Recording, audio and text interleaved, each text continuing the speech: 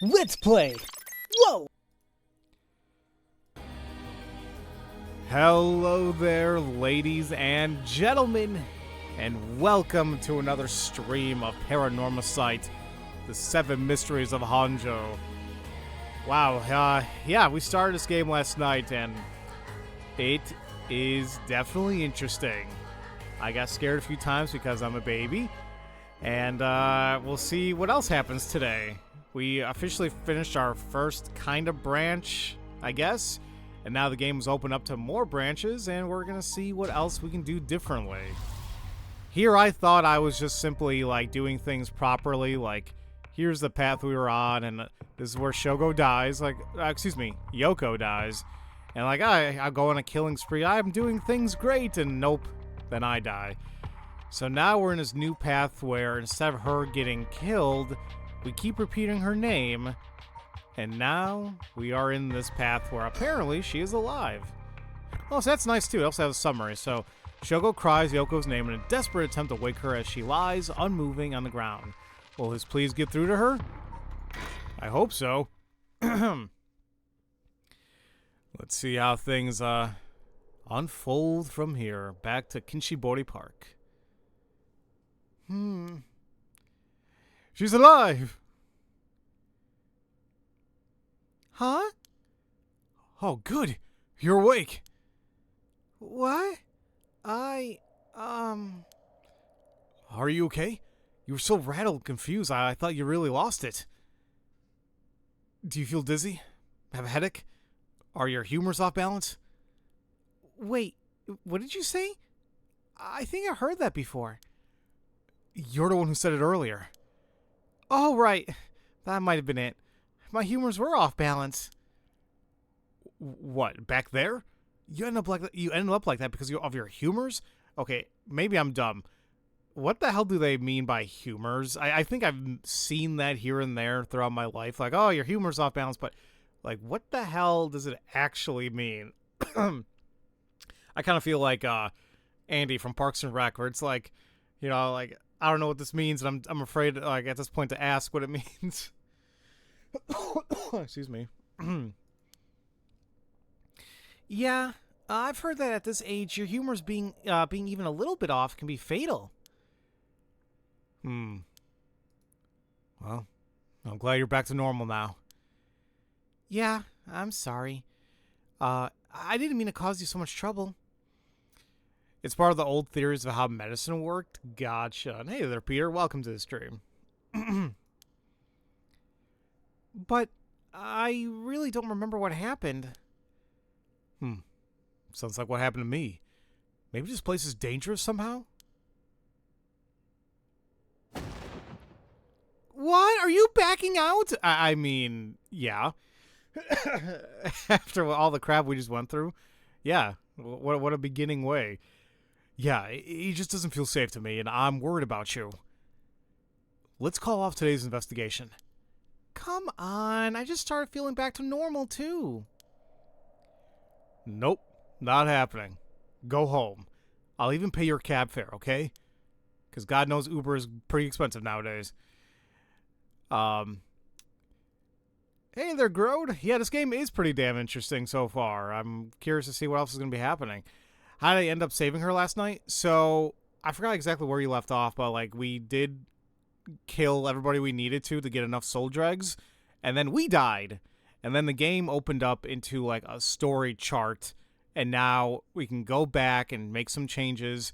So, instead of pushing, you know, and she died, we just kept calling her name out, and now she's fine. I ended up having a force to still protesting Yoko into a taxi, even though she still wouldn't stop complaining. So to placate her, I promised I'd search the park on my own for a little while longer, because I'm dumb. Yep, in the original timeline. Oh wow, yes. Well, this is interesting. So yeah, here's what happened. The original timeline was like, oh, okay, we're meeting up, we're investigating. Then she dies.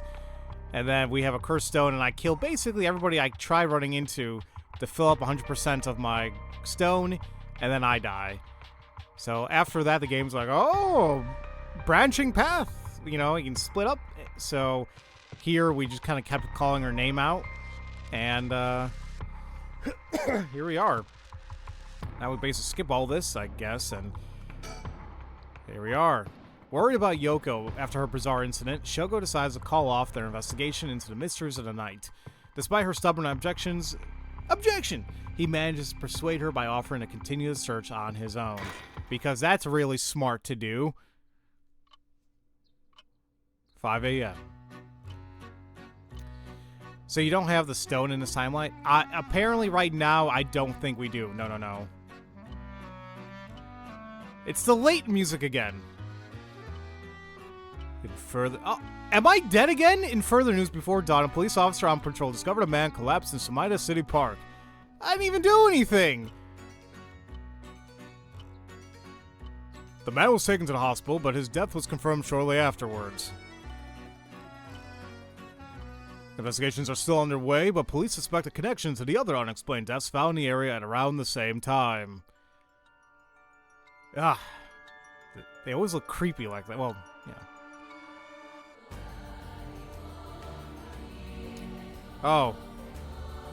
Oh. Okay. Well. Short stream, but I definitely appreciate you guys coming out here and watching. I definitely do appreciate it. Didn't think I was going to finish the game that quickly, but alright. Alright. Is it really still going on? Wow, okay. Well, I guess we've technically reached an end. That was, odd. I guess it was weird that we, you know, oh, I'm gonna stay here and investigate, and then I jumped all that time to like 5 a.m. and it's like, dead. Oh, wait, this is the prologue. Okay, and we officially completed the prologue now.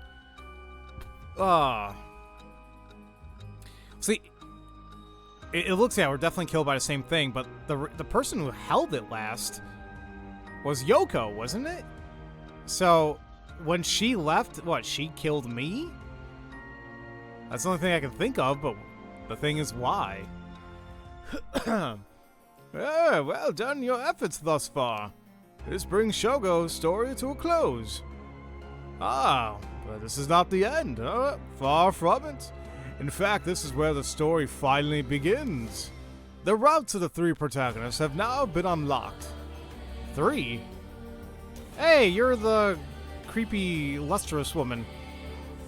Haru Shigima, whatever, I don't... Name, a woman who lost her son when she was kidnapped and murdered.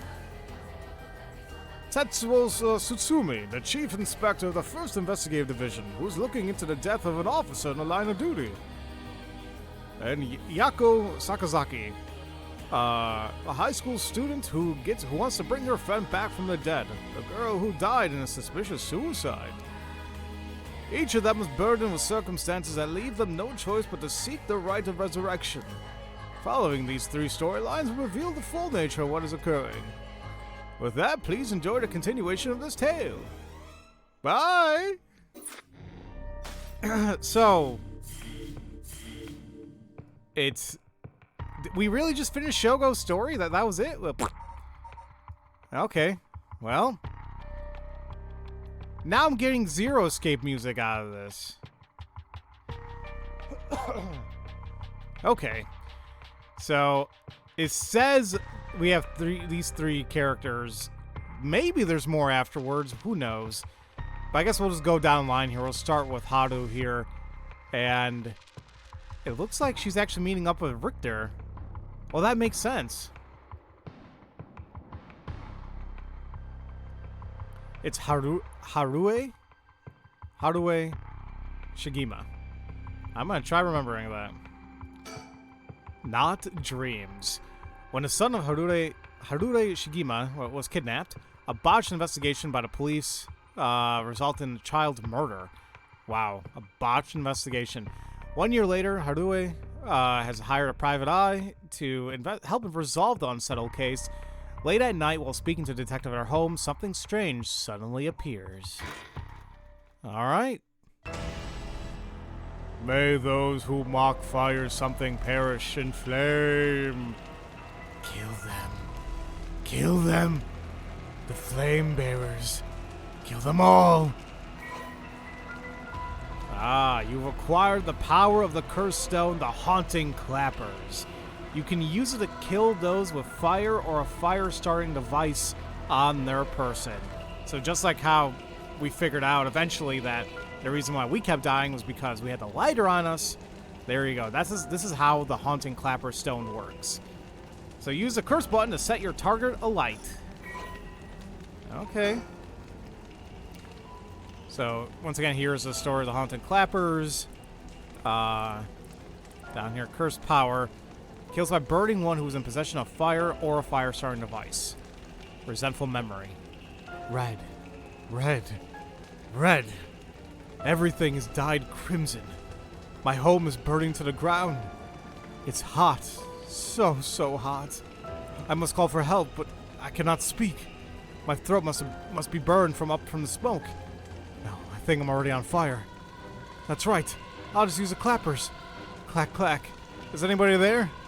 Clack, clack. Why is no one coming? I'm going to burn to death. How did it come to this? All right. Her. It must be the work of that vixen who appeared suddenly and enchanted my lord. That witch! Those hauntingly cold eyes had my lord dancing in the palm of her hand. Perhaps I was also taken in by her. How many innocent people did I learn under orders? This must be karma. The sound of a heavy bell.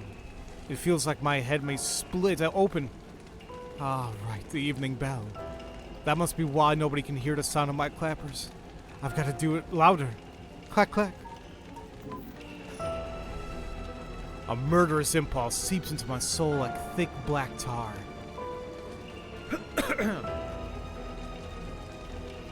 Now, kill. Can you hear it, curse bearer? You who so strongly desires the right. Kill them. I mean, if you say so, game.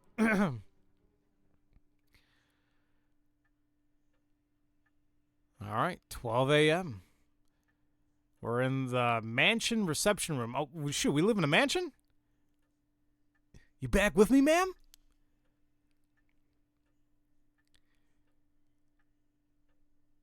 Can't say I understand what just happened, but it certainly seems to have put you in a good mood. This might be the first time I've ever seen you really smile. Sweet dreams? Yeah, it looks like she's high off her ball. Are you kidding me? Yeah, like, huh? There we go. Now we have more information about Haru here. She's a housewife, and she has the Haunting Clapper's Echo. She's a housewife who resides in a manor near Shimoku Bridge.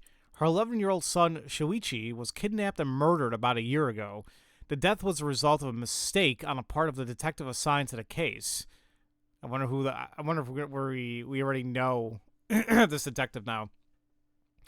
A mistake which enraged the kidnapper and had him cut off all contact with the police, leaving no room for negotiation. The incident was covered up, and Shoichi's killer remains at large, leading the aggrieved Haru to call on the services of Private Eye Richter Kai to uncover the truth. The Shigima family came from a line of samurai who built their residence in Honjo during the Endo period. They assumed important positions in the police force following the Meiji Revolution, thereby protecting their family's elevated status. Even today, many in the Shigima line work as police bureaucrats and senior police officers. Her father sits in the upper echelons of the National Police Agency, and her husband, adopted into the Shigima clan through an arranged marriage, is also a highly respected agency official. However, as her family prioritizes work above all else, it wasn't long before Harue's marriage grew cold. Though she wants for nothing, she is isolated from her neighbors and withdrawn from society. Seeing her son grow into a young man gave Haru a purpose in life, but it was cut short by a kidnapping incident.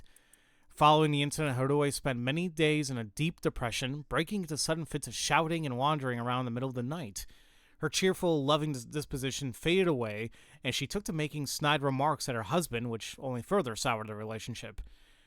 A few months ago, Harue's husband was transferred to another area of work and now rarely returns home.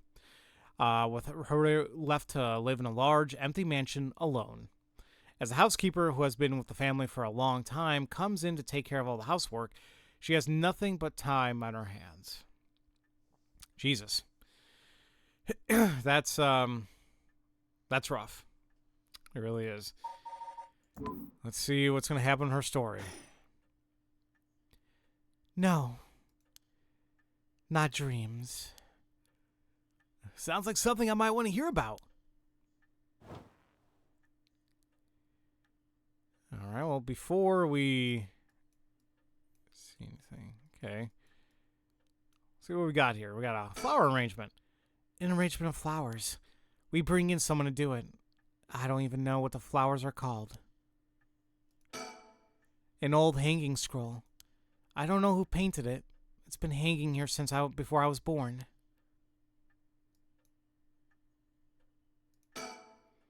A fax machine. It can send images to other places along the telephone network. I don't really know how it works. Most houses don't have one. I rarely find a use for it. A color television. Father bought one as soon as it hit the market. He likes to have the latest gadgets. Unlike the latest models, there's no remote control. We've had it for a long time. Back when it was new, we all gathered around it and marveled at it as a family. But with Father and my husband being away so often, it quickly fell into disuse.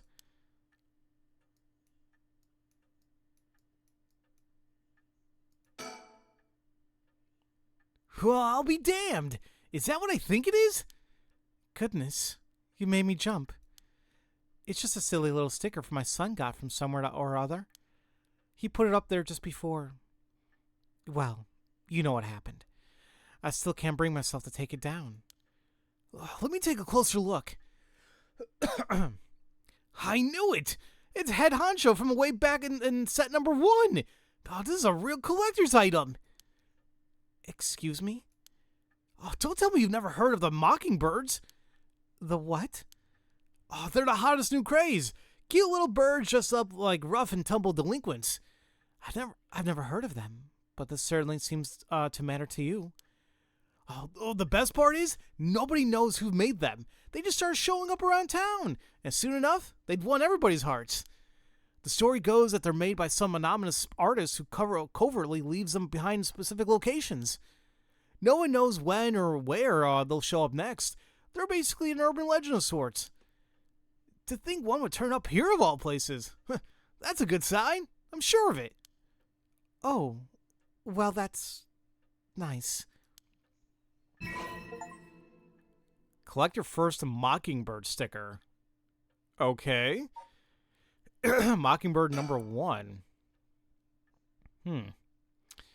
So, Mockingbird. Oh my god, there's a bunch.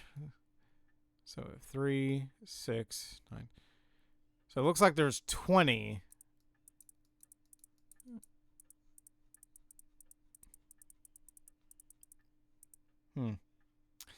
And what's interesting, it even tells you where to find them. Sorry, I'm like scrolling's a little weird here. Like approach the net, a bottom shelf surrounded by darkness, jackpot, late at night on the way home. So, I mean, that's cool. I will try being thorough and finding them. It's not my prerogative per se. We'll see. We'll figure it out. And then obviously, if you guys see it and I miss it, let me know, I guess. These popular bird mascot stickers seem to pop up everywhere. Nobody knows who the legendary artist is behind these quirky birds, but they quickly become popular for their surreal yet oddly cute designs. Be in the right place at the right time in Honjo, and you might just be able to find all 20 of them scattered around. Legend has it collecting them all will bring good luck. So there's a possibility that this will unlock, another ending. Maybe unlock the true ending. Maybe we need to find all these stickers. But, like I said, we'll just play the game normally and find them along the way, hopefully, and take it from there.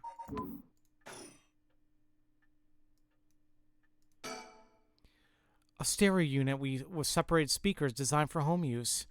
My husband insisted on buying one, even though he isn't one to listen to music often. Well, that's dumb. A private eye I hired. A friend told me about him. They said he's not very well known, but he's good at what he does. When I first visited his office in Ota City and saw how he dressed, I could hardly believe he was a detective. But after talking to him for a while, I changed my mind. He says some strange things at times, but he seems like the reliable sort.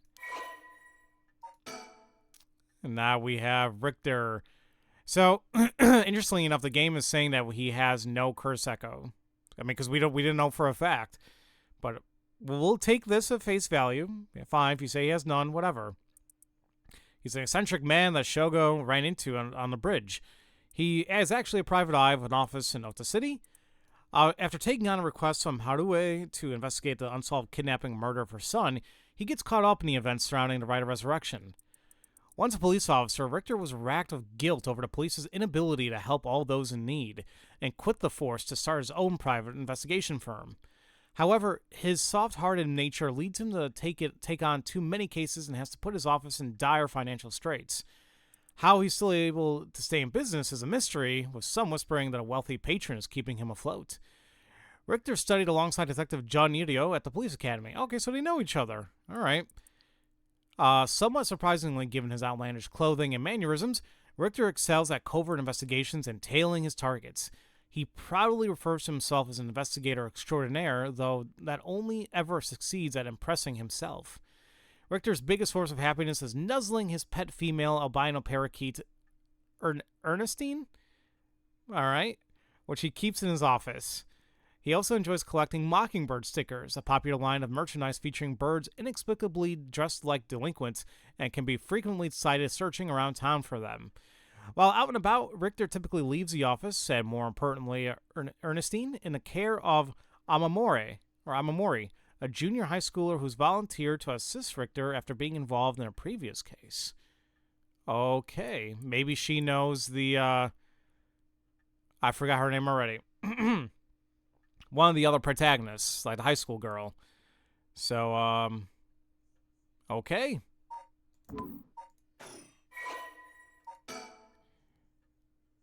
Azure Hiran Agency. Richter Kai's private investigation firm in Kamata, Ota City. Originally, Kai thought to give it a simple name like Kai's Detective Agency, but upon hearing that people are more likely to pick names listed at the front of the phone book alphabetically, he decided to pick a name starting with an A. Thus, the Azure Hiran Agency was established. However, it is questionable whether Hiran, a bird of somewhat ominous significance, is an effective symbol of attracting customers. Even his own assistant has referred to the name as confusing at best.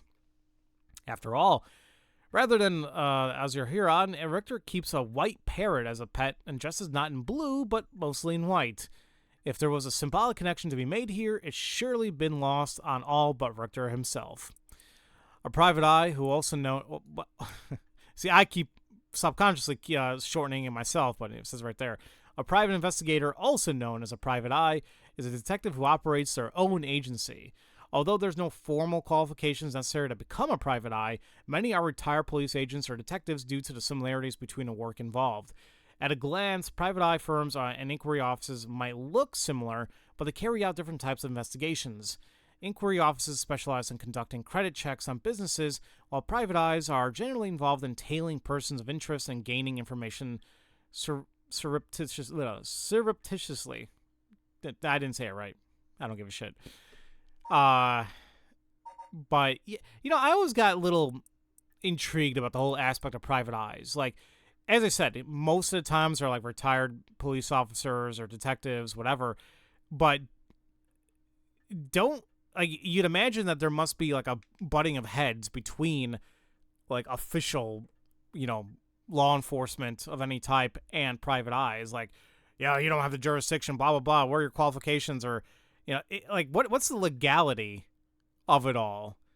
I never really looked into it, but now I'm actually kind of curious.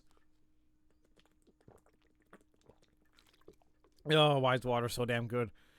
I remember, like, a couple years back, went to a doctor's office for a checkup, And I was like, the nurse was taking my vitals and all that, and she was asking me like, oh, how's my diet? What do I drink? And at that time, I was like purely drinking water. And she's like, ew, I don't know how people do that. I'm like, what the hell? She's like, water's disgusting. I'm like, water has I was like, you guys think water has like a, and I guess it's true depending where you're at. Some people just drink tap, which definitely isn't great. But and like you can definitely tell a difference of taste here and there, but there's always refreshing water somewhere available, at least around here. So anyway, you can't imagine that any evidence collected wouldn't be admissible in court since they don't have warrants.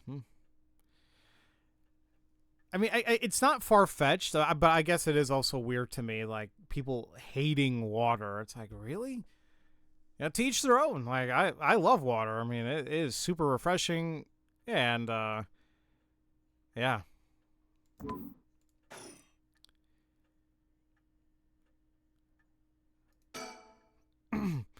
Let me bring you up to speed here.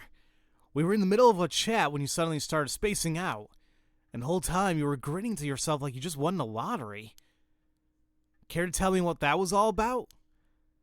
Well, where to start?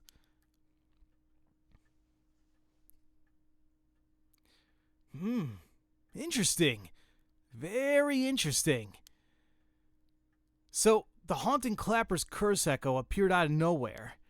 Told you how to perform the rite of resurrection, and gave you the curse you'll need to do it. Have I got that right? That's right.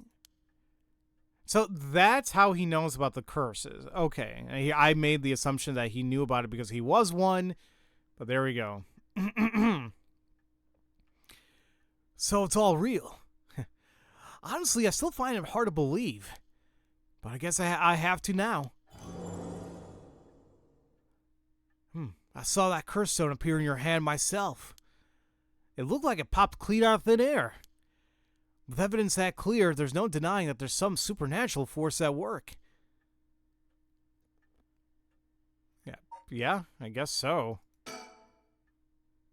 I don't think you quite understand. Oh? This isn't about evidence, and it isn't about belief. It's more than that. I know it's real. Dare you try to burn him? Well, I went on a spree last episode or last stream. I can try doing so now. But we'll see. We'll see what happens. The moment the curse appeared, I knew everything before it even said a word.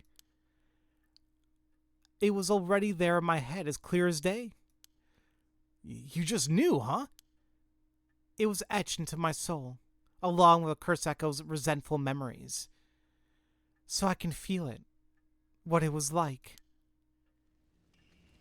Dying like they did hundreds of years ago. Wreathed in flame, writhing in pain as my flesh blackens and my blood boils. I can feel it. All the agony, all the rage. It fills me with bloodlust. I think I need to kill someone. Anyone will do, just as long as they're carrying fire. I see. That could be a problem. You think so? From what I know of you, I was sure you'd see it as an opportunity. Well, the stronger the desire to resurrect someone, the stronger the urge to kill. That's how it seems to me, anyway. Good grief. Talk about a spanner in the works. I say we take stock for a moment. Remind ourselves where we're come from and where we're going. That might be a good idea.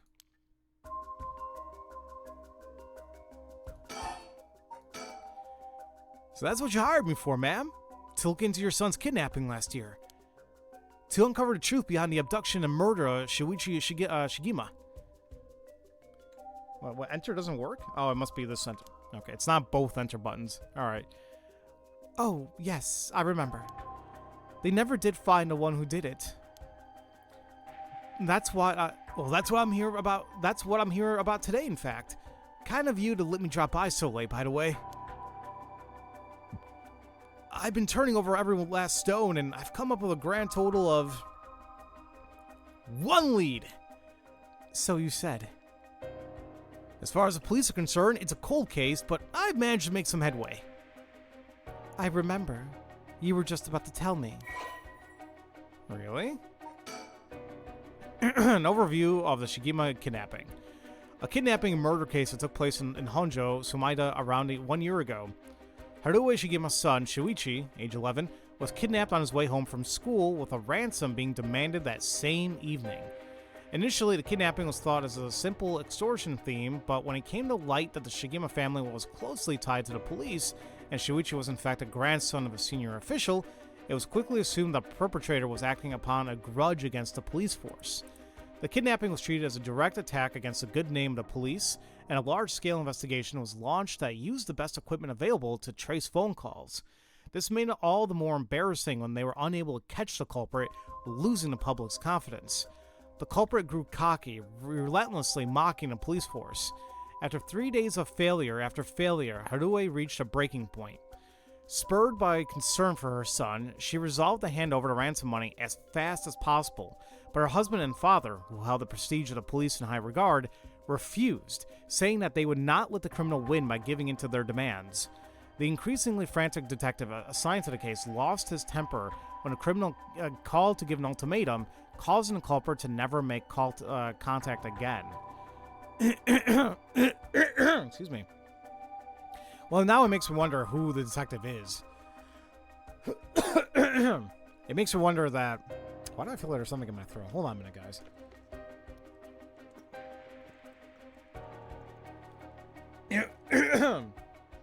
Ugh. I feel like sometimes that happens after I eat. Like, I don't know what the hell it is. I just had cereal like an hour or two back. But yeah, it makes me wonder who this detective is. More than likely someone that we have already met. Well, let's see. Another week passed, and Shuichi's body was found floating in the Sumida River. Shuichi's death could be largely ascribed to the police's incompetence, but this was ultimately covered up with stringent media embargoes. The investigation was never actually closed, but the case has long gone cold. Hi, buddy. Hi, buddy. Wagging your tail, you want to watch me play? Okay. You sit there and keep my foot warm.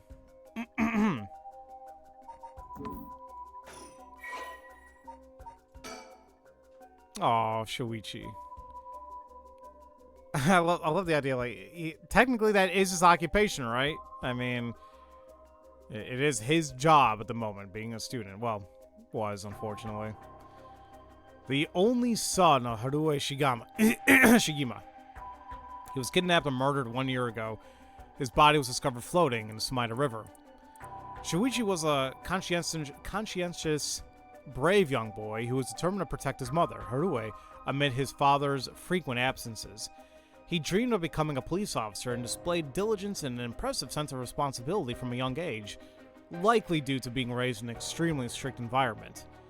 Born in the early 70s, he spent his days immersed in various activities and studies, including playing piano, learning the abacus, taking English lessons, and training in kendo. Shuichi's tendency to put other people's needs over his own meant he died without ever telling his classmates how much he longed for them all to go out for a hunt for mockingbird stickers. And,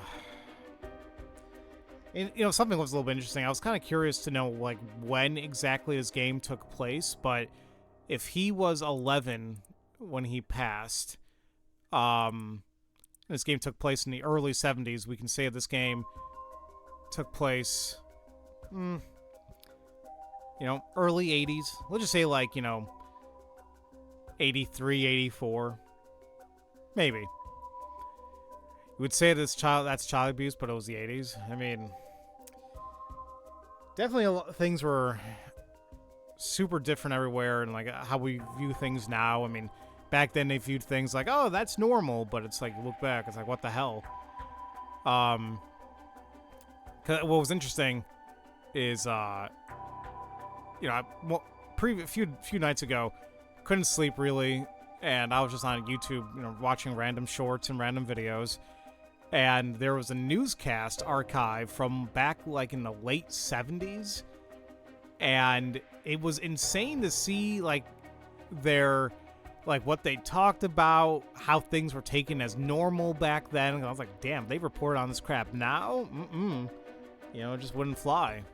So, yeah, it's something, all right. And welcome to the stream, by the way, Lithimus. Hope you're having a good day so far.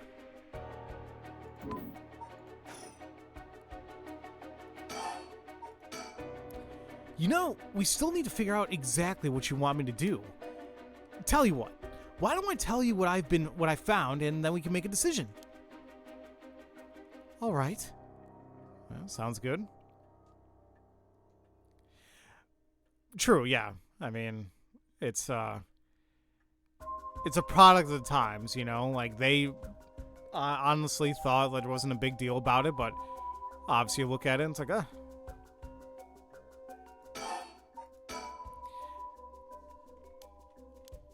Okay, so, sorry, I was looking for, like, that question, or, like, check, but we talk about this first, then maybe pop back there? I suppose there's not much point going over to kidnapping itself. No, I'm very familiar. Then I'll leave that for the files to cover and just confirm a few things about the case. The police trace the culprit's calls back to, let's see here, northern Yako River, here in Sumida City. That's quite a wide area. That's right. In the end, they never managed to nail down exactly where the calls were coming from, but it was almost certainly the same location that Shuichi was being held captive, since Shuichi's voice could be heard during the killer's calls. Northern Yako River is quite a distance from Shuichi's normal school commute. Factoring in that he was not seen at school but went missing, he was seen at school but went missing before he arrived at his house, it's likely that he was abducted by car on his route home. Maybe, but... Exactly. Shuichi was a clever boy. He never would have gotten into a car with a stranger. That's right. I was very firm about that. I know he understood too. I even saw him warning the other children. Well, it's possible that they forced him into the car. The only issue there weren't any witnesses to the kidnapping. You can't bundle someone into a car with that many students around and not be noticed. But nobody came forward to say they saw anything suspicious. So, did they target him at some other time, or somewhere away from his usual route? Both of those seem a little far-fetched. Which raises the question, how did the kidnapper pull it off? And that is exactly what I was going to say, Peter, that more than likely it's somebody that they already knew. So, what the hell does that mean? The police never managed to find an answer. In the end, they decided that the kidnapper must have just gotten lucky. Well, why not turn a problem on its head?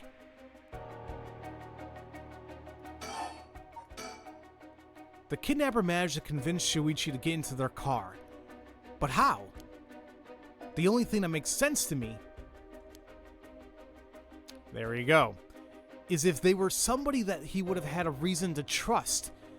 A teacher, perhaps, or a relative, or somebody else that he knew. But all the adults Shuichi knew had alibis. The police checked them all thoroughly. They did, huh? No one throws numbers at a problem like the cops. But what if there wasn't someone he knew? Or rather, what if the culprit disguised themselves as a police officer? Huh? Oh, I guess that could be it as well. That would explain why he didn't find them suspicious. The Shigima family has close ties to the police after all. He would have had a reason to trust them. You might be right. But surely that couldn't have. Well, there's a problem with the theory. You'd be surprised how much police officers stand out. That's sort of the point after all. They're meant to be a visible deterrent against crime.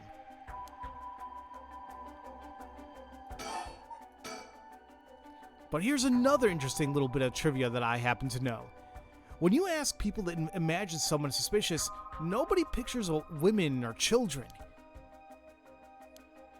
Even kids who've been warned about stranger danger often subconsciously expect that danger to look like an adult man. Besides, Shuichi was the sort of boy who wanted to be a police officer when he grew up. He must have had a very strong sense of right and wrong. That's right. Wait, surely you can't mean... Now you're getting it. If, say, a young woman approached Shuichi asking for help, what would he have done? If someone like that said they were lost and asked him for directions, would he have gotten into a car?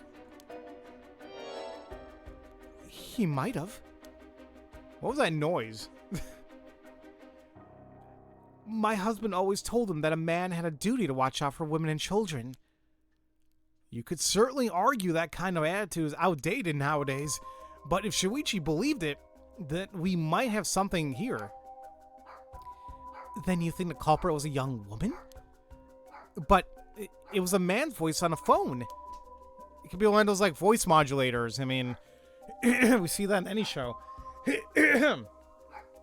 She might have had an accomplice, or maybe she didn't even realize she was being used.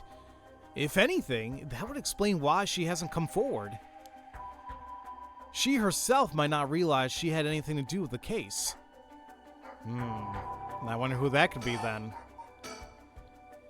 So, the question is, did anybody see Shuichi speaking with a young woman on the day of his disappearance? See, what I said about people's biases, that goes for witnesses too. And I figured that maybe if I started asking new questions, I might get some new answers. So I spent my day asking around Shuichi's school route, seeing if anyone had seen anything or something. And one man thought he had. Do you mean he saw it happen? Well, I can't say that for sure yet. It turned out he wanted something from me, so he asked if we could talk in private.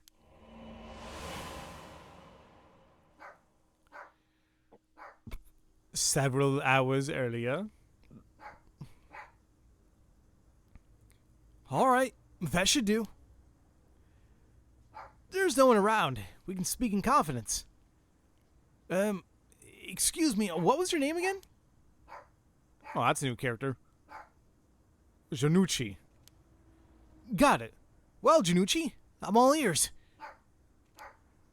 Just so we're on the same page, we're a private detective investigating Shuichi Shigima's kidnapping. Do I have that right? Well, of course. What else do I look like? A cowboy. How should I know what a private detective looks like? No, forget it. Look, I'll tell you straight. My life is in danger. I need your help. Huh? You'll excuse me if that caught me a little off guard. Let me ask you straight. Who's trying to kill you? A student called Michio Shirachi. Interesting. A schoolgirl, eh? Oh, sounds like you've been naughty. It's nothing like that. That girl, she's a murderer. I'm the only one who knows, but I saw what she did. Michio Shirachi. I saw her kidnap Shuichi Shigima. Now, I wonder if that was the girl that we saw with that other nerd at the end of the last path, which was so confusing, by the way. That might be her. What? Come again? I saw her talk to him on the street and lead him away. I didn't think much of it at the time, but then he went missing. She murdered him, I'm sure of it. Or at least, she's got something to do with it. That's what you're here for, isn't it? Then you can't let her get to me. Well, if that's true, you've been sitting on some valuable information. Why didn't you tell anybody? Well, you see, if you can't explain that, I don't have any reason to believe you. I couldn't! She told me she'd kill me if I spoke a word. You're telling me a schoolgirl had you scared for your life? So you've been sitting on that all this time, and you think she's coming on you now that you spilled the beans? Yes, that's it, exactly. I'm begging you, don't let her get me. Arrest her, I'm telling you, she's a demon. Devil woman. Well, you seem to believe what you're saying, but it just doesn't add up. How could a schoolgirl have a fully grown man so terrified? You don't know what she can do. She'll curse me. Curse you? Ah, there's doing a duck face. Ah. I'm sorry, but you're losing me here. It's true. Her house. It's... Oh, forget it. Why do I even bother? You seem dubious enough to believe me, but I should have known you'd never understand. Enough. I'll find someone else to help me. Hey!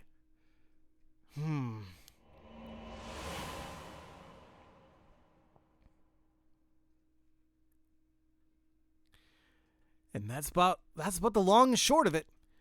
I can hardly believe it. Well, at the time, I thought his mention of curses was just crazy talk. I appreciate him morphing into anime coward toward the end. But I'm starting to see that there might have been more to it. Then, if we can just find that girl... Oh, curse or no curse, if she was with Shuichi on the day of the kidnapping, then there's a good chance she knows something. On top of that, I did some digging on the man I spoke to. His full name's Kohei Junichi. He's a teacher at Kamagata High School here in Sumida.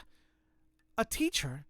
Then this schoolgirl is one of the students? I think that's very likely. Okay, interesting.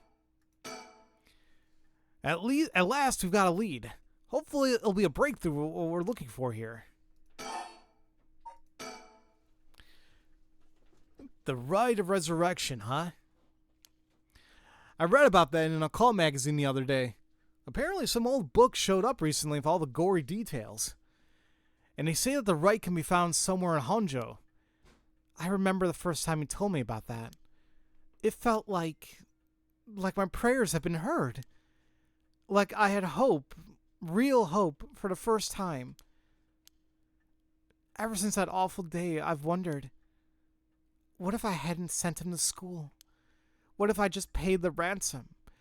Not a day goes by when I don't think that if I'd done something differently, Shuichi would still be alive. You can't blame yourself, ma'am. It was the culprit's fault, not yours. Though I know that won't help any. Grief is funny like that. I'm guessing that's why you're after the right? Guess I didn't need to ask. It's written all over your face. I can tell how much he meant to you.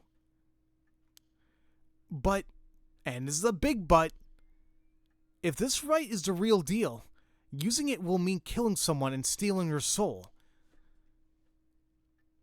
Is that a problem? Yeah, actually, but alright.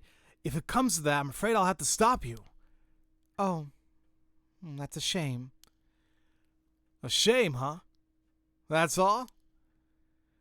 I thought if I'm going to be competing with other curse bearers, then your detective skills might come in handy or come in useful. You realize you're talking about ending someone's life, right? Don't you see an issue with that? I think any parent in my position would happily kill for a chance like this. And frankly, I think logically, I think most people will agree. People know it's not right, but, you know, love will make you do crazy-ass things. That's so, is it? Ah, dear, oh dear. What have I gotten myself into?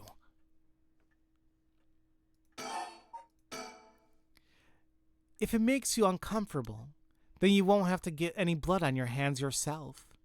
I don't need you to kill the other curse bearers. I only need you to find them. I won't be party to murder, ma'am. Not even for a client.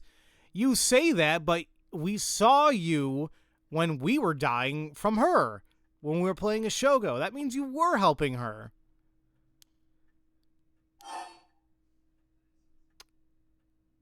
I don't think money's gonna persuade him. Let's just make him feel guilt, maybe? I see. I didn't realize you were so stubborn. Let me say though, it's not like I don't get what you're going through. As long as you're not killing anyone with your own hands, maybe I can help you out. What do you have in mind? Well, how about stealing somebody else's cursed stone after they filled it with soul dregs? If that was all you were after, then I can lend you my services guilt-free. If the other curse bearers want to kill each other, then that's their business. I'm not trying to be a hero here. I guess there's no guarantee a stolen cursed stone will work, but we can worry about that later. Well then, I suppose we have a deal. Although, what if I stole a curse stone using my curse? Would you disapprove? That would void our contract, ma'am. Just warning you now. So, technically she voided her contract with him when she killed Shogo. My. Alright. Now, before we go any further, why don't you tell me about the curse of yours? The haunting clappers, was it? That's one of the 7 Mysteries of Honjo, if I remember correctly. That's right. The original story did happen somewhere near here, I think. I'm sure I remember hearing that. Well, in that case, my money would be on all the curse bearers being somewhere in Honjo. Our first move should be to narrow them down. Some of them are bound to try and come for you first, so we'll need to be ready. The curses make their bearers more willing to kill, so an attack would come from anywhere. That sounds sensible. So I got an idea. For her, they just gotta be near. They gotta be near flame or carrying flame? Let's actually double check that.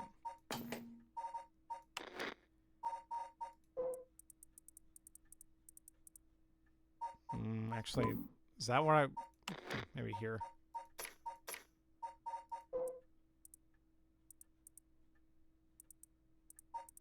Where does it talk about the actual, like, what each thing does? Here it is. So they have to be in possession of fire or a fire-starting device. Okay, so not that they have to be near it. They have to be in possession of it. Why doesn't she just buy a bunch of lighters, throw it at these people so, like, they catch it, you know, unwillingly, and then kill them? That's my theory here. You know, I'm trying to help her out.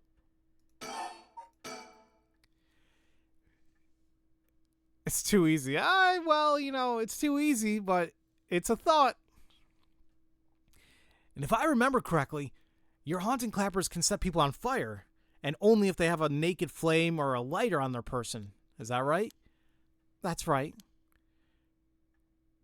So, and actually, I'm a little bit confused about having a naked flame on them. Like, are they already on fire, or like, 'cause how can they hold on to a naked flame? Maybe I'm a little bit confused about that. In olden times, unless, because like, yeah, a lighter, a lantern, whatever, like they're holding on to it, but straight up fire, I don't know. In olden times, wooden clappers were used to warn people of fire. I'm guessing it punishes those who don't heed the warning. It seems like a good curse to have. It's simple and straightforward enough to use. Although it's hard to say how it stacks up without knowing what else is on the table. You really think it's that good? Well, the target can't do much to throw it off, and it has a nice long activation window. It's big when it works on lighters, too. Just slip one into your pocket's target. And say that condition were already fulfilled before they even knew that you're there. They wouldn't even know what hit them. Maybe. I won't have to actually use it. I could just tell someone I could, and they'd have to do what I said. Threats could work, although without any proof, it'll come down to how convincing you can be. If only you could use the curse, then back out at the last second. At the last second. What an interesting idea. I have a lighter right here. We could try it out. That's an interesting proposition. But maybe not. I'm not quite crazy enough to make myself a guinea pig.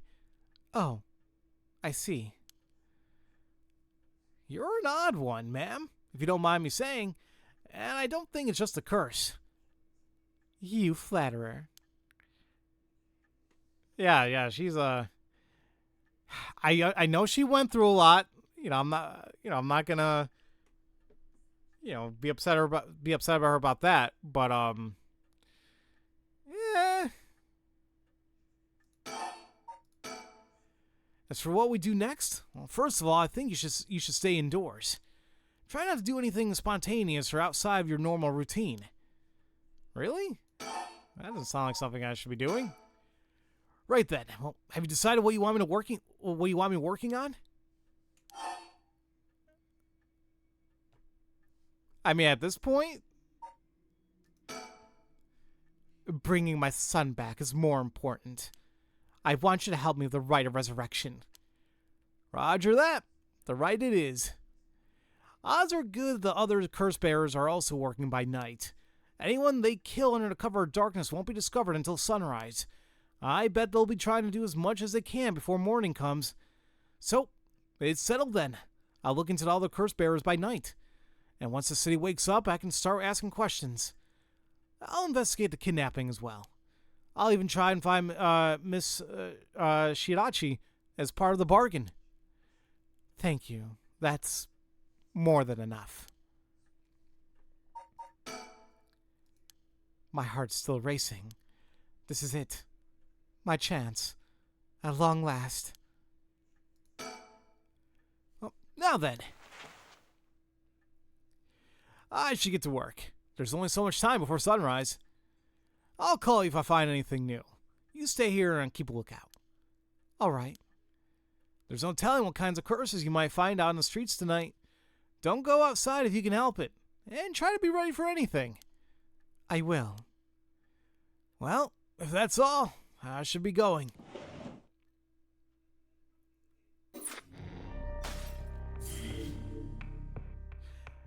So, well, that's interesting. So I chose for him to help during the, help for the the rite of resurrection and not the investigation. He did say I'll look into it as well, but it also makes me wonder if I chose that instead, would there be something different? There isn't a branch breaking off, but maybe it would appear later on? I don't know. A nice thought. Despite having obtained a curse of the Haunting Clappers, Haru is determined to use the Rite of Resurrection by stealing the remaining curse stones. She instructs her private investigator Richter to find the other curse bearers.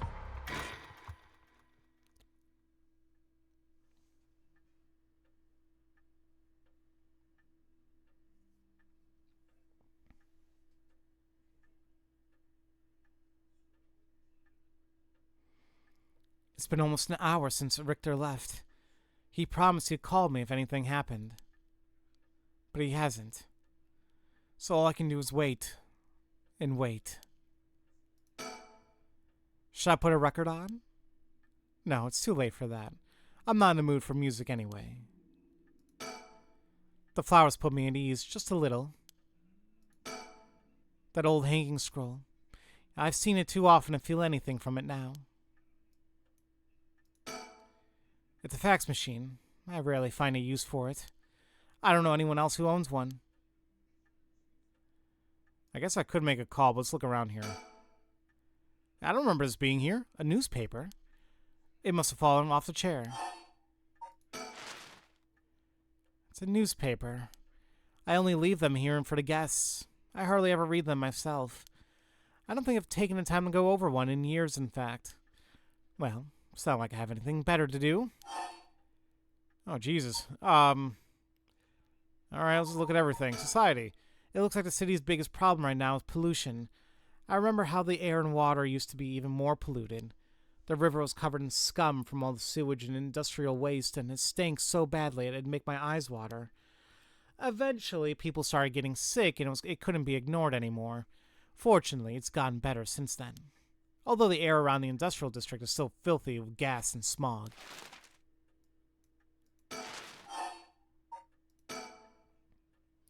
If there's one thing Honjo never wants for, it's horrific crimes. They found a police officer dead in a local park just the other day. A lot of my family are in the police. I hope it wasn't anyone I knew. I don't read the news anymore, not since last year. It brings back bad memories. Suicide at local high school? Oh, I remember that. A high school girl jumped off a roof about a week ago. She was bullied, I think. Or maybe it was something about exam pressure. What? But... No, this can't be right. Her name. Michio Shirachi from Kamagata High School. So it's not the third protagonist, but it's the one apparently that was talking to Shuichi. It can't be.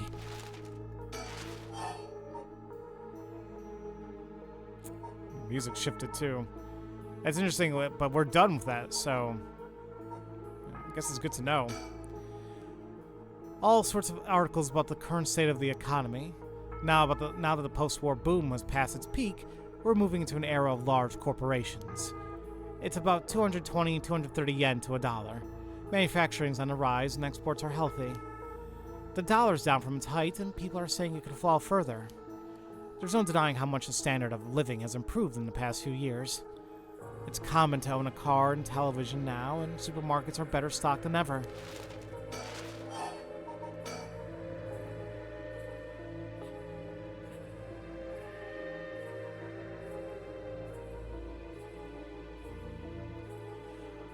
Oh, you're saying, yeah, that's right. She did mention her friend's name.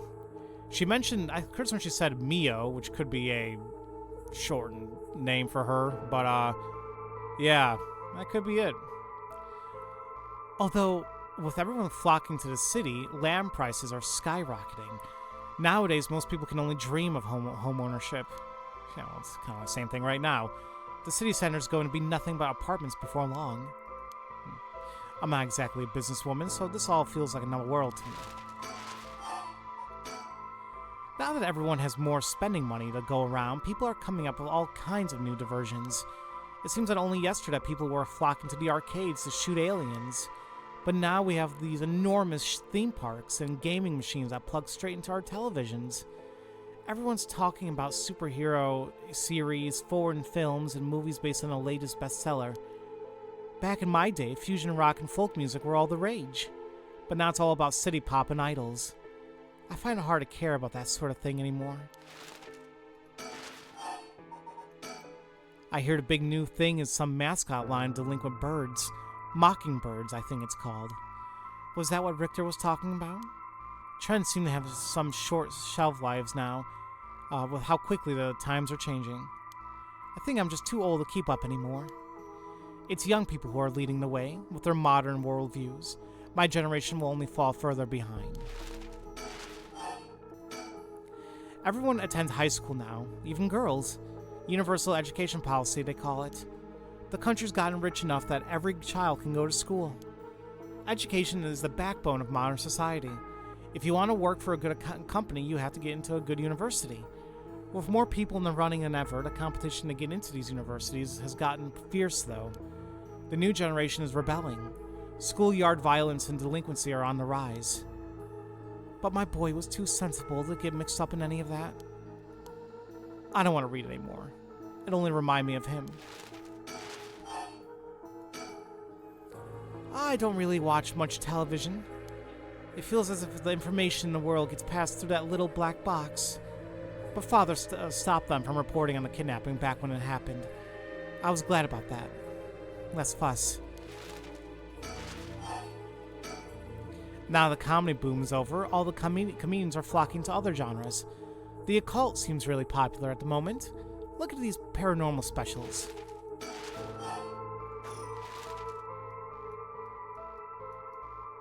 Oops. Sorry, I was moving the game itself, not like... The ticking seems so loud. It just goes to show how quiet it is. There's nothing on this hour. I have no point turning it on.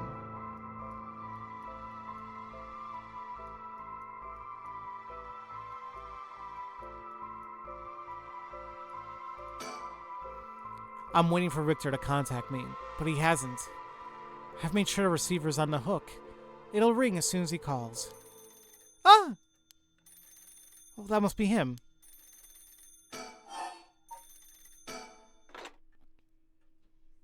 Hello, Shigima resident.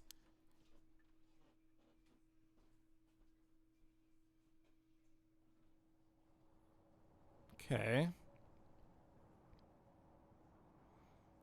We're at the bridge.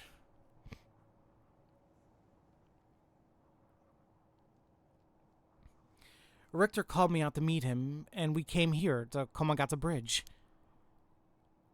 Richter, there's something I need to tell you. Funny, I was just thinking the same thing.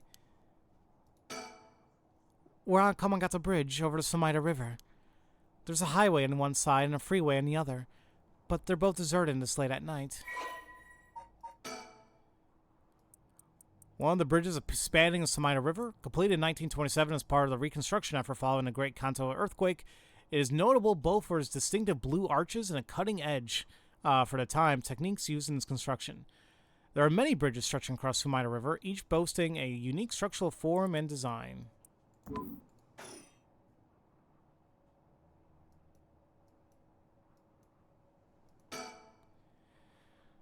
The Sumida River. The water is filthy and horrid, but at night, when it's still, it looks almost peaceful.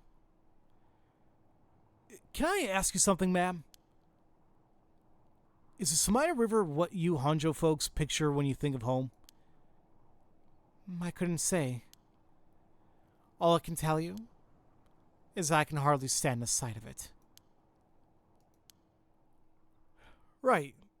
Should have guessed. Because that's where I was going to say that's where they found the body. This was where they found him, after he went missing.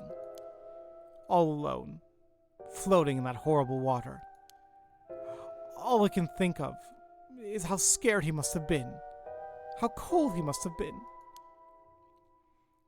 What did he ever do to deserve something so awful? I've come here every day since then. And I pray to the river to give him back. To give me back my son.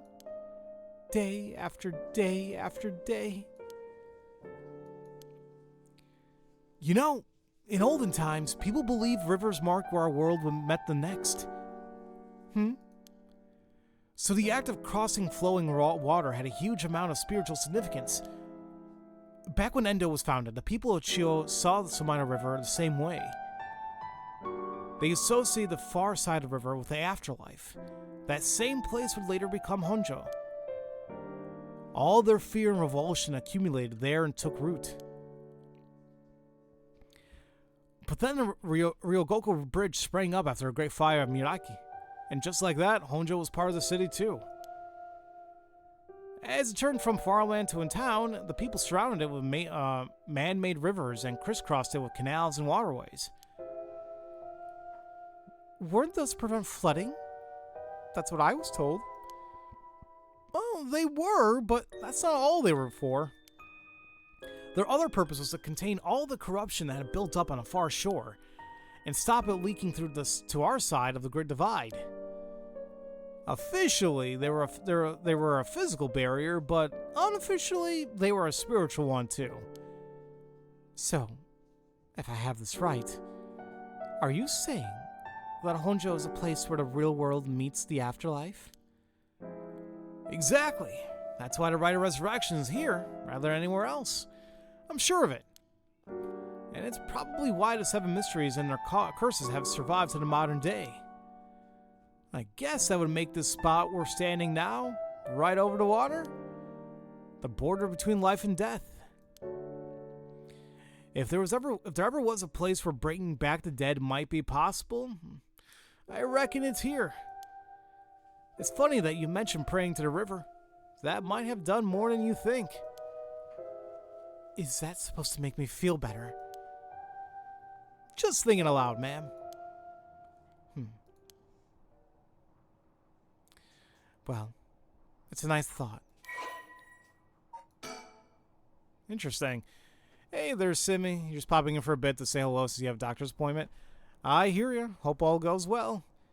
we'll probably be streaming for a good chunk today. We'll see. So, yeah. It's a Class A river that is part of the Arakawa River system, which runs through much of eastern Tokyo and empties into Tokyo Bay. During the Edo period, Sumida's riverbanks played a key role in the transportation of lumber used for construction. In addition to its logistical importance, it was also a place for the common folk to gather and enjoy activities such as seasonal flower viewing or river bathing, and there exist many woodblock prints depicting such activities. The area became plagued with sewage issues when the surrounding environs were industrialized in a post-war period, but the situation has improved since. Many unique bridges span the Sumida River, including the Ryogoku and Azumabashi bridges, which attract a large number of visitors as sightseeing spots. Massive fireworks displays in the summer are also always sure to draw a crowd. The river has served as a cornerstone for both the city and its people, having both aided in its development and serving as an inspiring backdrop for countless works of art and literature. Everything going well on your end? I'm glad to hear that. 5-hour stream when? It could be a 5-hour stream. We'll see. Like, how long have I been going on now? An hour and a half. So, there's a possibility.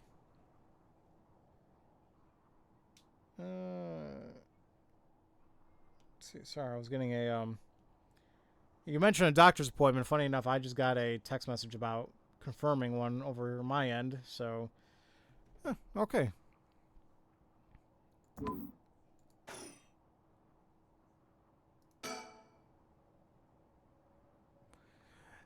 Maybe like an hour or so, Simi. Oh, that's right. There's one more memory I have of this river. Do you mind if I tell you? Go ahead. It must have been about 20 years now, when I was still a schoolgirl. Back then, the Sumida River was much filthier than it is now. It was full of garbage and industrial discharge. It was scummy and slimy, and it stank. You could look over the water and see dead cats and dogs and pigeons just floating. Jesus. And one day, among all the filth and garbage, there was a piece of my missing classmate's hand. What? It was almost a miracle when you stop to think about it. What were the chances that someone would find a part of her that was still recognizable? And that although everything but the palm had rotted away in the river, the part that was left would have been the part that was left would have an identifiable scar, and that they could tell it had been a murder from the blade marks on the bone. Jesus. Wait. Are you talking about the Nijima murders? So you have heard of it. I'm impressed. I assume you were a bit of an elementary schooler at the time. I wasn't really aware of it then. I only heard about it after the fact. I had no idea the victim was a classmate of yours. This is new. The Nijima murders. A notorious case from over 2 decades ago involving the murder of a female high school student. It first came to the attention of authorities when part of a human left hand was discovered floating in the Sumida River. Testing revealed it belonged to a missing female high school student. As it appeared to have been severed deliberately, the police launched a murder investigation. No, we're not. The game actually opened up to 3 more people, including this woman who has the oh yeah, he died. Yeah, like he's like, I'm gonna investigate. Then he was just found dead. So we're trying to figure out exactly what the hell's going on here. But yeah, now we can play as her, the older detective guy, and a high school student. So I'm sure it's all gonna converge in some matter. I'm sure things will be okay, but we gotta keep going here. A large-scale search of the river was organized, but the highly polluted state of the water made this impossible. Visibility was poor, the stench was intense, and the divers quickly fell ill. They succeeded in recovering only the victim's hand and what appeared to be part of her leg before a search was called off. Jesus. At the time of the incident, Sumida River was as polluted as it has ever been. Neither fish nor shellfish could survive in it, eventually causing the annual fireworks festival to be called off indefinitely. Over the course of the search, the police discovered a number of unidentified human bones. This caused a stir among the public, as several other young women had gone missing in recent years in the Tokyo area, and it was feared that they had been fallen victim to the same fate. Forensic technologies at the time, however, were not advanced enough to determine the identities of the deceased, and so the police were unable to open any inquiries. Due to the overwhelming lack of circumstantial evidence, the investigation ground to a halt until a hitherto unrelated individual came to his attention. What? I don't even know what that means. During questioning about a separate incident, Fumichika Nijima, a 36-year-old shop owner with no relation to the victim, divulged details about her that had never been released to the general public. An investigation into his background was conducted, leading to his arrest.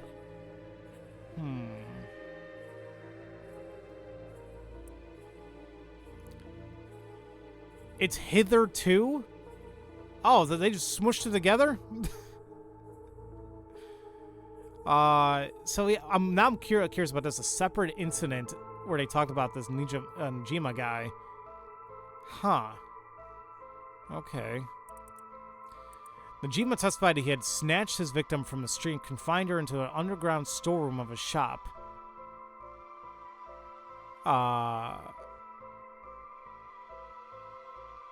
Oh, I hear ya. I didn't realize it was just all kind of like together. Huh. So you confined her underground storeroom of a shop, which also served as his living quarters. He chose her for no special reason, but simply decided she was an opportune target on seeing her walking alone at night. After keeping her locked up for several days, he restrained her, sewed her mouth shut, and severed her fingers and toes with a box cutter while she was still conscious. Son of a... Ew! Damn it! As she screamed silently behind her sealed lips, he proceeded to her wrists, her ankles, her elbows, her knees, working his way up inwards slowly and methodically. His victim constantly wavered in and out of consciousness. Her ordeal continued until she died of blood loss. What the fuck is wrong with this guy? Nijima dismembered the rest of her body and disposed of it behind his home in the Sumida River before cleaning his storeroom and returning to his everyday routine as it never had happened. The brutality of his actions shocked the nation when they were eventually reported. Once apprehended, Nijima readily divulged the details of the murder, but was less willing to explain his motive. When asked, he would only break down in tears, saying that, "I don't know what came over me. I know it was wrong."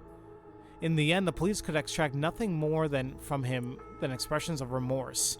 Although the efficiency of his methods strongly suggested that he had committed similar crimes in the past, no corroborating evidence ever came to light. Nijima was sentenced to life in prison as his first hearing. The sentence was imposed with no appeal from the defendant.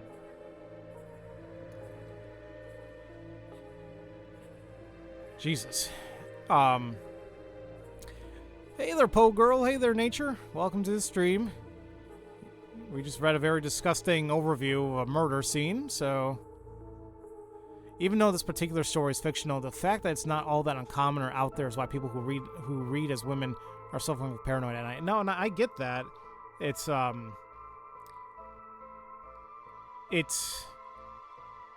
disheartening, you know, like, I know this world is jacked up, and every day I see more and more of it being terrible.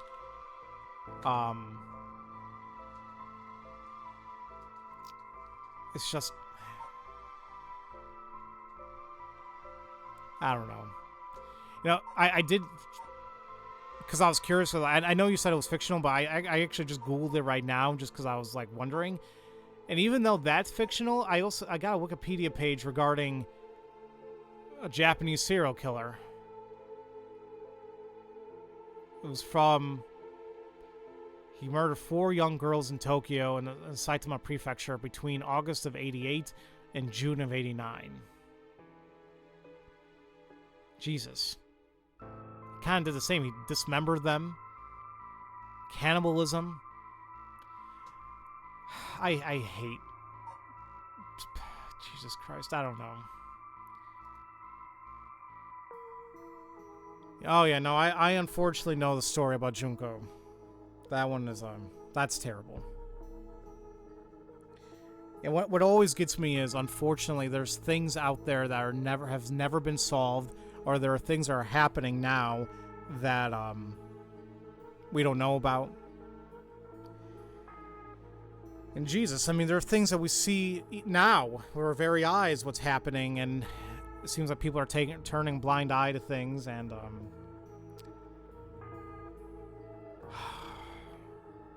it's bad.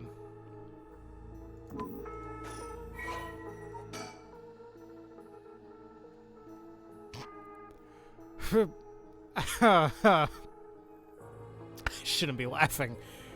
I should not be laughing. I was not expecting him looking like a thumb with hair.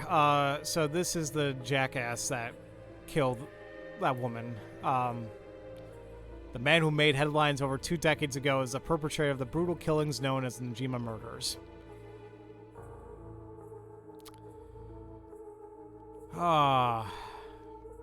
Wait, so they mentioned murders?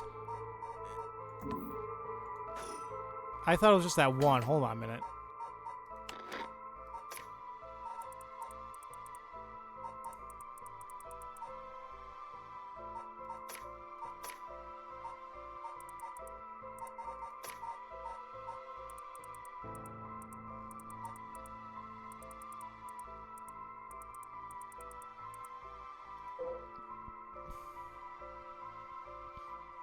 Yeah, see, I guess maybe I'm getting confused here.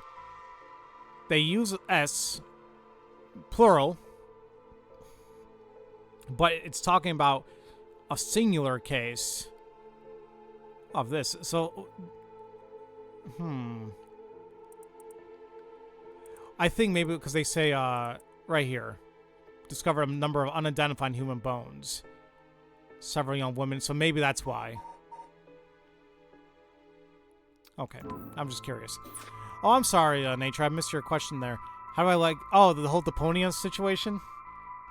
That's exactly what I referenced when I figured out the solution to that.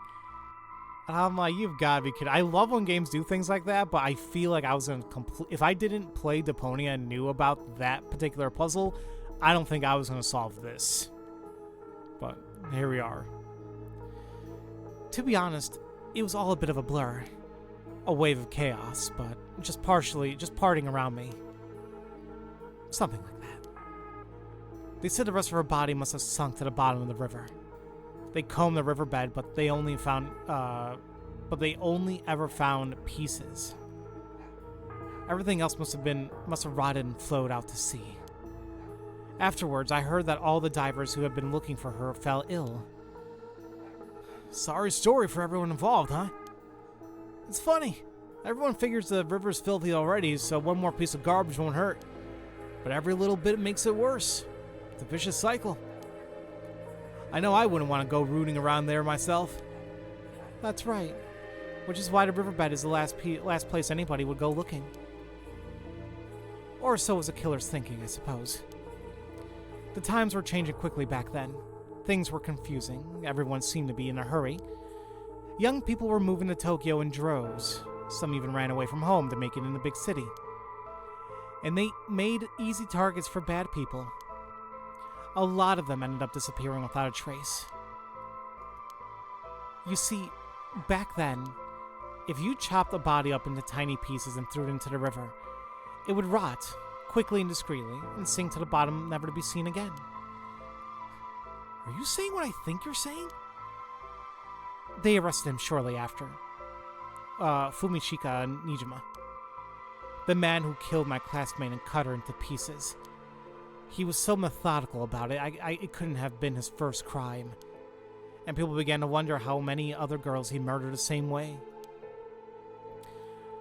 The police never found any evidence of other murders in the end, but the river knows the truth. How many corpses has it swallowed up over the years, I wonder? That same thought spread through everyone's mind, and they started to avoid this area. So really, This river has been rank with corruption for decades now. Or at least, that's how it seems to me. Well, was that interesting? Well, I can see why you don't have any good memories of this river. With all that darkness lurking beneath the surface, there's no reason that you would. Still, if I may, ma'am, I'm surprised you know so much about the Nijima murders. But how could I not? After all, I was the one who found the hand.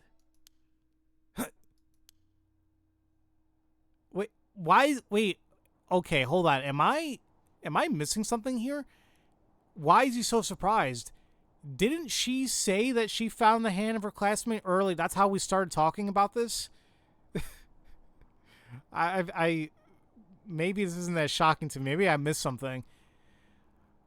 The police actually wrote me a thank you letter. Oh, it was implied? I thought she straight up said it. Oh, okay, well, there you go. They said it was only thanks to me that they managed to bring Nijima to justice. That was the only time my father ever said he was proud of me. That's sad. Huh. I guess it just wasn't the killer's day. What she actually said was that she remembered a hand. Oh, she said she said she remembers seeing a hand there or being found there. Okay. To me, maybe just out of context or whatever, I thought she said that she found a hand herself there. No problem at all, nature. Sometimes I wonder if he resents me for it. Sumida River. I have nothing but awful memories of it.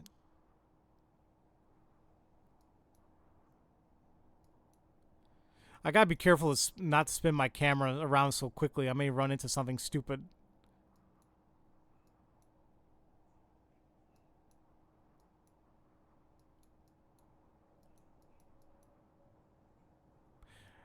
Hey, look what I found.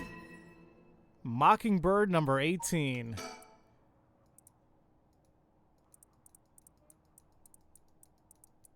So which one, what does it say here? It's the Pink Punisher. I'm really glad I saw that one. Huh. I'm really gonna have to keep an eye out, like, around my surroundings now. I'm glad I looked up.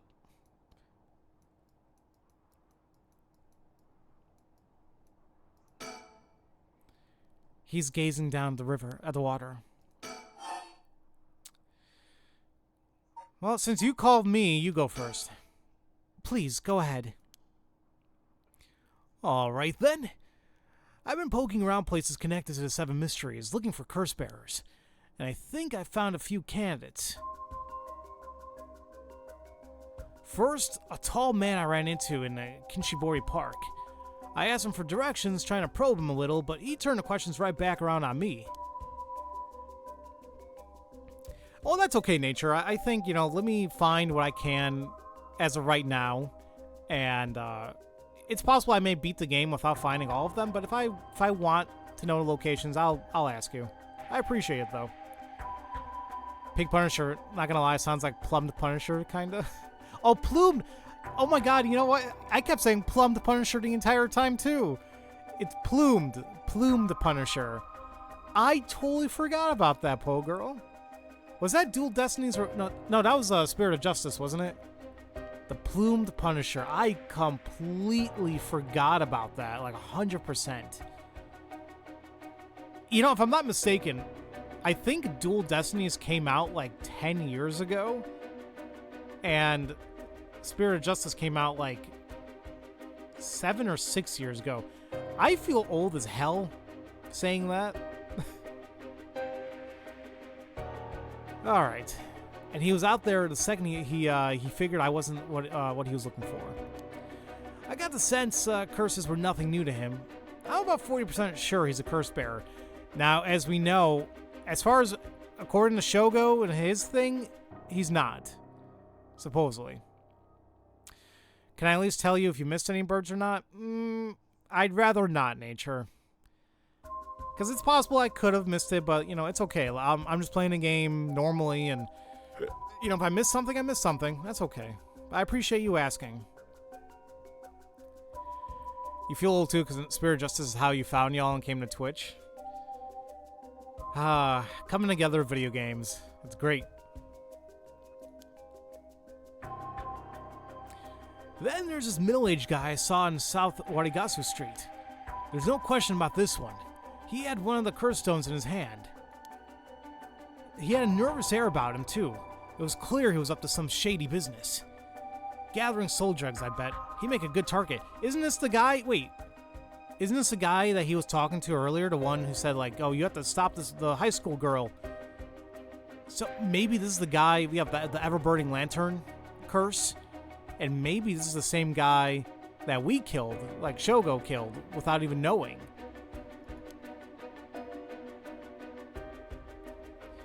Now, see, here's these two. We know he obviously has a curse. We don't know what's up with this girl, though, at all.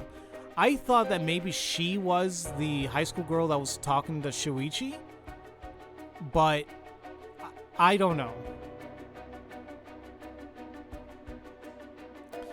Let's see, next up is a pair. A young man and woman I saw around Ryogoku Bridge. What is going on out there? Guys, hold on really quick. Alright, sorry about that, guys. Like, Benji was, like, really excited to go out, I guess, and he was, like, jumping up on my mom, and she wasn't super keen on that, so... Alright. What am I missing in chat here before I start? Oh, you guys were just, you guys were talking about how you guys found me. Let's see. You remember you started watching my streams back when your username was the art student when you were playing The Walking Dead Season 1? Jesus, yeah, that was years ago. That was like one of my first streams, too, on Twitch. God, yeah, that was a... I was using my old-ass computer, too. Jeez. You remember watching me on YouTube at first and didn't have a Twitch account, or only after you started streaming the Despair Girls did you finally make one? Okay, yeah, that was a while back, too. You think you started watching because of the investigation series. Okay. And you found me during Trials and Tribulations. You found me when Skinny... You found me and Skinny because, like, you sucked at the Spirit Justice demo. Oh. Isn't that how weird life works out like that sometimes? Well, I'm always appreciative that you guys are here and have been watching all these years and just having a nice community. You know, regardless of what we play, what we discuss, you guys rock. All right. Where were we? Oh. See, this time, well, actually, let me look at the log. Yeah, nervous airbound and gathering soldier. I bet he made a good target. Next up is a pair, a young man and woman I saw around Ryogoku Bridge. We love discussing this memory with you. Yay! This time, the man came up to me and asked me flat out if I was a curse bearer. I told him I didn't know what he was talking about, and he backpedaled and left. Looks like they lurk around there often. Looking for kindred spirits would be my guess. Though it didn't seem like they were quite working as a pair. Gathering soul drugs in a group might be a decent idea if you can make it work. But with things being how they are now, it's just gotta be hard to find folks one can trust. They got brass, though. I don't know what their deal is, but I'd like to find out. Last is two detectives I seen sniffing around. The police are involved? Not necessarily. A body turned up in a local park a few days ago, so they might just be looking into that. Still, the park's got ties to one of the Seven Mysteries. Might be it was a curse that did the guy in. And if they're sending in detectives from the head office, then something's gotta be up. How do you know where they're from? Let's just say that when you're in this business, there are some faces that you get to know. Anyway, that's everyone who caught my eye. And notice he didn't mention Shoujo. Or Shogo. You found all of them in so little time? I really did hire the best. There is an actual quote regarding dismemberment. Wow. Okay. The fact that I don't even know which one that's from. Well, they said a couple days ago about that park, the body found in the park. So I'm not really sure. According to this timeline, he's not dead just yet. Like, they discovered a body like around 5 a.m., but like, so like, it must have happened sometime today, I think. It's all in the name, ma'am. Richter Kai P.I. It rhymes. No, wait, make that Richter Kai investigator extraordinaire. An investigator extraordinaire. Is that why you dress like that without drawing attention to yourself? You bet! I also moonlight as a stripper, so it all works. An investigator extraordinaire can blend in like a chameleon in any outfit. Well, that aside, the middle-aged man and the young couple sound the most promising. Am I right? Well, whichever we pick, it's still too early to make a move. It seems like the curse bearers are less involved with each other than we thought. Plus, there's still others we don't know about. I say we hang fire and see how things play out. Hi, buddy, you go outside? Good boy. Once more bodies start showing up, they'll get the pot nice and hot. And once it's boiling, our chance will come. Sure, that sounds great. There's something I need to tell you. What's up? Well, that girl, Mishoyo Shirachi. The one who was with Shuichi on the day of the kidnapping? That's her. Well, she's dead. She's what? The student who committed suicide last week.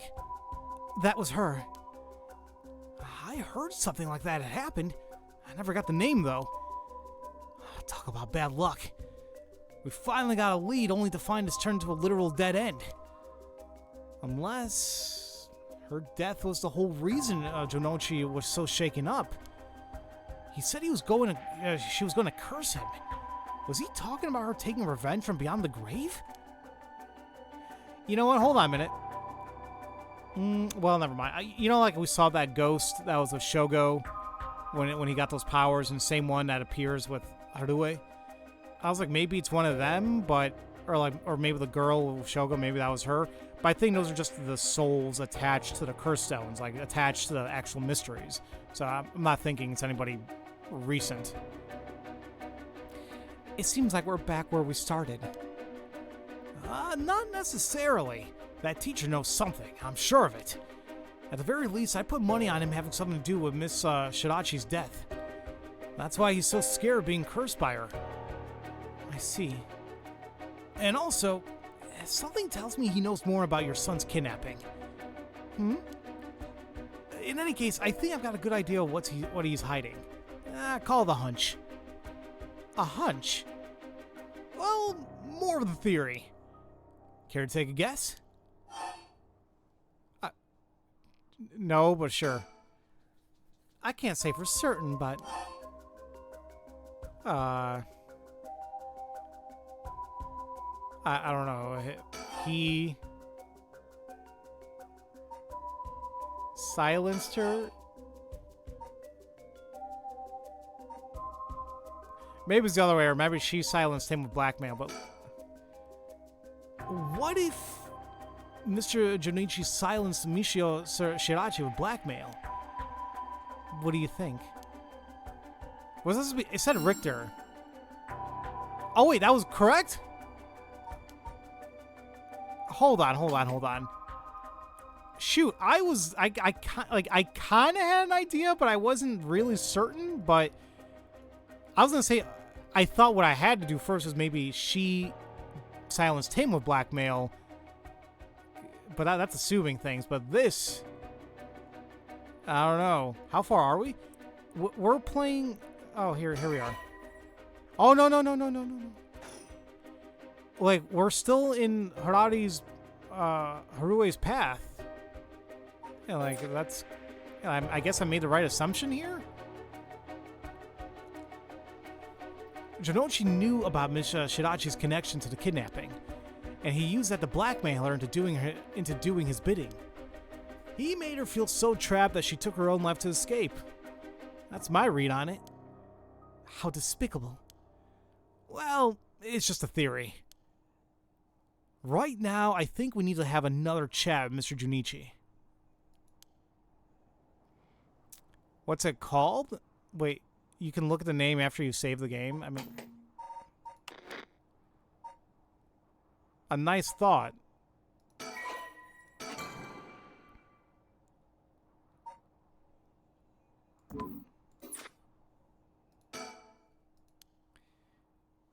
Is something wrong?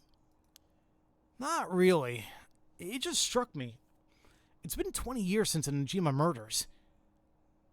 So it has. Not to spook you or anything, but I thought you might be interested in knowing... Life in prison doesn't always mean life. There's precedent for first-time offenders being allowed out of parole after 20 years. Only if they found to show remorse and the desire to reform themselves, of course. That's right. I'm impressed you know so much. Still, it's hard for someone with a criminal record to reintegrate into society.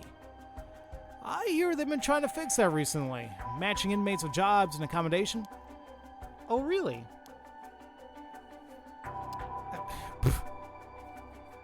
Sorry, guys, my mustache is making me itchy. Ugh. They keep an eye on them, of course, and make them report in for regular checkups. And to avoid discrimination, they keep the inmates' records a secret from everyone but their employers. They even give particularly notorious criminals new identities so they won't be recognized in the workplace. So are you telling me maybe this guy... Wait a minute. No.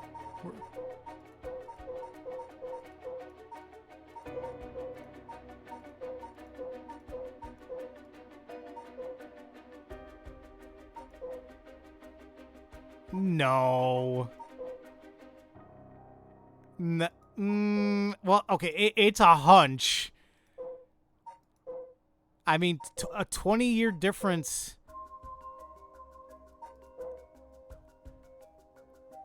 Wait, 20 years, so he was like 30 something here, right? And this will make him in his late 50s. I guess it's not like a huge ass hunch, but I'm just saying a lot can change in 20 years. Maybe.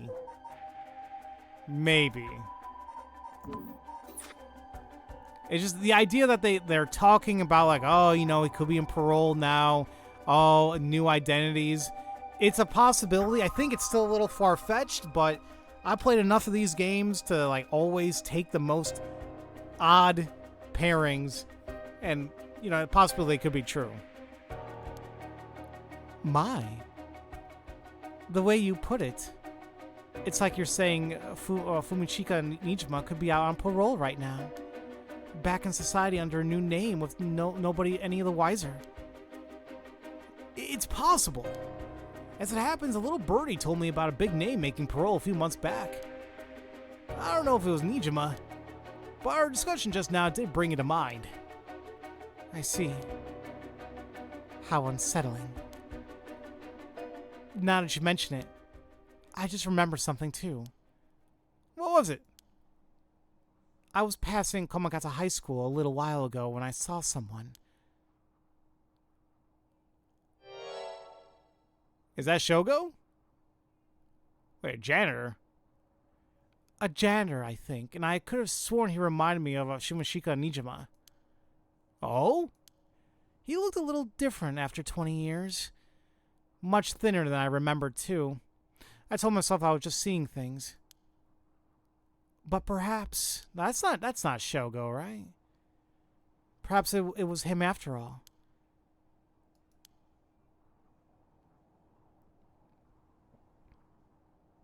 So, what next? Well, the big question now is what the rest of the curse bearers are up to. Luckily, the Sumida River is a good distance from any of the Seven Mysteries. It's unlikely the other curse bearers who will come all the way here. Okay, that's what I was kind of wondering. I was like, even when he's wearing, I'm like, I can't really tell. Okay, but that person doesn't look familiar to anybody we've met so far, so it might be somebody new. I can finally have a moment to think. I see. All right.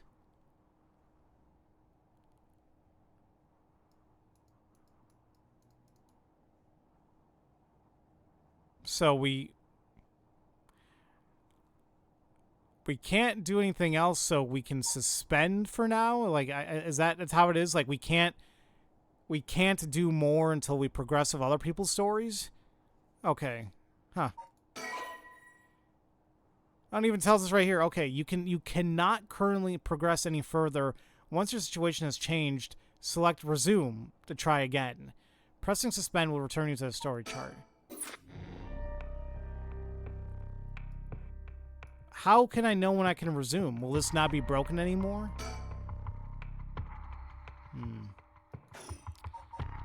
Well. Oh, look at the time. Look at the time up there. It tells you like when it's dark and it's a little light. Okay. Well, with that being said and done, let's go get started with Tetsuo, I guess. Chief Crime Scene Investigation. Tetsuo Satsumi, Chief Inspector of the Metropolitan Police Department, 1st Investigative Division, is investigating the mysterious death of a fellow officer. He visits the scene of the incident at the former Yasuda Gardens with his subordinate, Jun Iryo. Oh, it's before midnight. So, the curses have not been activated just yet, apparently. Former Yasuda Gardens.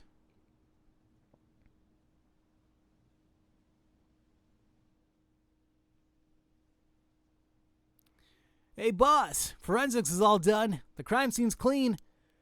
The other officers have all gone home. It's just us now. The park should be able to open back up tomorrow, like nothing ever happened. I doubt I'll get many visitors after everything that's happened. Or it'll get visitors. Oh, you'd be surprised. Lots of people love that kind of thing. I bet they'll be lining up to get in. Occult stuff is really popular right now. Did you not know that, boss? Sounds stupid. Well, it's not exactly rooted in science, but if ghosts really did exist, we could just ask them who the perp is. Somehow I doubt it'd be that simple. But I've heard that high school girls are really into the spirit board things these days. Supposedly they can call on spirits and talk to them by using a board of letters on it. Wouldn't that be something? Listen, you could try it out yourself if you're so damn interested. Hey, it's not a bad idea. Let's give it a go sometime, boss. What now? Oh, stop messing around. You really think we're gonna solve this case by moving a coin across a scrap of paper? Sounds like you know all about it. I'll stop, guys. I'll stop. Just like we see, like he loves doing that duck face, and we've seen freaking Richter do it once too. We gotta be open-minded. What if that's how police work is gonna be from now on? Don't make me laugh. So yeah, freaking like a Ouija board, spirit board. Due to the occult craze, divination has become popular among young boys and girls. All one needs is a coin and a piece of paper with letters and numbers written on it.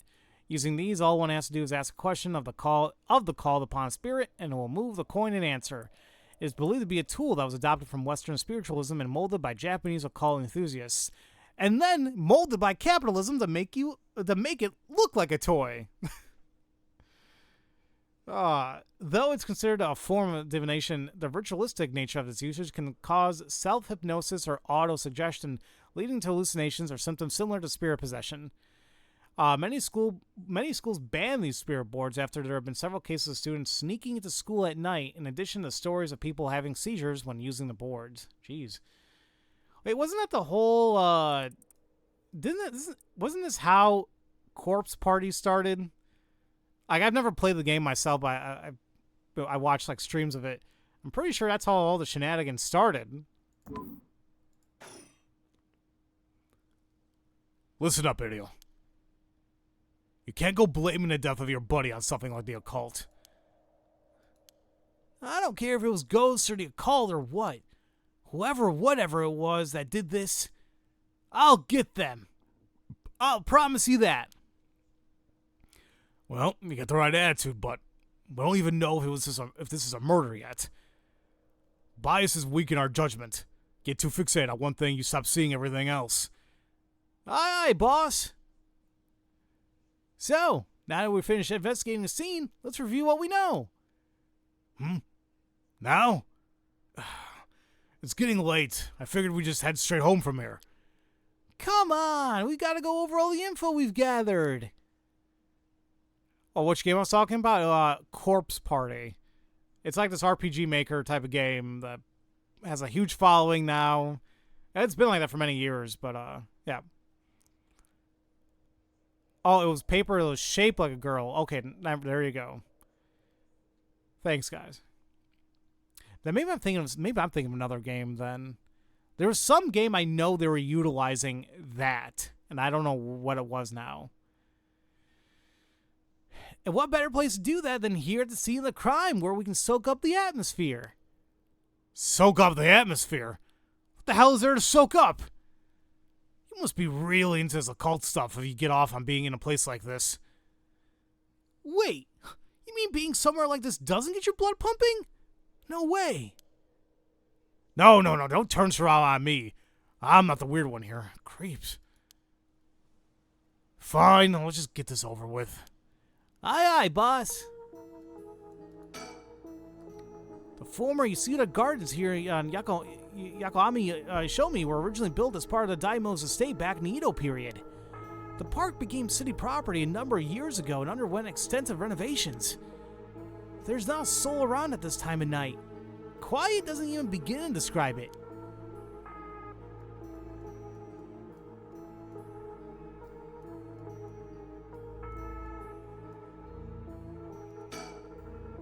This pond, they say it used to flow into the Sumida River. But the river became so polluted, so they cut it off.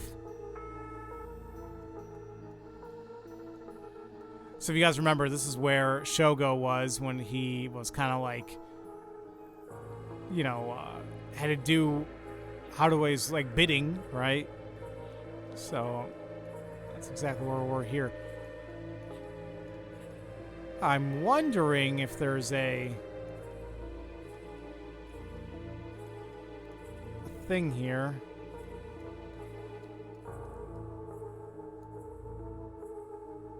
Or a mockingbird. I don't think there is.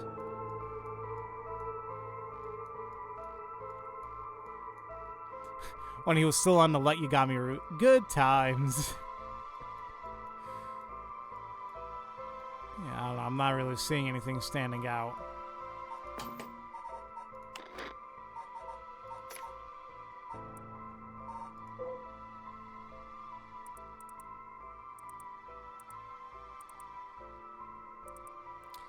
Late at night on the way home, now look up at the first house, morning green, before hearing the history, bright. Well, we are in a garden. This is in the Bright Garden. Detectives and private eyes. That's like, In a park where sparrows sing. Yes, I don't think there's anything here.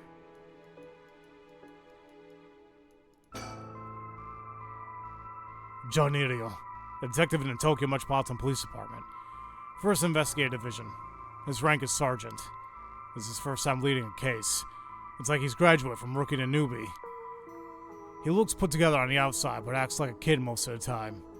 Honestly, the force could use more people like him.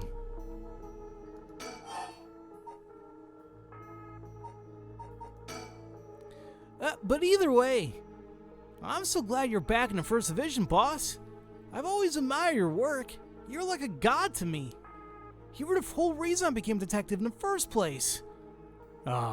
Yeah, about that.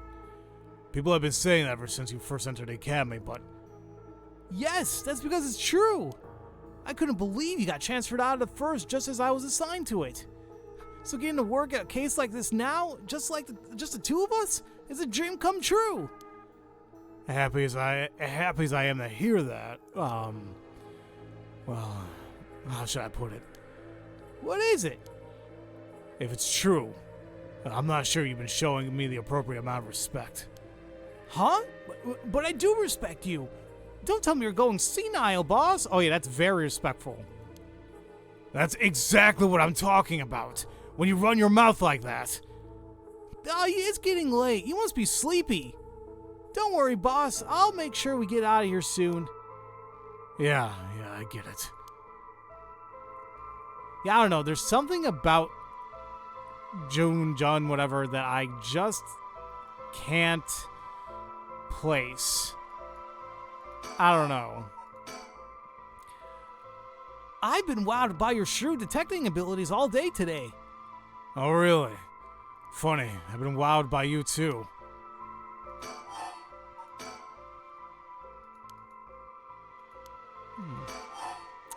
There's no check just yet, but okay. He's very sus, in my opinion. So, early in the morning yesterday, a staff member found the victim collapsed here in the park and called the police when they realized he was dead.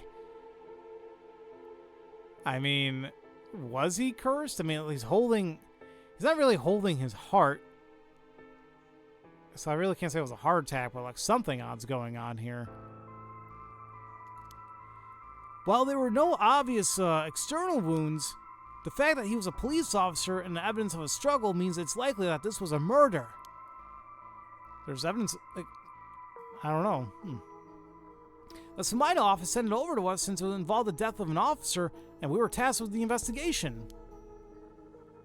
What we need to do is figure out what happened and whether there was foul play involved. I think that about sums things up. But, boss? Yeah? Is this case really important enough to assign to someone from the investigation division? I mean, a friend of mine died, so it's important to me, but... It's all up to the higher-ups. I'm sure they got their reasons. Boss, you know something, don't you? It'll all become clear in time. Try not to worry about it too much. Well, thinking about it, the only thing we know for sure is the identity of the victim. That means that there must have been something special about him, right? Maybe he knew something he wasn't supposed to, some kind of secret or something. Isn't that right? You're pretty sharp sometimes, you know that? If you picked up on that, you should be able to put the rest together yourself.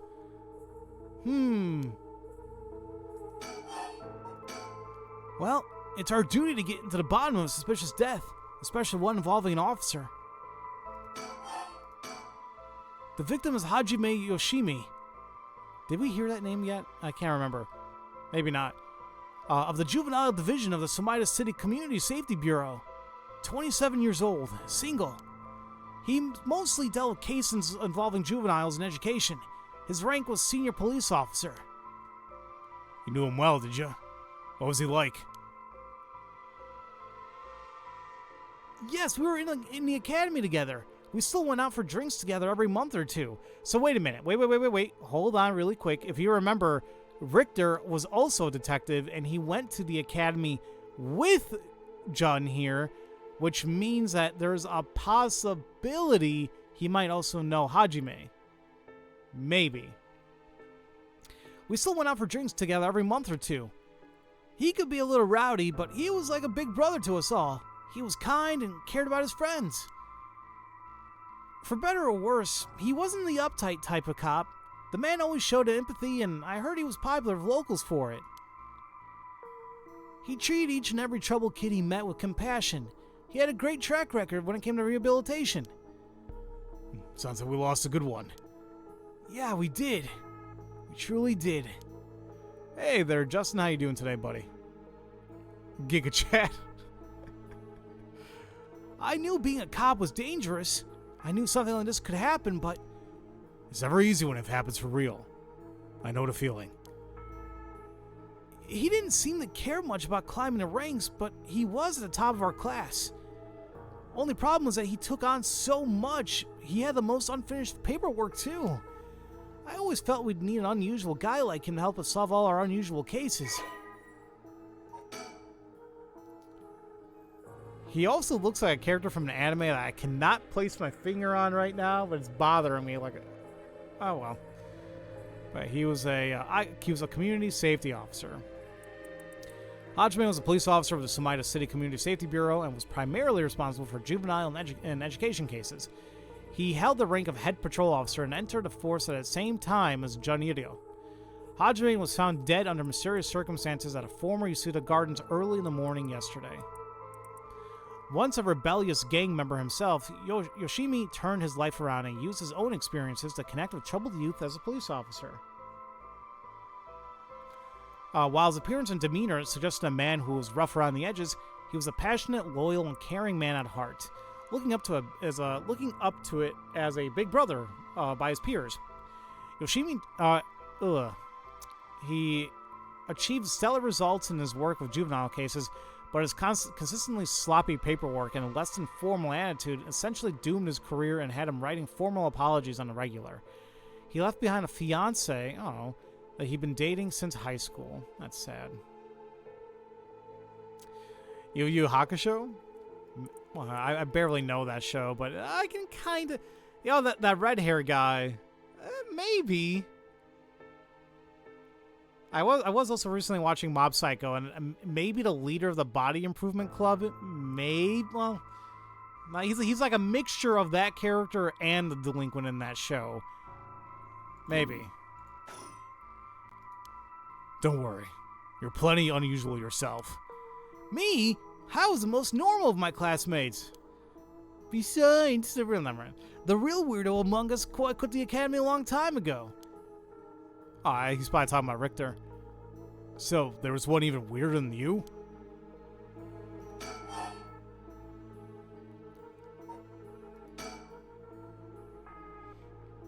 Hajime was quite the bad boy in school, apparently. He ended up with the police a lot.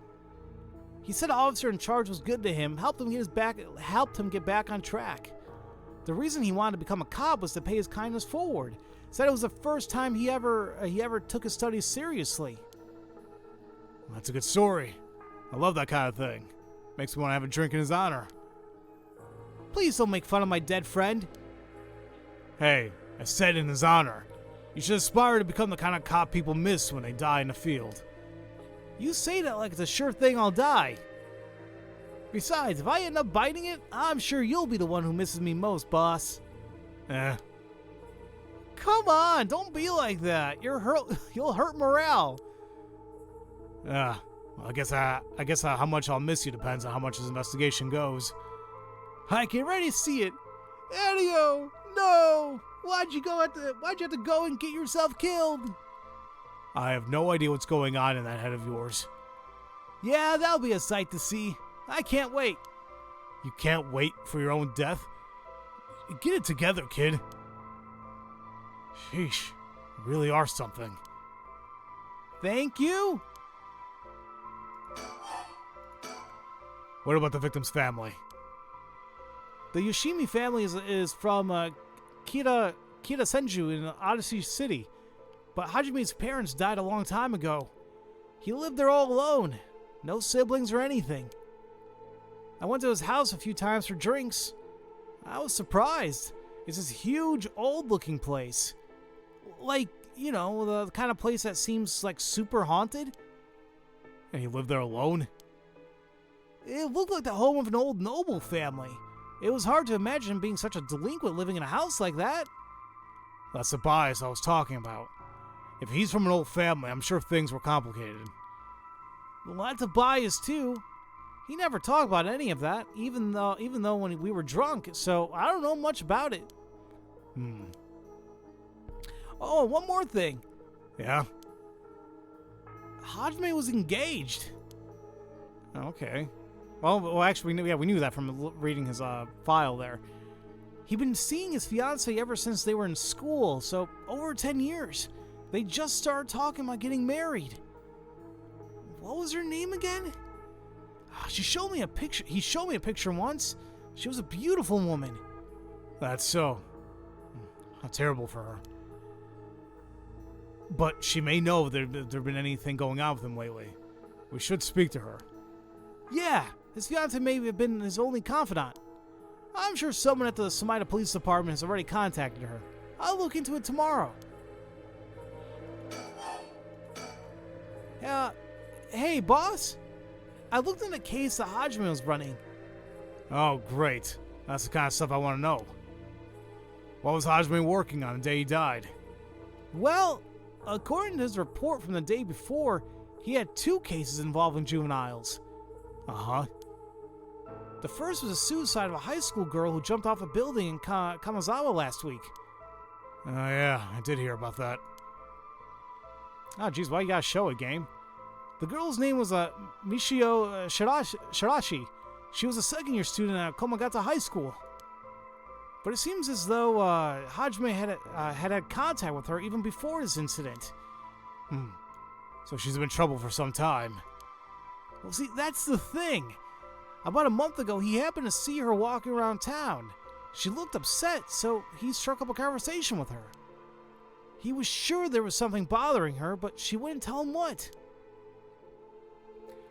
Must have been trouble at home. Well, that's what he thought too. It seemed he visited her home and spoke to the parents, but they said there was no problem, so there was nothing else he could do. And now she's dead. That's possible he could have prevented her suicide then. He must have been devastated. And that's why he was looking into this Michio Shirachi again. He must have thought that something terrible had happened that drove her to end her life. But ultimately, he never reported the findings of his investigation. I see. And you're thinking that it may have something to do with his death. We'll have to find out what it is Hajime discovered. Right, let's check with Sumida Police Department about that tomorrow, too.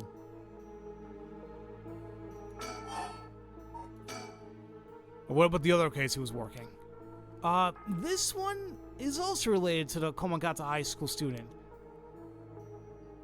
A troublemaker named Hitomi Akuda. I think that's a new name. She seems to be the leader of a group of kids who are up to no good. Juvenile delinquency.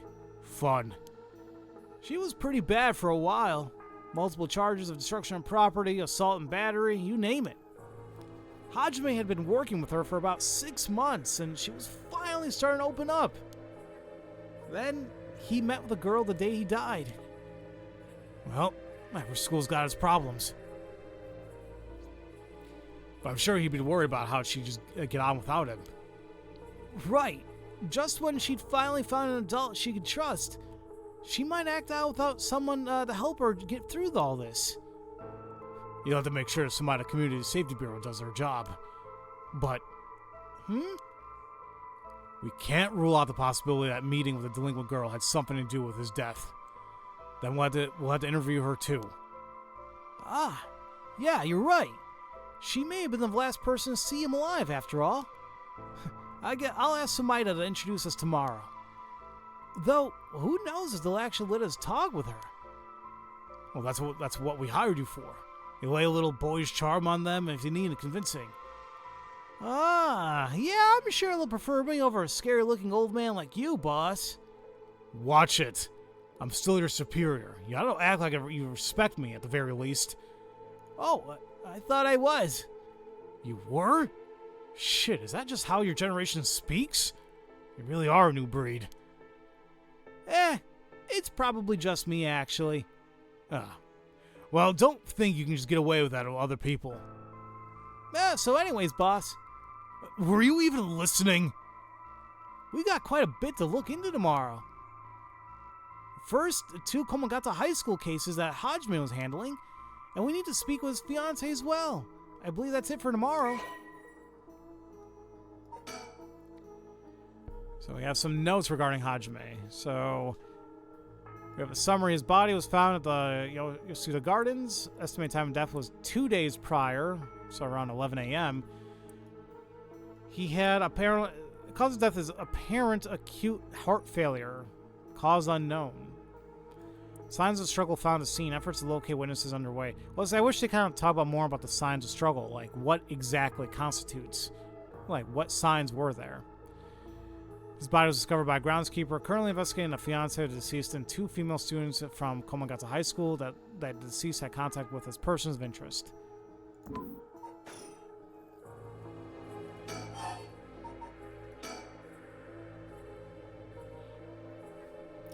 Halloween is just days away and 77 degrees where you're at. The weather has been very odd, to say the least. Like, it's actually chilly today. It's going to remain cold now. I think now it's like in the lower 50s. But earlier this week, it was 80s, or I think it was like 80. And then some days were like, mid to high 70s. But then it's going to drop to the 40s and 30s. Starting Monday, for me. So, the weather's odd, to say the least. As for the cause of death, we won't know until the autopsy's done. From what we've seen, though, it appeared to be some kind of acute heart failure. But since he had no record of chronic illness and he had no visible wounds, it's possible that poison or drugs could have been involved. Dying in the middle of the park like that, it definitely does seem suspicious. We found signs of a struggle at the scene, as well as footprints belonging to an unidentified individual. We got people trying to identify those prints. If we find any who they belong to, we might be able to figure this whole thing out. Yeah, wouldn't that be nice if that were the end of it? The only things Hajime had on him were his badge and his wallet in his pockets. So, we can rule out a mugging. Though there probably aren't as many people who think to try mugging a cop as big as him. I've also heard that Hajime got into a fair few fights in his younger days.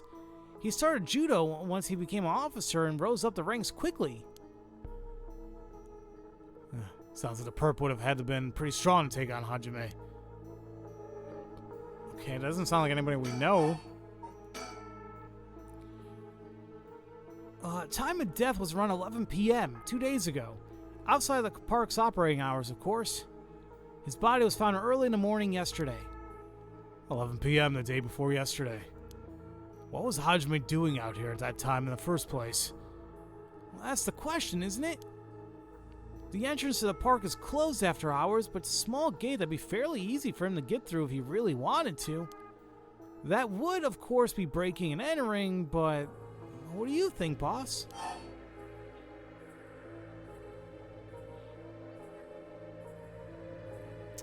I mean, we don't really have any evidence to claim that he was here to hide something. This seems more likely because he was talking to those 2, high school students that he was helping. Maybe one of them called him here?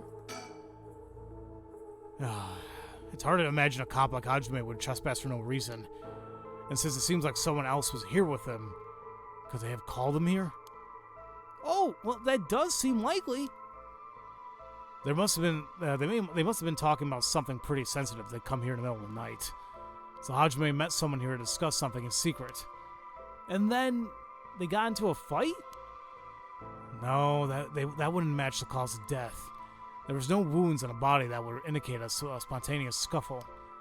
The perp must have planned something. Well, do you think it was meditated? Well, that would mean... So they called Hajime to the park with the intent to kill him? Well, there is still the possibility that it was just some kind of accident. Maybe the perp tried to threaten Hajime and things went south from there. We should be able to get a clearer picture once we know exactly what killed him. Right.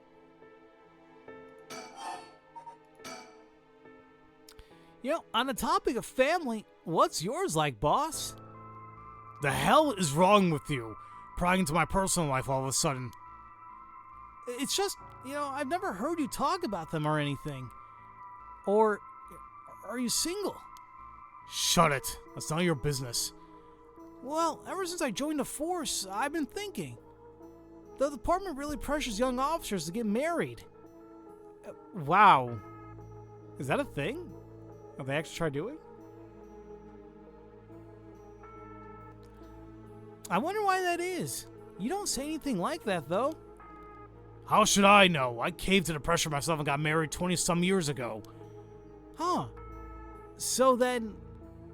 God, you're relentless. She took our daughter and left 4 years ago. Thanks for reminding me, dipshit. Oh, I'm sorry. I can't believe she'd give up a guy like you. I was never home much. I was too focused on work. I come home late only to get called right back out again. Plus, being a cop is dangerous work. I don't blame her for getting fed up with it all. How sad. Especially when you're out here putting your life on the line. Oh, wait, is that why you transferred out of the first? It was already too late by then. You better be careful, Ariel. You say that, but there's not much I can do. Oh, wait, hold on a minute. You say that, but there's not much that I can do, is there? That's the nature of our job. There aren't many who can really understand it, not unless you're involved with police work themselves or related to someone who is. But wait, you have a daughter, boss? You really think I want to talk about her after all that? Have some sense. Oh, come on. I promise I don't mean this in the way it sounds, but, how old is she? Jeez, you don't know when to quit, do you? At least try not to look so damn intrigued. She's, well, she's a bit rough around the edges. I think most men are intimidated by her. Last I heard, she's living by herself and going to college. Wow, a college student. Men love an educated lady. Stop that. What kind of cop are you making baseless assumptions like that? She's living on her own, huh? You must worry about her, though. Worry? I don't even know where she lives. Oh, so she hasn't told you. Probably because she knows you'd follow her around everywhere. I would not. I don't think. Oh, come on now. We both know that's not true. Listen here. You may look like a mean old man, but you sure have a soft side. What? Is that supposed to be a compliment? I can't keep up with you. We're done talking about this. Dude's weird. Fun fact, Japanese government does run dating events because of the dropping birth rate. At least last I checked. That is interesting, to say the least. Makes you wonder if, like, other places instituted that. If things would be different.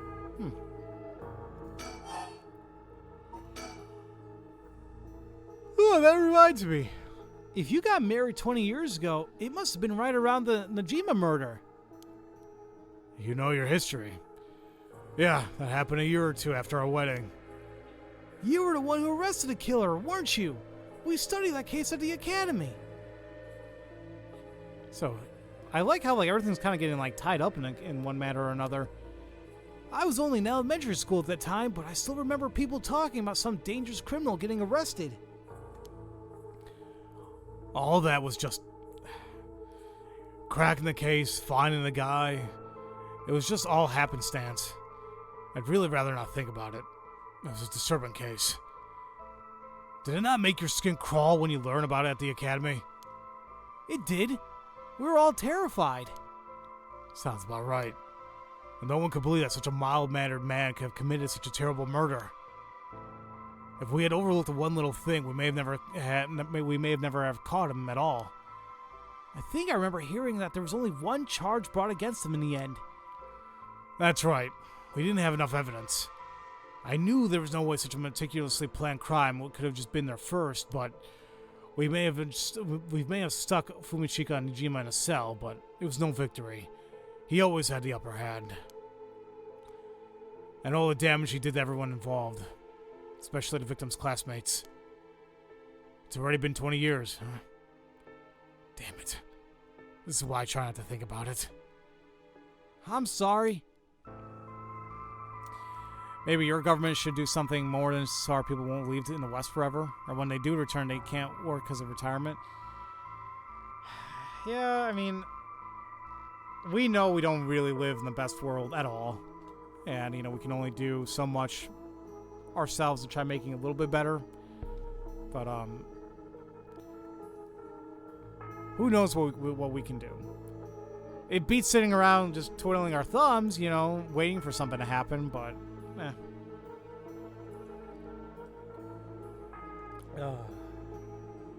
water. I'm gonna refill that in a little bit. So all this occult stuff, have you heard about it, boss? What are you talking about? The rite of resurrection thing that everyone's talking about. No, not you too. I've been hearing about that shit everywhere. Oh, you have? Well, that's surprising. Who cares what people are talking about? It's got nothing to do with our job. But don't you think the occult stuff of this case feels, though I don't know, realer somehow? The whole thing started right here in Honjo in Sumida City, so I thought that maybe... Cut it out. Nothing good could come of getting involved with the rite of whatever the record of, or that records of fate. Huh, sounds like you know all about it. Boss, are you secretly into the occult? Stop that. Seriously, this isn't a joke. I get why you'd be intrigued by something called the Rite of Resurrection after a buddy of yours died, but bringing the dead back to life, that's the stuff of fantasy. It's not real. So no, don't go hoping for miracles. Got it?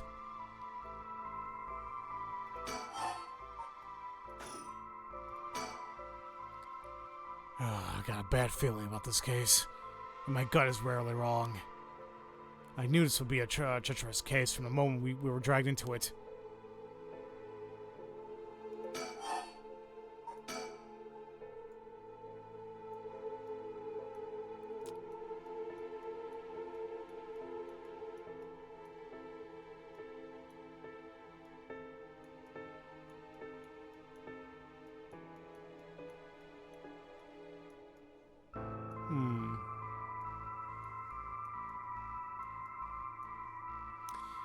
It looks like he looked into her, even tried it right before. There is something like that, right? The thing is, what do I do now?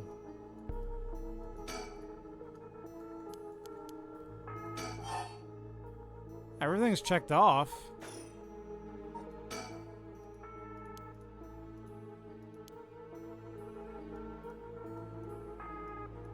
Can't suspend.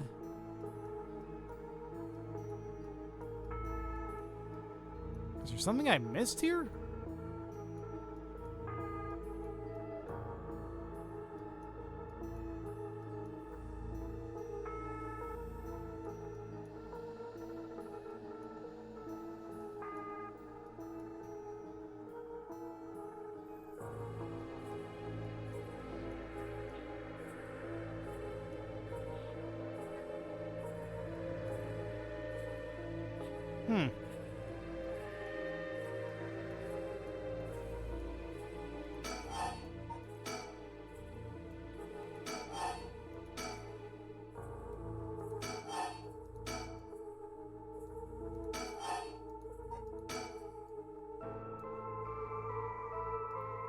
What the hell do I do?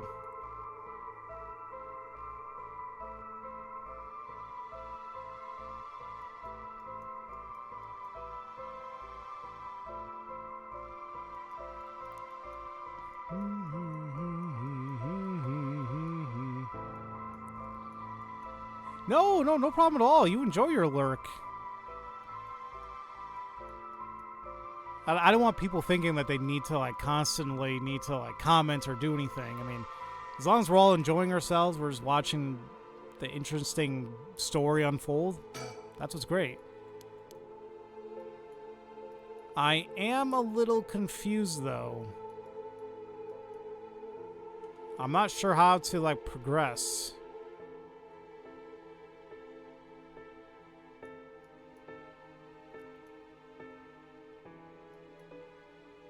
Oh, there it is. How do I keep missing that? This is where the victim was found. It's clean now. It almost feels like nothing happened here at all. But once an incident like this has come to pass, there's no going back. Not that knowing that is any consolation. Well, boss, I think that about does it. Right. Let's call it for tonight. I'll see you tomorrow. Oh God, what is that? Huh? Boss? What's wrong? Don't tell me you're going senile. Wait, what does it say? Do not be fooled. True lie. It is no rumor. Believe me. Damn it. It was that case all along. Boss? What is it? Is there something over there? Gah! Such deep sorrow. Unresolved memories are coming to my mind. Those who deceive with falsehoods and blah blah blah, hung up forever in the eternal darkness. Kill them. Kill them. Those who spread lies. Kill them all. Ooh, we've acquired the power of the cursed stone, the Evergreen Beach. You can use it to kill those who intentionally try to mislead you. Ooh.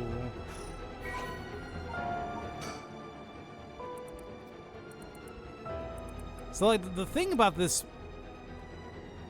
the story, I guess, is like, oh, they thought because there's no leaf falls from it, but, you know, it's known this particular species is an evergreen. The lack of fallen leaves is nothing out of the ordinary. And so it's like, why is this even a story? So now we have the cursed power here. Kills by hanging one who tries to mislead the curse bearer with false statements. Huh. So damn, if he really wanted to, if he knew that Shogo was a curse bearer, he could have killed him, because were we lying to him? He deceived us all with his so-called right of resurrection. The man who tricked the people with his false dark arts swings from a rope. They thought the man who had escaped the previous night, but oddly enough, he was found hanging in the garden of the Daimo's mansion that morning. The man, a local named Jinkishi, was known for his kind temperament and skill in crafting Natsuke clasps. While his life wasn't always easy, he was optimistic, the type to smile through whatever life threw at him. He was the kind of man who would take care of those who didn't have anyone else to rely on. The prosperity that the Ukiyo-e-boom, whatever you say that, boom brought must have been what fanned the flames of his greed. The old craftsman was found in a miserable state, as if sentenced to some cruel fate. Perhaps he'd ended his own life, unable to bear the weight of his crime. But dead men tell no tales, and the people thought of him as a bad man even in death. He hung there for days, till his neck stretched horrifically, a visage of pain still etched on his face. It was clear he must have struggled greatly as he died, his flesh marked with dark scars where the rope wrapped around his whole body. Ugh. The beech tree's leaves do not fall, and neither did the man's body hanging from it, as the mansion's owner was not at home, another unfortunate event. The people held their tongues, fearing divine punishment, but the rumors persisted nonetheless. Ugh! A murderous impulse seeps into my soul like thick black tar. Now, kill. Can you hear it, curse bearer? You who so strongly desires the right. Kill them.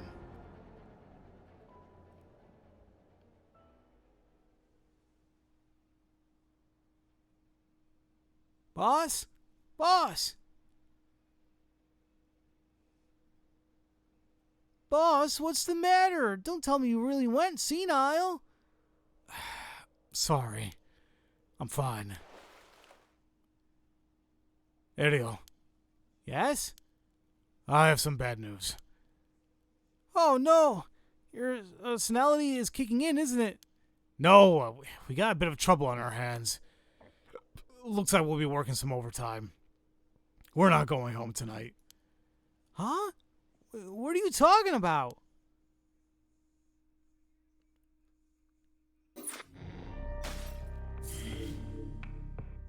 All right. Whew. This is getting interesting. All right, folks. Oh, I've been almost going on for 3 hours. All right, let's go ahead and take a break. This may be a little longer one. Like, maybe not just like 3 to 5 minutes. I gotta have something to eat. I gotta make myself like a little sandwich or something. So I'm gonna take a little bit of lunch break. I may make my sandwich, come back and talk to you guys for a little bit. You know, just so like you guys are just watching nothing the entire time. So either way, we'll go ahead and take our break right now. Get up, stretch, eat, do what you gotta do. I'll be back momentarily, and we'll take things from there. So I'll see you guys in a little bit. Alrighty, folks. Welcome back to the game. Oh, yeah, there's So yeah, see how it's still broken? So I think that pretty much confirms it. Until we have a way to like resume the play properly, I guess this is always going to be a little broken until we have what we need. So let's just continue with Satsumi's thing here, the curse for the curse bearers. The hunt for curse bearers. I say the curse for curse bearers. Satsumi and Jun are sorting through the facts of the scene of Officer Hajime Yoshimi's mysterious death. Satsumi denies the existence of the Right of Resurrection until the curse echo of the Evergreen Beach appears before them. Yeah,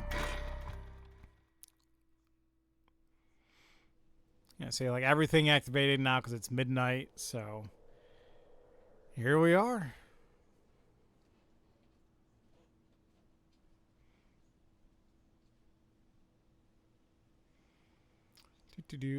Okay, so let me get this straight, boss. The Right of Resurrection really exists? And to use it, you have to kill people using the power of curses from the Seven Mysteries of Honjo? And the curse you have is from the story of the Evergreen Beach that's told in this area?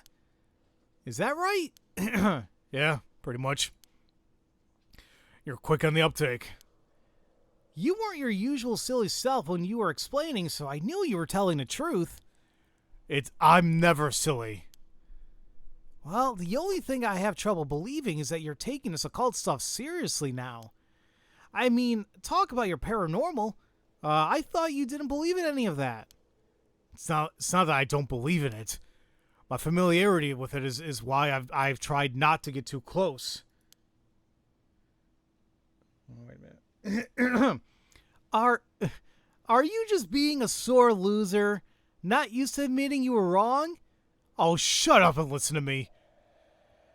There's no point in trying to hide things anymore. We won't get anywhere if you don't understand this, so listen up. Please, just listen. You don't have to keep saying it. I'm listening. We don't have time to waste. We'll talk as we walk. Hey, wait for me, boss. See, now this is Persona music.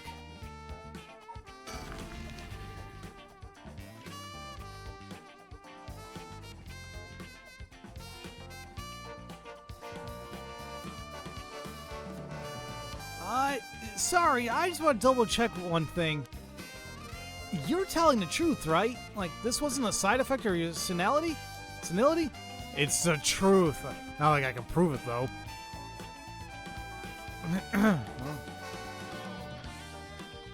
We'll just see if there's anything in terms of a sticker, maybe. I am not seeing one, though.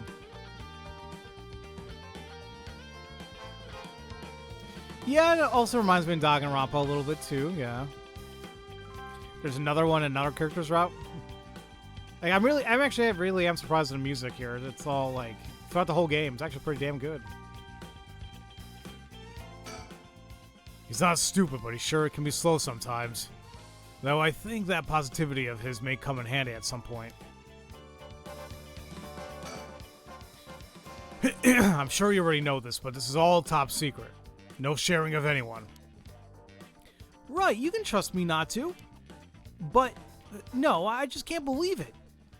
I've heard rumors that you used to be a member of a secret division attached to the Security Bureau. I can't believe we actually have a department called Paranormal Affairs. Yeah, I'm sure it comes as a shock. I couldn't believe it myself. I thought the higher-ups were messing with me. Really had me worried for a while there. No, this is incredible. That's the whole reason I became a cop. I was always fascinated by secret agencies and stuff. You serious? Yeah, but thinking about it, it totally makes sense.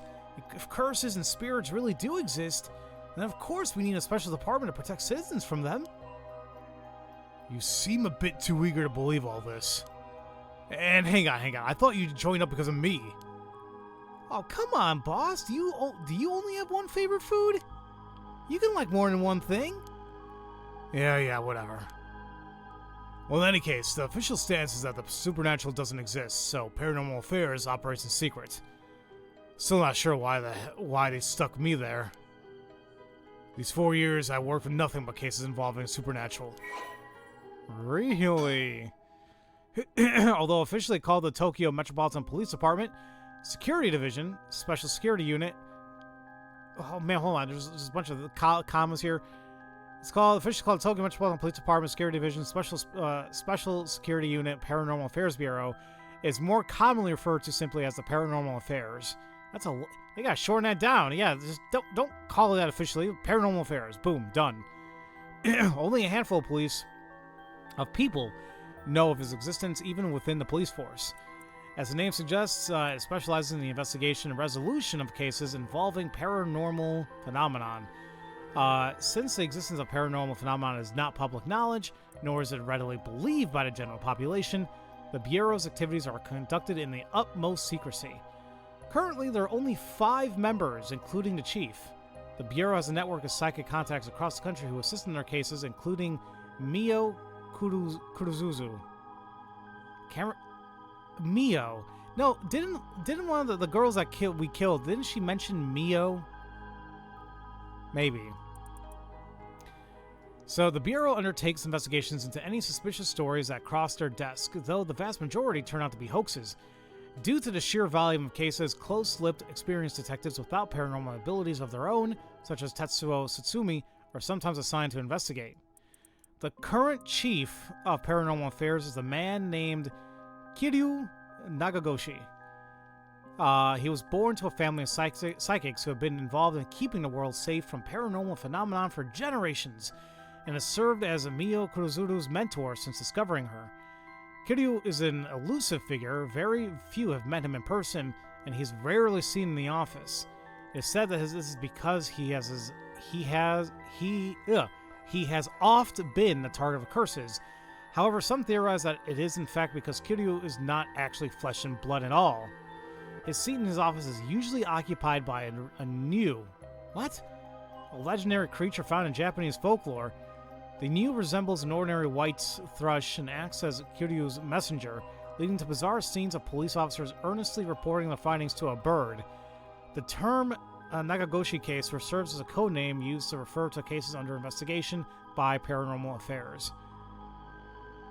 Okay. Sure.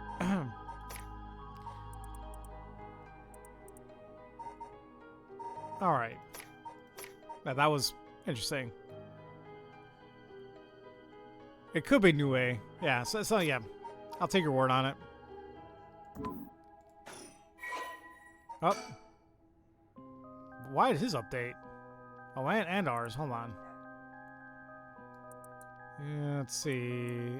Detective just encountered Kurseka while investigating a mysterious death of his colleague, Hajime Yoshimi, in the former Yasuda Gardens with Tetsuo Susumi. While Tetsuo explained to him what the supernatural is real, he's accepted the fact that without a moment's hesitation, and vowed to help his partner to solve the case.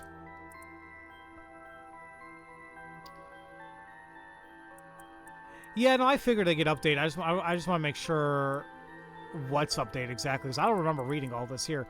Born to a relatively well-off household, Jun developed a healthy sense of self-esteem and an optimistic outlook on life.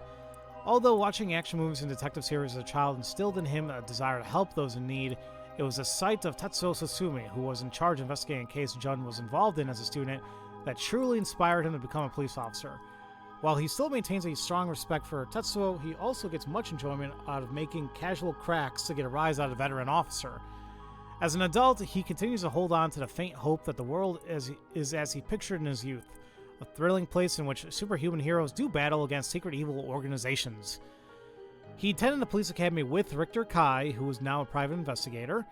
The two initially became friendly when June found out Richter holed up alone in a reference room scouring over old crime data and invited him to go bowling, a popular pastime during his era. So, they initially became friendly, so I guess, like, now... Yeah, because he did mention it. He's like, oh, somebody who's weirder than me dropped out of the academy early. I'm assuming they're talking about Richter. Although, didn't they say Richter wasn't actually a cop or a detective, and then he dropped because he left because it was like, this crap sucks, or it's like he got disillusioned with how it really works? I don't know. So now we have his curse echo at Evergreen Beach. He was possessed by the Evergreen Beach curse echo while investigating the former Yasuda Gardens, previously a member of the secret... He was previously a member... Yeah, that's right. So I thought he was still there now. No, but he was previously a member of the secret Paranormal Affairs Bureau within Tokyo Metropolitan Police Department Security Division. He makes use of this experience to investigate the ongoing large-scale curse incident with his partner, Jun. Rather than sitting behind a desk, Chief Inspector Satsumi always worked in the field as he moved his way up the police force. Behind his stern face lies a compassionate man who ever prepared to help his fellow officers. That same attentiveness to his work and colleagues, however, cost his marriage several years ago. He has a penchant for candy and desserts, which he tries, but fails, to conceal from other officers at the risk of appearing soft. He delights in buying local sweets whenever he is sent to investigate a case, and would often volunteer to be dispatched to distant locations to acquire them while he was with the Paranormal Affairs Bureau. He is also surprisingly knowledgeable about current trends, a trait he puts down to investigation-related research, but which is actually spurred by his wish to have something to discuss with his daughter. Aww. So that's that's very sweet of him. Yeah, he likes candy and desserts. He likes sweets, and he stays up to date with all like current trends, so he can talk to his daughter about stuff. That's really cool.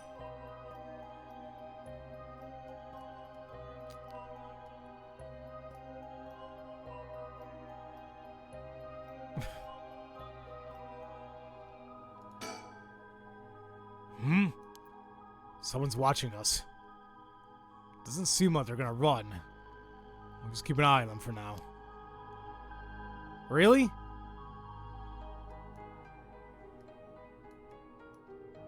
Okay.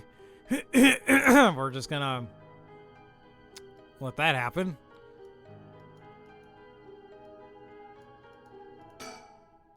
So, do you have it? Have what? Spirit sense, of course. Are you what they call spiritually gifted now? Nope. Never felt anything at all. Even if I did, I'd be a lightweight at best. One beer and I'm down for the count. Oh. Huh. Well, is that how people in the field quantify someone's spirit sense? Like, how much liquor they can handle? Nope. That's just me. Thought it'd help get the point across. Oh.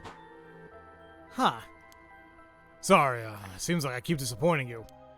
No, it's not your fault, boss. See, yeah, I was gonna say Yoko was doing the same thing. She kept bringing back, things about cocktails and all that. At the risk of disappointing you yet again, I'll tell you one more thing. And listen, I'm not gonna lie to you guys. There was a part of me that thought that maybe Yoko is Satsumi's daughter. Because they mentioned like, oh, all I know she's a college student and all this stuff. And I'm like, I know it's far. It's a grasp. I get it. But something tells me that they may be related. At the risk of disappointing you yet again, I'll tell you one more thing. Spirit sense is usually something you're born with. It's tough to develop it later on. What? So there's no help for me? There's no hope for me? No. Say it isn't so. Of course you were interested. Well, you never know. You may have had some hidden potential there. I know there's a high schooler who's got so much spirit sense that she works on the front lines. I say work, but she hasn't paid. She wasn't paid because it was supposedly part of her training. Yikes. That seems like it'd be in violation of Article 69 of the Labor Standards Act. 69. Wow, you really know the law. No comment. Well, even the occult field has workers' rights issues, huh? So, what do we do now? We got this right of resurrection, and the curse that goes to the Seven Mysteries of Honjo. The curse is being spread out across the city is, a bit of the emergency. It's that bad? I'll put it this way. It's like handing out guns all over town. Jeez, that's real bad. It is. So we need to find the source and put a stop to it before something terrible happens. Usually that'd be a job for Paranormal Affairs, but I talked to them on our way here. The main team is tied up until tomorrow night. So they told me to deal with it myself. Well, that's fantastic. Said it'd be fine since I got some experience.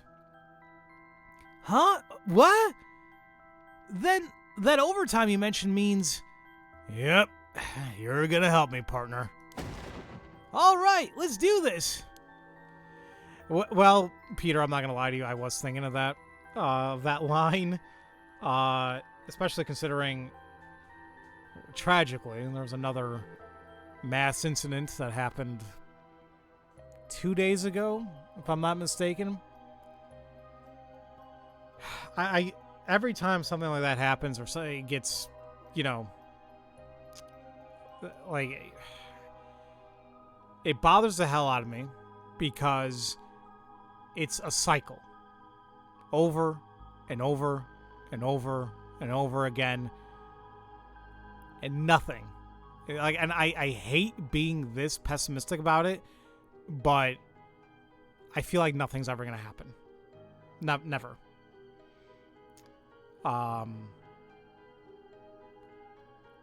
People keep bringing up the aspects of like, okay, they bring up constitutional rights, they bring up rights in general, and I get that. I do. But sometimes I feel like, things don't make sense for like modern times here and there, and remember how I was mentioning the lack of empathy earlier? That's basically what I keep thinking about, is like, so many people died, and we talk about like, there has to be some change, something. Everybody argues with one another, nothing changes, this keeps happening. And it's almost like people just don't care that people are killed, that families were torn apart. I'll use a personal example, and this goes back to like, you mentioned compassion fatigue. It kind of reminds me of like, everything with COVID. We know that millions of lives were taken because of it, including my father. What bothers me so much with that all is that it's a statistic. People lose the, if you want to say, the effect of a loss because they look at it as just another number. And, millions of people died. That's that many millions of people's families affected of it all. And then you just get these really callous and insensitive remarks about, people that passed away because of it. The one that always got me, was, especially if it was like an elderly individual that passed because of COVID, some people will say that, oh, well, they were older regardless. They lived a full life. Really? Like that somehow excuses a death. You know, like, I don't know how much longer, you know, my father could have been around if it wasn't for COVID. And yeah, I think about that, you know, a lot. It's just how it is. But once again, it's that lack of empathy, you know, from things like that, or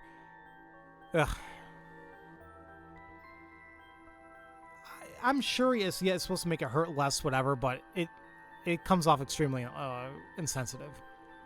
You know, like, it's like people excuse the death because, oh, well, you know, they were around that age anyway. It's like, I don't give a damn.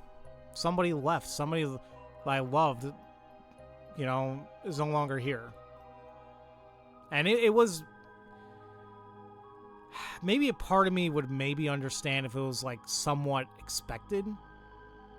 But it wasn't. That's the thing. He was there 1 week. He was gone the next. I only just hope I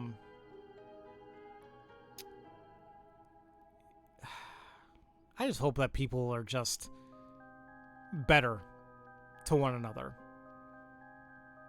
That's all like I ever really wish for in this world, and seeing how things really just keep unfolding, it is so disheartening. So, yeah. All right. I'm sorry, folks. I don't mean to get into a rant there or anything like that. It's just, there's too much stuff going on. All right. You seem a bit too eager to dive into all this. You really have no reservations working a case you know nothing about. Well, you said this was an emergency. I didn't think we had a choice. I'm just trying to be logical about all this, boss.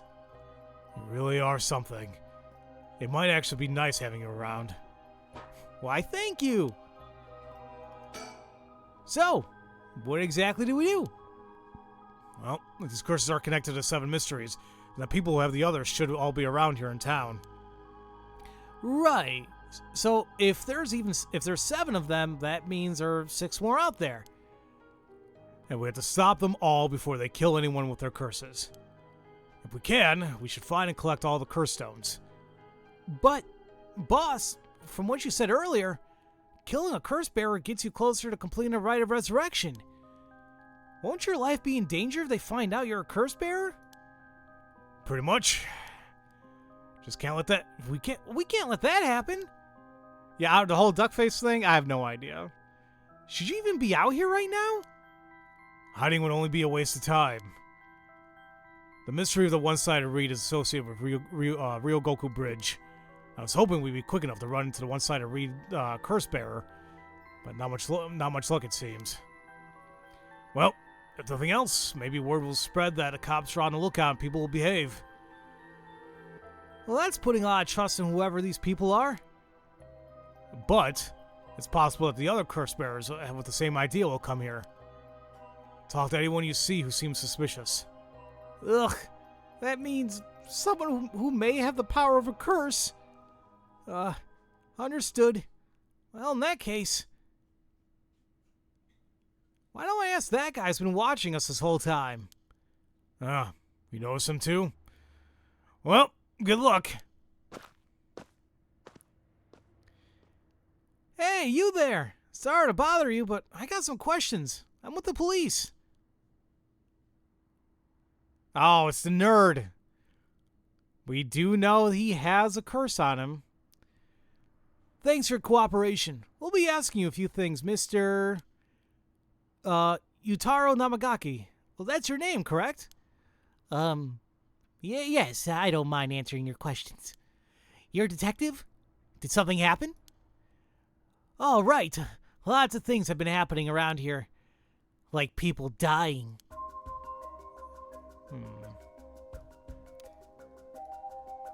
Just taking a look around. Because I'm not sure if, like, these, Mockingbird things, like, show up, like, with different, situations that occur. That's a really nice jumper. I want it. Kill him so I can steal it. Well, then. So, what to make of this guy? The man identifies himself as Yutaro Namagaki, a 21-year-old college student. He was watching us so calmly. We need to be careful of this guy. So, what is it you were doing here? It must be the incident at the former Yasuda Gardens, the dead policeman? I can't imagine a detective would come all the way out here otherwise. Huh? Say, Mr. Detective, have you ever heard of the Evergreen Beach? I mean, we asked the question first. How about you answer my question first? What were you doing here? I was answering your question. I came here to look for the Evergreen Beach from the Seven Mysteries of Honjo. Actually, I was wondering if either of you knew anything about it.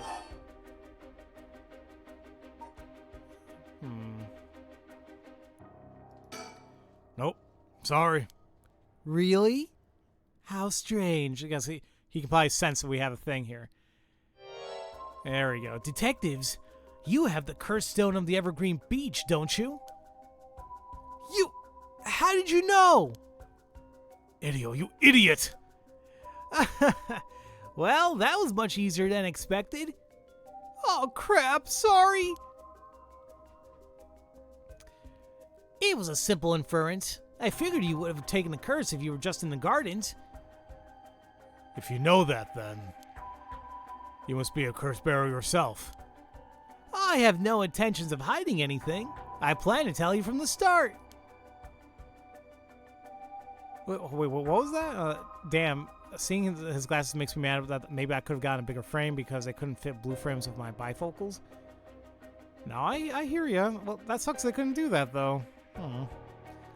Look, this is my curse stone. I believe it's called the Foot Washing Mansion.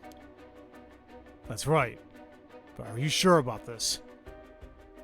I'm not so rash that I killed someone as soon as I found out they were a curse bearer. Not without talking to them first. Well, you're really not saying that you won't kill us, period, so... You're the same, aren't you, detectives? You wouldn't use a curse on a normal person. Let's speak as equals, shall we?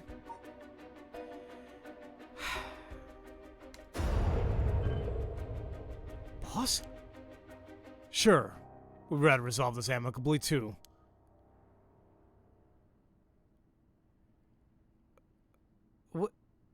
Wait a minute, I used my curse, but nothing happened.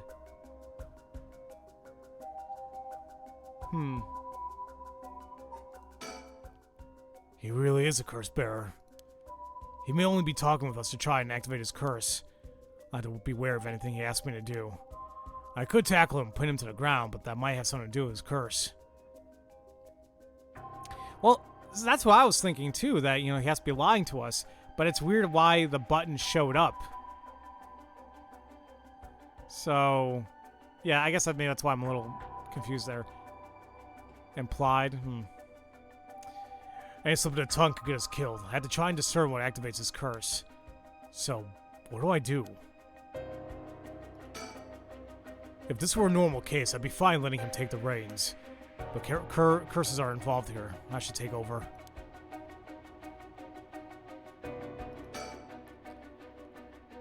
Though you're a curse bearer, so please be careful. Fortunately, I don't think he knows which one of us is a curse bearer just yet. If we play things right, we should be okay.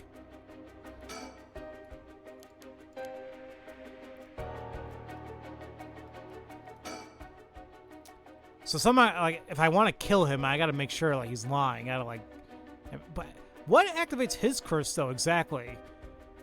Because, we were saying, no, we don't want to work with you. Then he, unleashed it on us. I don't think we really got an idea of what Nagasaki, or whatever his name is, of what activates his actual curse. Just yet. Hi, buddy. Come here. Okay. But before we talk, there's something I should tell you. Huh? This is my curse stone. The Evergreen Beach, just like you thought. What? What? Boss, why would you tell him? That's how the curse works. Boss, are you having another senior moment? If you tell him that... It hangs to death anyone who would try to mislead me. Oh, man, he just straight up is not lying. He's like, yep, here's how it works. So I guess he's saying that because he's letting Namagaki know that, dude, don't lie to me because I could easily kill you. So, if you try to lie to me, the cursed stone will let me know. I don't have to use it to tell. Understand? Whoa, really? That's super useful. I see. Understood. That's a pretty useful power for a detective. Now then, let's talk. Damn, it seems I've lost the upper hand. No point for petty tricks then. I'll be honest with you. Liar! So far, so good. So, I'm gonna keep try using the curse every time, you know, just to be absolutely certain that it works. Alright. There's someone I want to bring back, so I'd like your assistance collecting soul dregs. Can't help you. Please, all you have to do is tell me who the other curse bearers are. Sorry, but as a police officer, I can't just look the other way and let you go. Well, please, if you help me, I'll let you two go as well. Is that a threat? No. It's your final warning. Oh, he got me. Wait, hold on a minute. This might be too late.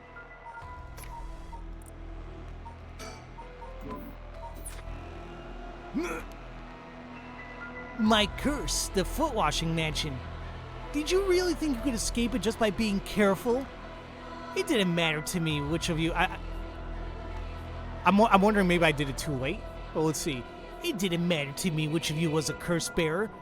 I'll be taking both of your soul dregs anyway. Wait! Namagaki! The foot washing mansion's a powerful curse, and so simple to activate. It is ready whenever I need it. There's no escape from the voice of my feet. That sounds stupid. Ariel, get out of here. Hurry! I'll find you later. What? Okay. Too late. Hear the voice of my curse echo. The voice of his curse echo? What? Why isn't my curse echo working? Because I know this trick, you asshole. Impossible. This has never happened. What's happening? I don't hear anything. Ariel, now, grab him! Right! Namagaki, get down! God damn it! Boss, here, his curse stone! Good work. Give it to me. Yay!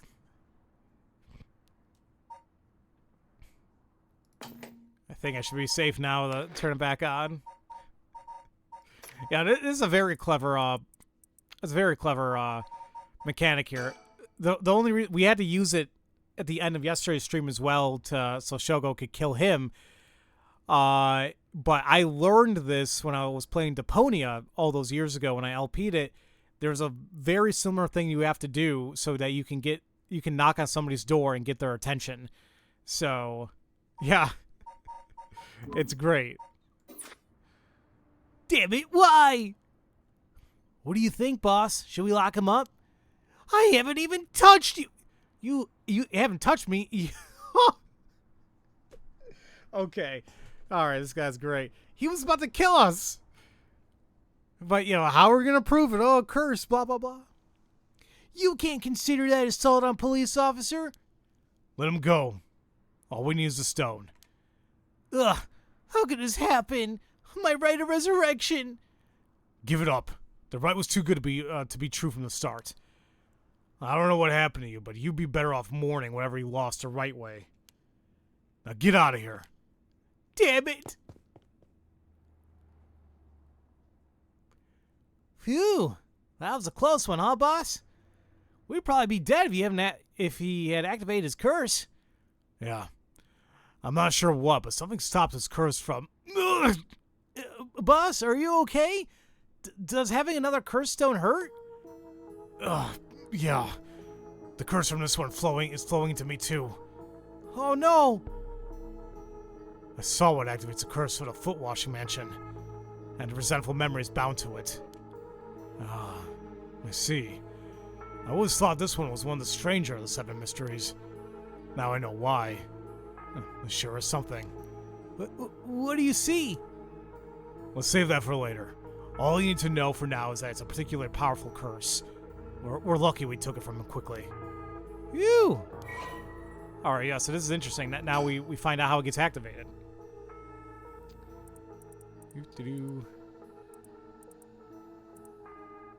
Kills by crushing one who hears the command wash.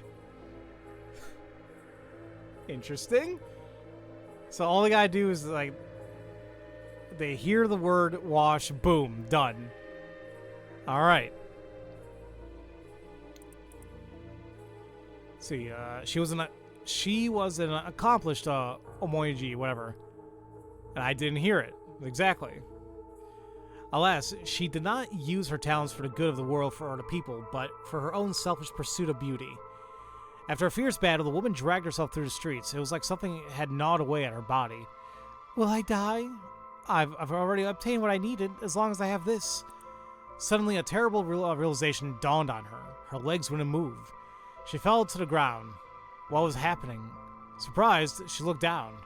Her foot, once so beautiful and delicate, had grown ulcerated and rotten. He got her. She was on the verge of death and covered in filth to boot. Crawling to the nearby house, her breath caught in her throat. The curious residents opened up and recoiled from what they saw. My foot is so filthy. Someone, please, quickly. The woman expired while mumbling something unintelligibly, and so ended the life of a woman consumed by evil. Okay.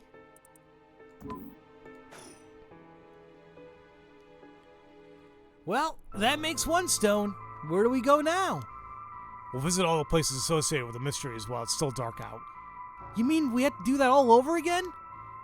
I hope they aren't all as aggressive as him, but people will do crazy things to bring back someone they love.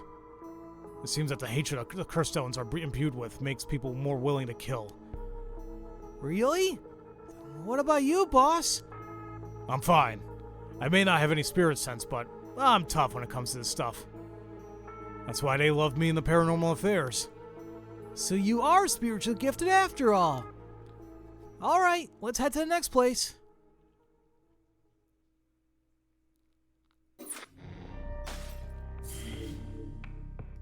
Alright. Continuing on with part 2. Satsumi and Iryo decide to collect the cursed stones as soon as possible before they become the cause of an unprecedented tragedy. The two obtain the foot-washing mansion from Yutaro Namagaki and head to their next destination. It looks like...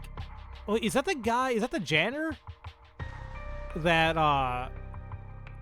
Who mentioned this person? Was it Haru? We'll see. Maybe it's them. We'll see.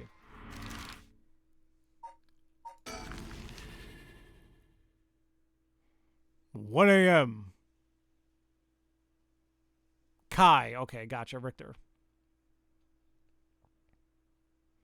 Well, see, hold on. Well, that's what I was wondering. I was like, they were mentioning a person. I'm like, is that the Jonochi guy? I couldn't really tell off the top of my head, but yeah, maybe it is him.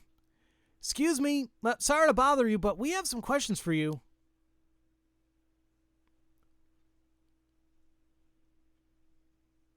Wait. No, that's not him. Yeah, who is this guy? Araishi. Oh, shoot. Who would they say who this was again? What? Are you the police? I haven't done anything. Don't worry. This isn't an interrogation or anything. We just want to talk. You're Hideki Araishi, right? The historian? We know who you are, and so this won't take so long. But since we saw you here, we'd just like to ask you a couple questions. Yeah, local history researcher. Yeah, they mentioned this guy. I'm trying to remember exactly where. I don't know if Richter was the one who was mentioning him and how he was like in town for one reason or another. But there he is. He is the local history researcher. Hideki, whatever, is a historian who works part-time as a curator at the local folk museum as a teacher at Komagata High School. Wait, so outside of that Noichi guy? Or Joe Nucci, whatever? Maybe so.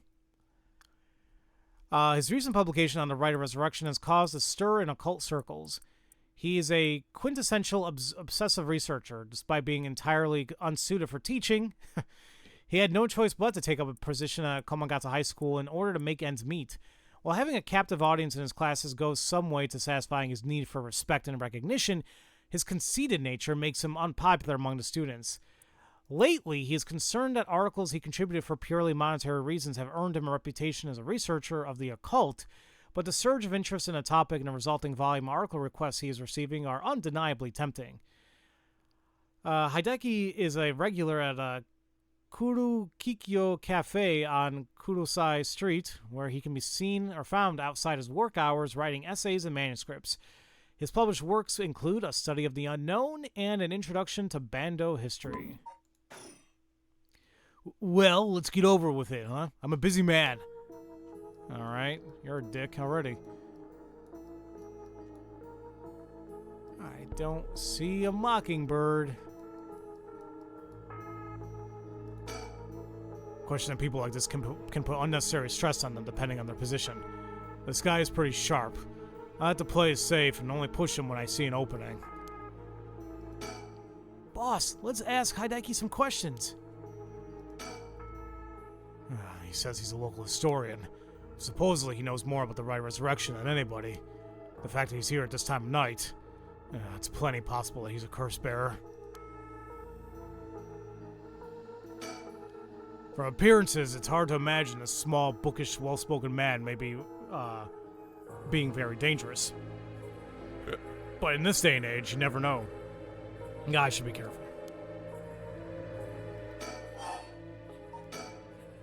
Now, Mr. Araishi, what were you doing here this time of night? Doing research, of course. Day or night, information never sleeps. That's an admirable philosophy. You know, your research has been quite the talk of town, has been quite the talk around town lately. What was it that they were saying? You discovered something about some book? I think we probably want to get this correct, so I think it's the Record of Fates. Ah, right. You found some kind of ritual in the Record of Fates. What? Don't tell me you want to know how to carry out the Rite of Resurrection too? Well, to be perfectly honest, I'm tired of people asking me about it all the time. None of you even care about the local history. You just come crawling out of the woodwork when something interesting comes up. It looks like I hit a nerve. If you think you can force me to tell you because you're a policeman, well, you're sorely mistaken.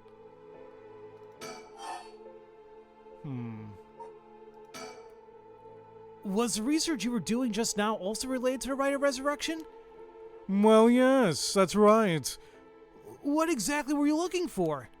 I have no reason to tell you that. You wouldn't understand anyway. Was the research you were doing... Well, that's for... Okay, so... Alright, so we can't ask that just yet. Are you doing all this research so you can use the Rite of Resurrection yourself? You're a policeman. Do you really think people can be brought back to life? Everyone I meet. Pitiful. Huh. So you don't believe in the Rite? Whether it's real or not has nothing to do with my research. Such things are better left to the occult freaks. Or, so I thought. Huh? Things changed. It has become necessary for me to pursue the Rite. So now I pray that it is real. What changed? I'm sure you can imagine. The funds from my research. I receive a large amount of funding for seeking the Rite of Resurrection, And if I find it, I'll receive a sum so great that I'll never have to worry about money again. Oh, so that means someone is sponsoring your research. Is that right? So what if they are? You have no idea how hard we work to secure funding for our research. I have no interest in teaching those children. Listen to me. I'll tell you one thing. Those experts you see writing provocative books or spouting nonsense on TV to try and get popular, all of them are just trying to get the money they need to do their research.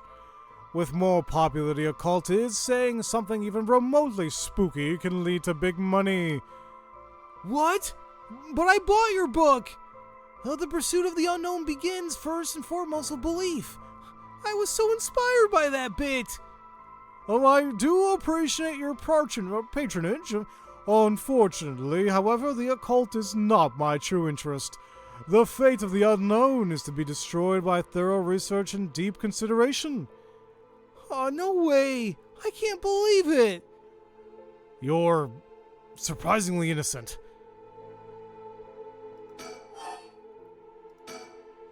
Then what kind of research do you want to be doing? I'm sure it wouldn't interest you, but to put it simply, the focus of my research is to how historical accounts transform into folklore over the years as they're passed down from generation to generation. What does that mean? Due to human bias, the account of any event is inevitably changed by a person communicating it. This is not necessarily done with ill intentions. It happens when someone tries to fill in the gaps in a story that lacks detail, or when something's left out or abridged because of the story's length, or when a story twists and shifts as it's spread through oral tradition. Even when two stories are told about the same event, differences in culture or environment affect how it's told, changing its content. Silly little things can turn into terribly mysterious legends. My research is the study of how culture, history, and the legend all influence each other. I see. And I agree, Peter. It is very fascinating to see how these things actually, develop. So, Take the Seven Mysteries of Honjo, for example. Why are some of the mysteries seemingly about nothing particularly interesting? You think stories wouldn't last a decade, let alone hundreds of years? So why? Perhaps putting it that way piques your interest? I admit, I am curious. So that's what you've been researching all this time. Makes sense. As I said, it doesn't matter to me whether the right exists or not. If people in the Edo period believe that was written in the Record of Fates was real, that's all I'm interested in. But I have to be realistic. The research I'd like to do is unfortunately not very lucrative. That's why I need to take some risks.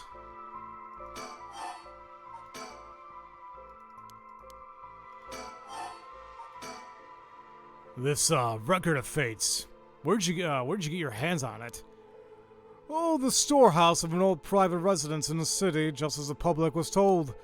I'm unable to be more precise due to an agreement with my informant. Well, that's just weird.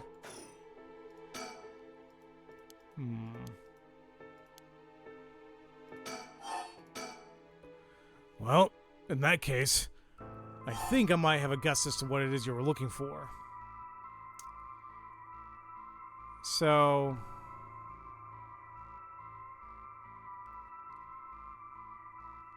Well, here's, I guess maybe, I don't want to get this wrong, but I'm wondering if I have this correct. Like, yeah, he's looking into this for the right, so then he's trying to seek out the right, because that's what's going to make him money, and somebody's sponsoring his research into all that. So in order to actually do the right, it's not really a matter of finding the cursed stones themselves. It's more so that he's trying to get soul dregs. Right, because that's ultimately what's going to cause a rite of resurrection, supposedly. That's what we keep being told. So, is that... But the thing is, in order to get the soul dregs, you wouldn't need to... Well, I would say you need to know the curse bearer to get soul dregs, but really, you could just get soul dregs from anybody. You just get more from somebody who's a curse bearer. So, I'll take a shot at this. I could be wrong, but I still feel like maybe he's ultimately looking for these. What? Damn it! If you know about that, then... Calm down. No need to get so defensive.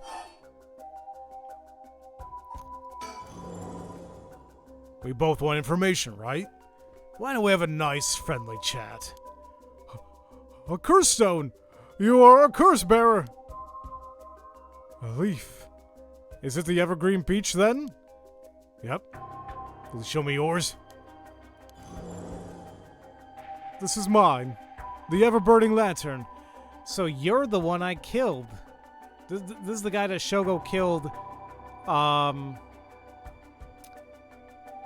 when we were going up, before we met Richter. Huh. So, in order to activate the curse, I think it just needs to be dark. Like, complete darkness. I think. Interesting.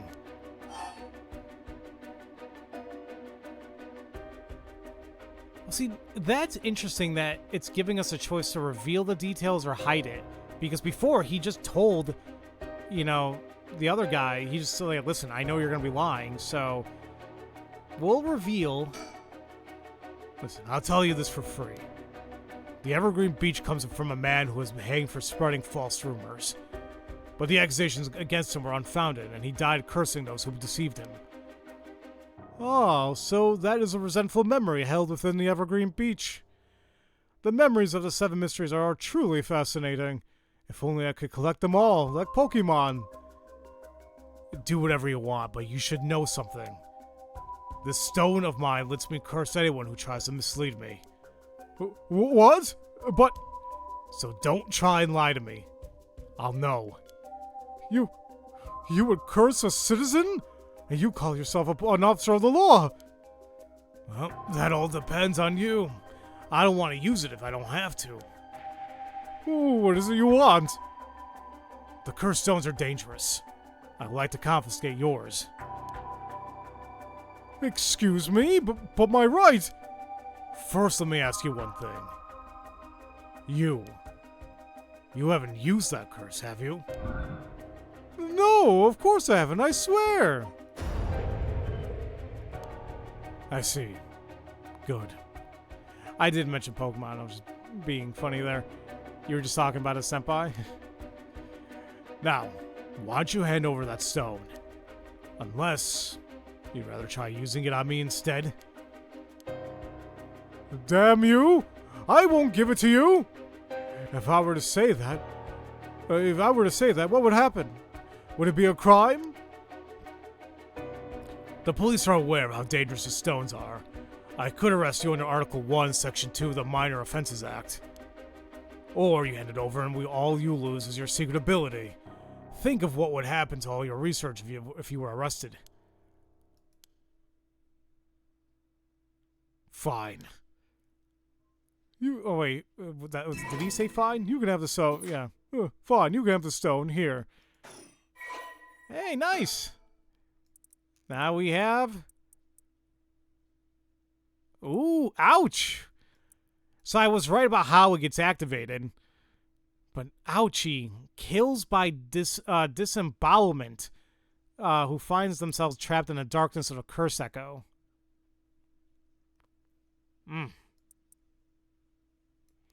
So thank God we had that lighter, right? Or Shogo would have been, ouch. You made a protagonist and a rival. Oh, I'm pretty asked it's not red and blue.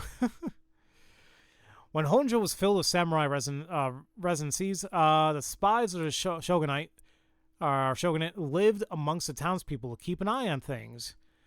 The soba cart on South Warigatsu served as one of their outposts. They would communicate to each other in code by turning the lantern on or off. Tonight at 4 a.m. meant that someone would be having their last soba of their life, and that their belly would be sliced open the next night. Ouch. An unfortunate incident occurred in which a man attacked a woman in a bout of fury. He regretted it deeply, even declining to invoke the right to defend his honor, but the deed was done. Still, he would not accept it. His rage at having been used by his daimyo boiled over, turning into a grudge he would never forget. Nearby, he saw a lantern quietly glowing in the night, and when the 6th bell rang, the man cut his own stomach open. Oof. Since then, the lantern could be seen alight before the soba cart had opened, and would flicker out suddenly whenever, even when there was no wind blowing. As this unsettling phenomenon continued, the rumors surrounding it grew, and soon all were convinced that it was the man who cut open his own stomach visiting from the beyond. Good choice. I look forward to seeing how your research plans out. Oh, right. Would you tell us everything you know about what's been going on? If you help us out, we'll give you all the information we've been gotten after we solve the case. What do you say? In that case, will you tell me about all the resentful memories of the 7 mysteries? I believe they're the key to the secret hidden in the Record of Fates. Sure, why not? I'll learn about them as I collect the curse stones.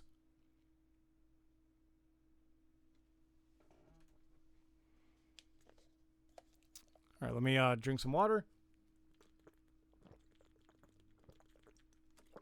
Now, wait a minute. Isn't this where Shogo saw them?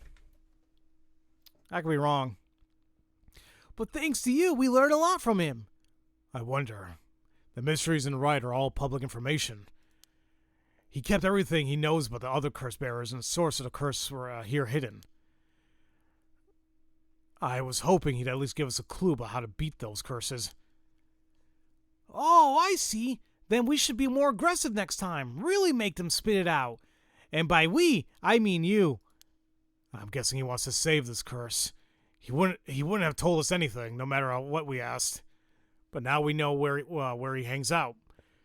But we can always send him someone for him if need be. Right, got it. I was surprised to hear that there are actually 9 of the mysteries, though. Yeah, there's 2 extra curse bearers we have to find. We confiscated 2, so there's 6 more. They could be anywhere in this town. Benji, what are you doing, buddy? We have to find them fast, or they might start using the curses. No, I think we're already too late. Huh? I didn't tell you this, but there were some soul drugs in Namagaki's curse stone. Really? Oh, that means he killed somebody with it. It's not much, so it probably wasn't a curse bearer. Shit. Well, we know who did it. We can make arrangements to take him into custody. We'll have Paranormal Affairs pick him up tomorrow. For now, we continue our search. Right. On to the next place. We have to cross them off the list one by one. Oh, but, boss? Good to know we can use the Minor Offenses Act to arrest people with curse stones. But why didn't we do that with Namagaki?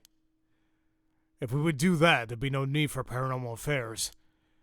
What grounds would a normal detective have to put him under arrest? Oh, right. Yeah, I suppose that's true.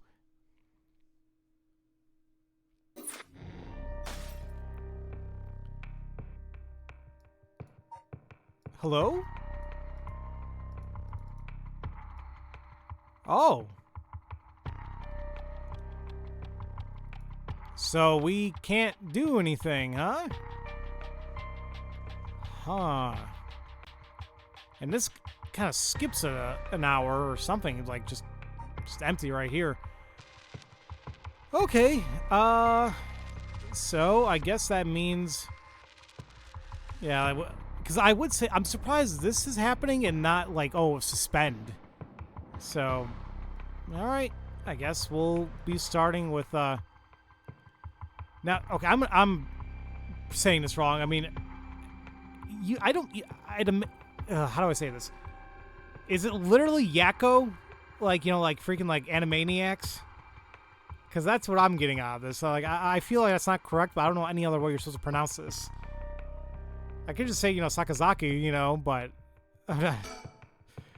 Either way. Oh, there's a spirit board thing. Or Yako? Oh, that could be it.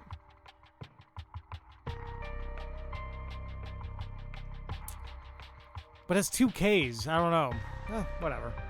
I'm just gonna call her Sakazaki. She searches for the rite of resurrection, hoping to revive her friend who jumped to her death. So, forgot her name already. Like, starts with an M. To get the confirmation she needs, she meets with her classmate Mio Kurozuru in her classroom at midnight to attempt to use a spirit board.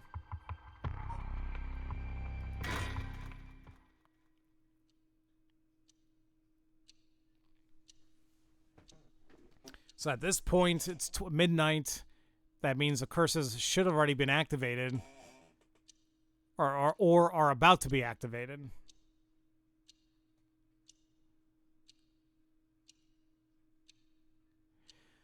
Well, that should be everything. Okay, let's start. Ready for this, Yako? I think I'll need a second. Sorry. Give me a second. It's okay. It's normal to be nervous your first time. There's nothing to be scared of, I promise. Thanks. I'm ready. I was hoping to do that so I can look around the room, but whatever. High school student Yako Sakazaki. She is a high school student.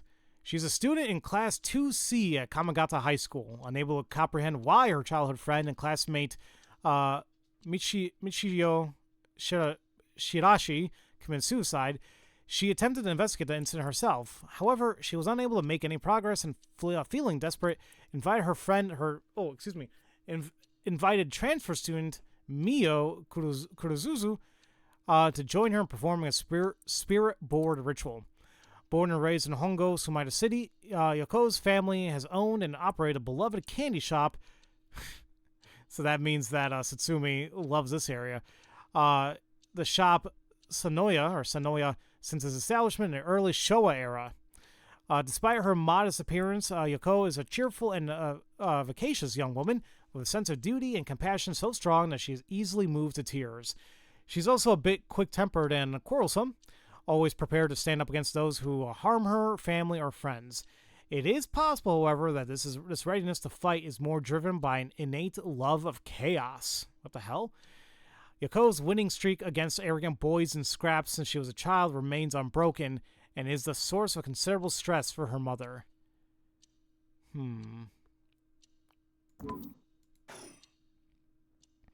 Alright, let's start. This is the spirit board. This is how we'll be communicating. First, we'll both put a finger on the 10-yen coin that's on the board.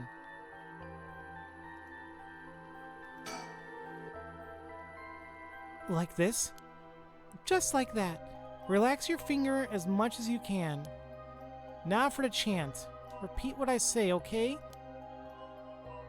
Oh, Spectre of the Spirit Board, please visit us. Your turn.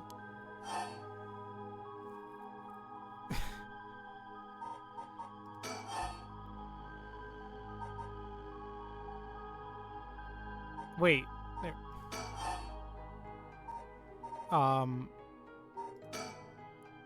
Spectre of the Spirit Board. Spectre of the Spirit Board, please visit us. Good. Please tell us if you are there.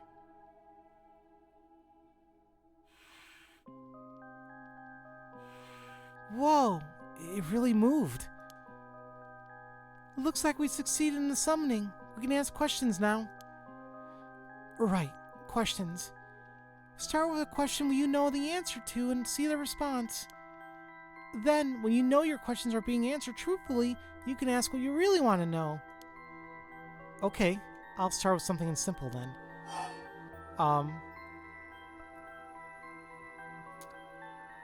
Let's see. I think one of these two would probably be efficient. And let's go with her name. So it's I think what's this girl's name? Fine. What is the name of the girl across from me? And there's the M. I. Oh. Mio. Yeah, see? It even used that weird character you used to spell your name. How flattering. Psychic girl, Mio Kurozuzu. Mio transferred to Class 2C at Kamagata High School about 2 months ago. Although she's an extremely mild-mannered young woman, she exudes a somewhat off-putting dark aura, which makes it difficult for her to form friendships. Mio has, however, found a friend in her classmate Yako Sakazaki, and has begun opening up to her a little by little. The truth of the matter is that Mio is an apprentice of a famous psychic. Possessing exceptional spirit sense, she takes on the troublesome task of surreptitiously handling spiritual disturbances that break out in schools across Tokyo before they become a problem. She transfers schools frequently as a result and thus has trouble making human friends. Mio has always solved an incident already solved an incident at Komagata High School involving a female student possessed by a spirit. Although she takes effort to hide her spirit sense, many develop an impression that Mio has a deep knowledge of the occult and the paranormal upon first meeting her, leading her to be anxious that her secrets have been exposed. The most common comment she receives is that she seems to get along with the crows and black cats. Mio and Maya should be friends, then they can talk about Mia. Aww. I bet. Even the teachers get it wrong all the time. I guess these paranormal beings just tend to take a liking to you. Huh. I don't know how I should feel about that. What's my name? I think it should answer the answer to this. Oh, Spectre of the Spirit Board, what is my name?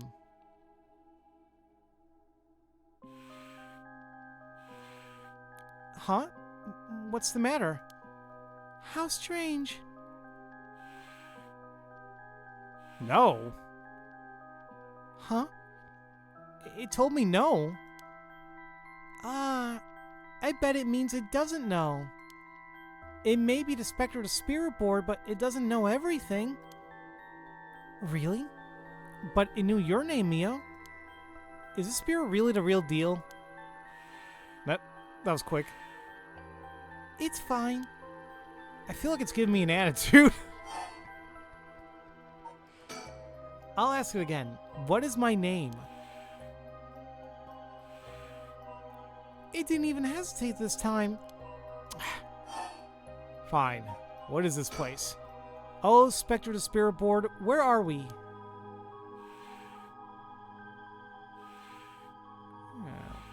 High school. High school.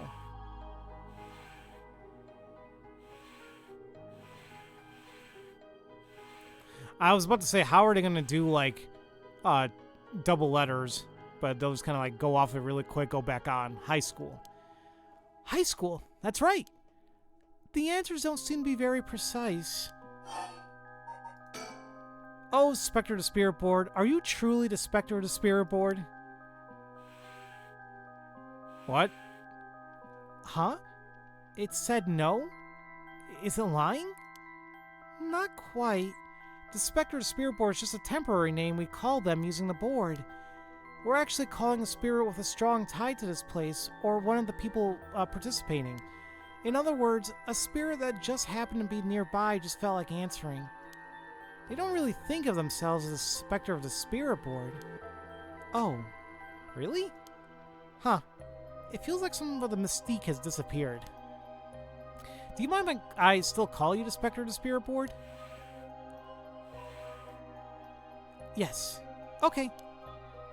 Thanks. Always good to remember to say please and thank you. Alright, it's time to ask some serious questions. Yeah. Oh, Spectre of the Spirit Board, what is the name of the boy Mio has a crush on? Hey, you're going to ask that kind of question? Doesn't everyone ask this kind of stuff with spirit boards? Besides, I'm curious. No, let's not do this. Huh. It said no. Guess that means that you don't have a crush on anyone. Phew. Yeah, that's it. No is correct. Let's move on. Or maybe... Oh, Spectre of the Spirit Board, do you mean the boy isn't in our class? That was quick. Wow! Hey, stop! Don't make me exercise you. If that's the case, then... Oh, Spectre Spirit Board, is it a teacher at our school? Aw, no good, huh? Phew. Yako, cut it out already. We made the effort to sneak in at night. We shouldn't waste time with these questions. You got a point. Hey, well, it's not confirmed. I mean, it could still be whatever.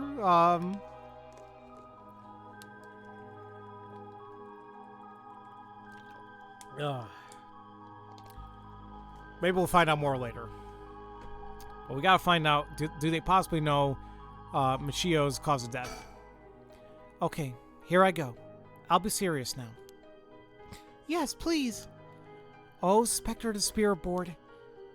Did Michio Shirashi in our class, who died by committing suicide by jumping 1 week ago, really commit suicide?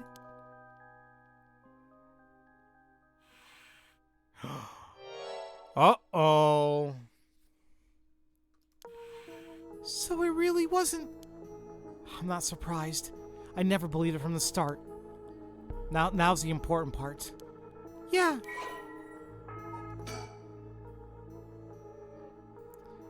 Michio was a second-year student at Kamagata High School. She was found deceased 1 week ago back in the back alley of South Wadogasio Street. Her entire body broken and severely contorted. Jesus. Police determined that she committed suicide by jumping from a nearby apartment building. As there was no suicide note, the police based their conclusion on interviews with their peers. She was an honor student with a good head on her shoulders and consistently excellent grades, making her a favorite among the teachers. Although she appears somewhat reserved, she had a positive outlook on life and a courageous spirit. Michio and Yako formed a long-lasting friendship during childhood, with Yako's unbending, uncompromising attitude deeply influencing Michio. However, beneath her strong exterior, she had been pushing herself too hard and keeping her emotions bottled up to the point where they risked overflowing. Following her father's death 3 years ago and moving to a new house, she began avoiding Yako. Although the two remained in the same area of town and attended the same high school, they gradually grew further apart.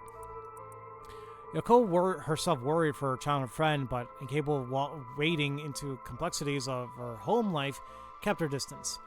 The days passed, and though she longed to confess everything to Yako, the moment to do so never came. She carried an old talisman, a memento of her father, with her at all times. So this is the student, supposedly, that one of the other teachers, Junoshi, whatever, said that, oh, she's a demon, oh, she's trying to blackmail,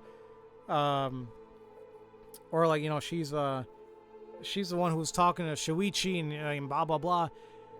I don't know. I mean, this profile sounds different, saying that she was an honor student, good head on her shoulders, positive outlook on life. Well, I guess we'll see. Oh, Spectre of the Spirit Board. Did she die in an accident? Oh, so it was an accident. Oh. Said yes. Hello there, Pearl. Welcome to the stream. How are you doing today? Oh, and thank you for the follow, by the way. Earlier, I don't know if it was earlier today or some point, but I got a notification about that, so thank you for that. Hope you enjoy your time here.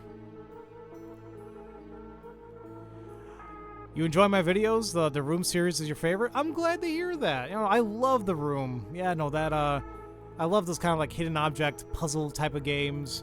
I think I played 3 of them so far, if I'm not mistaken. I have yet to play Old Sins on stream. And I also got to play the second Da Vinci Code, or Da Vinci Room. What is that game called? The House of Da Vinci. I played the first one on stream a couple years back, but I gotta play a second one eventually. Oh, but I'm glad you enjoy the series. I enjoy, but I'm glad you're here watching. So it was an accident and not a suicide. Michio. Then, did she slip and fall from the apartment building? No. Oh, there's a third game in the series? I had no idea.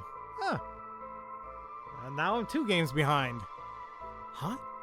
So they asked, did she slip and fall from that apartment building? They say no. She didn't? What do you mean?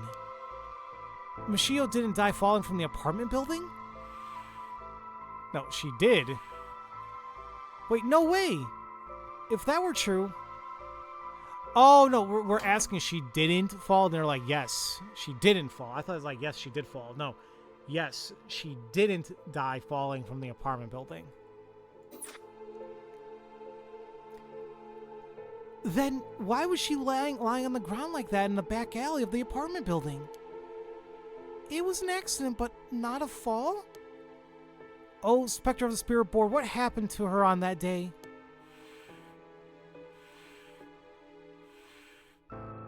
Doesn't know the details. That could be true, Peter. It could be.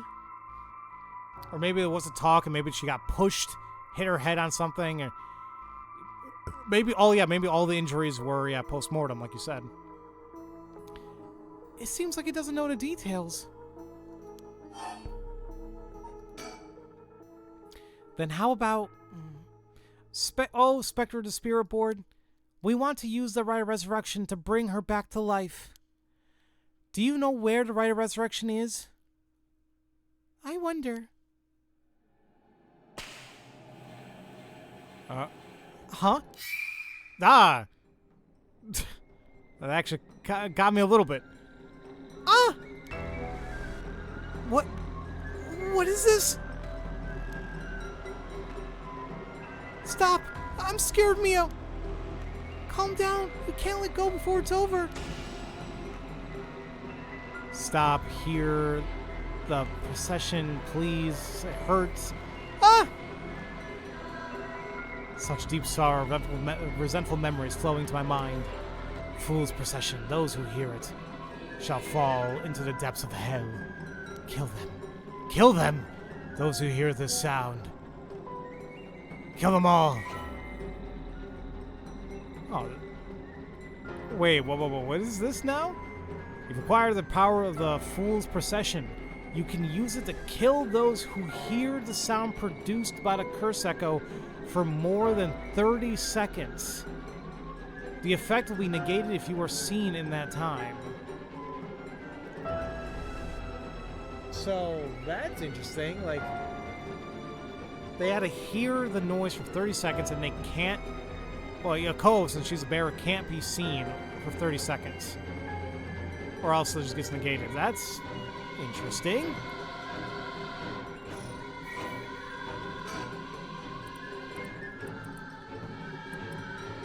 Oh, but look at this. Kills by fatal fall. One who hears its music for 30 seconds without seeing the curse bearer. So, is that what happened with her friend there? Someone cursed her and that's how she fell? Amayo stood atop the tall festival tower. It was her time to shine and she was ecstatic. It had been years since she joined the troupe, but she had yet to enjoy her day in the spotlight. She wasn't particularly pretty, nor was she all that talented. As a gossip and a loudmouth, she wasn't well liked by her peers. Some of the other girls slaughtered her as a teacher's pet and bullied her. I don't care about them, she thought.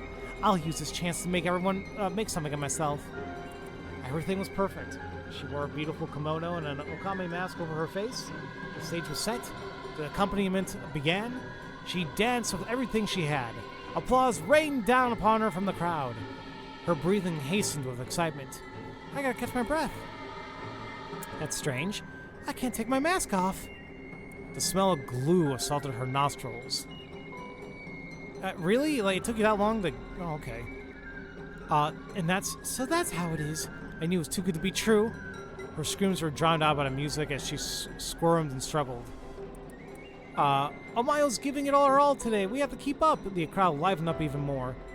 No, please, someone help me. She fell from the tower, writhing in pain as she begged those around her for help. The music stopped in time with Amayo's heart. Jeez. Murderous impulse seeps into my soul like thick black tar. Now, kill. Can you hear it, Cursebearer? You, who so strongly desires the right. Kill them.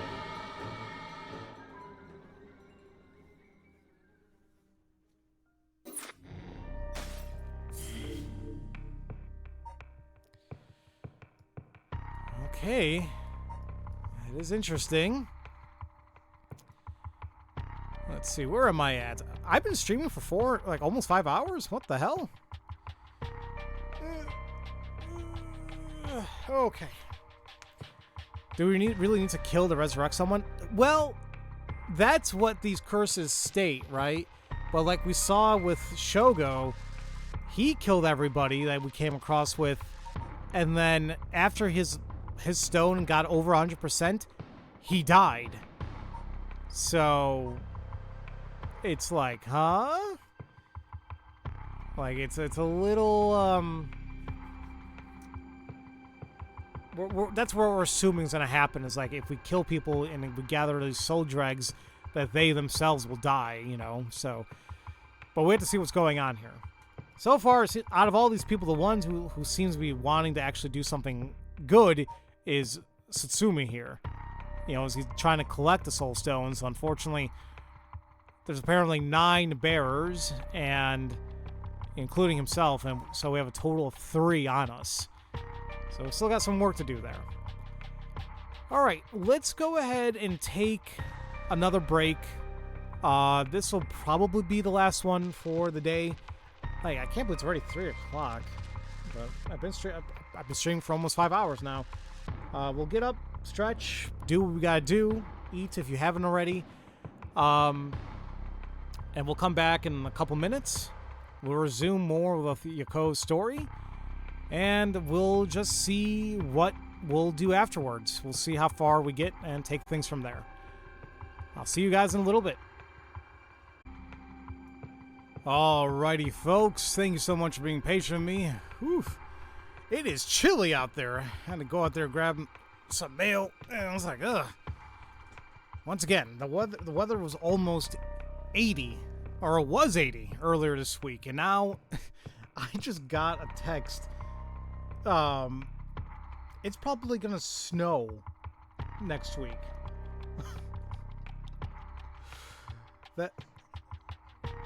Oh, hold on a minute, guys.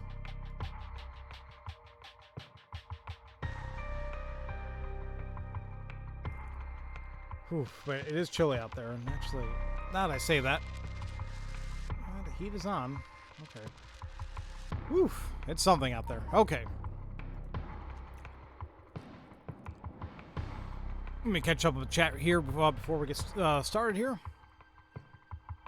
Thanks for welcome back, guys. Like the third House of Da Vinci in the Eyes of Ara. Yeah, I had no idea that there was a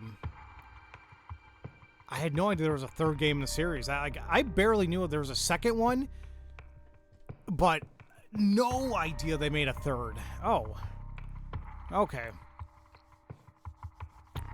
You're getting closer to where you stopped? Okay. Yeah, I feel like, you know, we'll go on for like another hour and a half or so, and then we'll go ahead and call it a stream. I think we did a lot of good stuff today. How does Mr. Benji feel about the snow? Oh, he enjoys it, you know, but it's funny that he'll kind of sink into it, you know, but he likes it. Yeah, supposedly. I just checked the weather app. I don't see any predictions of it, but I don't know. So maybe the other person was misinformed.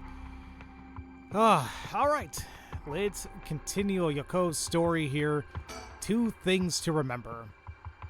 The information they gained from the spirit board suggests that her Michio's death was not a suicide. When they continue to press the spirit board for the location of the Rite of Resurrection, a curse echo suddenly appears. 1 week ago.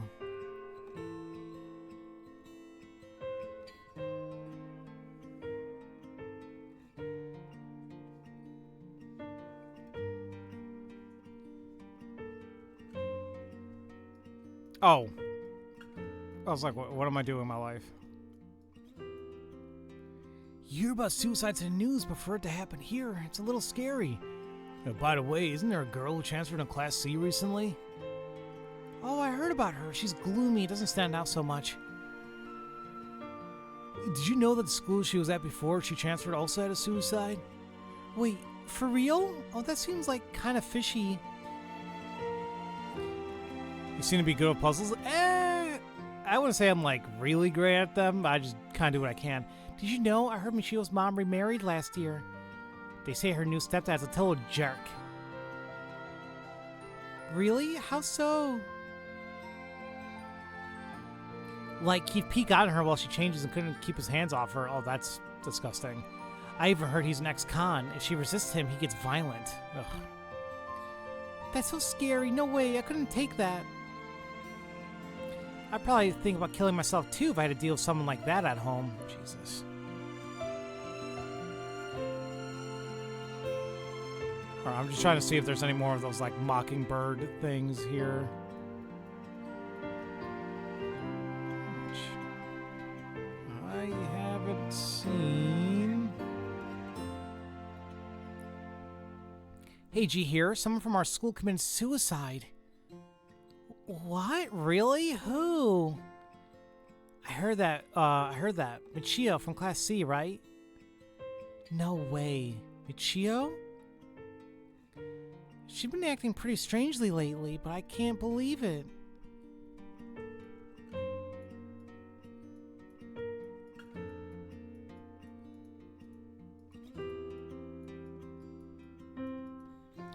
Did you hear about Michio in Class C? Yeah, she seemed like a stereotypical honor student her first year, but she stopped showing up to class and her grades started dropping after her third semester. So she offed herself because her grades were bad? No fair. Just thinking about practice tests makes me want to die too. All anyone cares about is test scores and grades.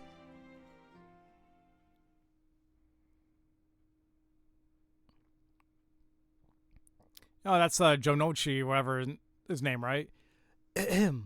There might be some of you already know, but a member of our class, Michio Shirashi, passed away last night.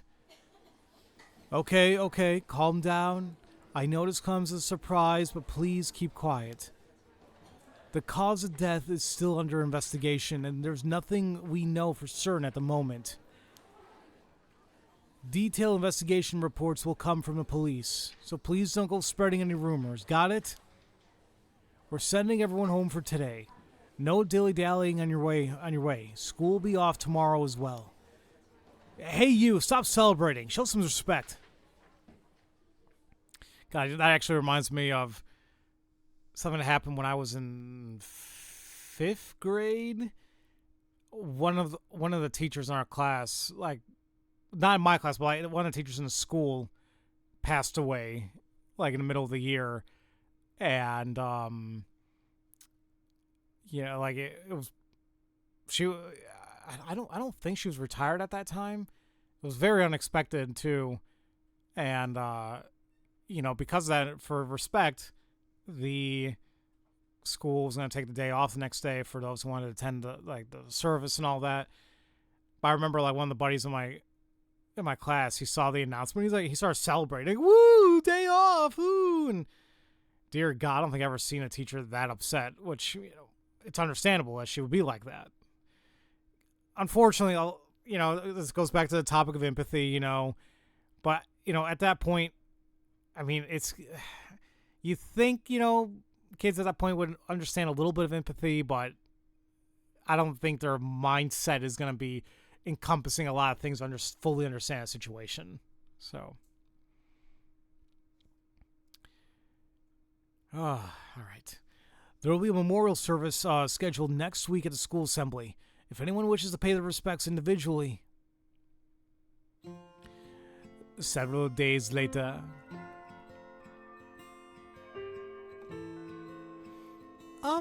Yako? Sorry to bother you or bug you. It's just, you seem a little different from your usual self. I hope I'm not being a nosy. No, let's be, like, informal. So, like, we're buddy-buddy. Thanks, Mio. But, thanks, Mio. Was I acting that strangely? Yeah, enough to make me worry. If you want to talk, I'm happy to listen. Yeah, this is perfect timing. There's actually something I want to ask you. Yeah?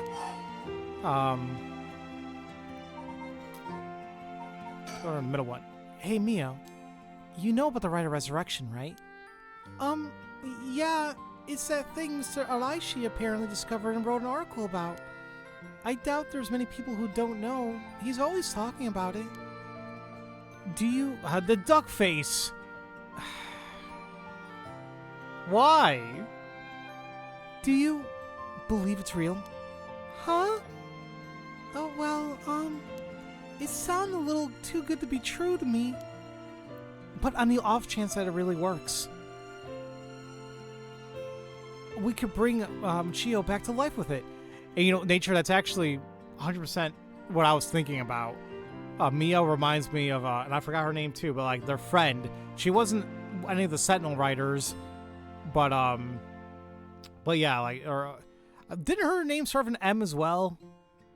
But, like, she reminds me of her. Man, that game was great. If you guys have not played 13 Sentinels, I recommend it. Like, 100%. Yeah. Actually, I think it's 3 people sent me because, what's his name? Richter? He did it for, like, 1 scene. And that was it. So, more and more people are suffering the duck face syndrome.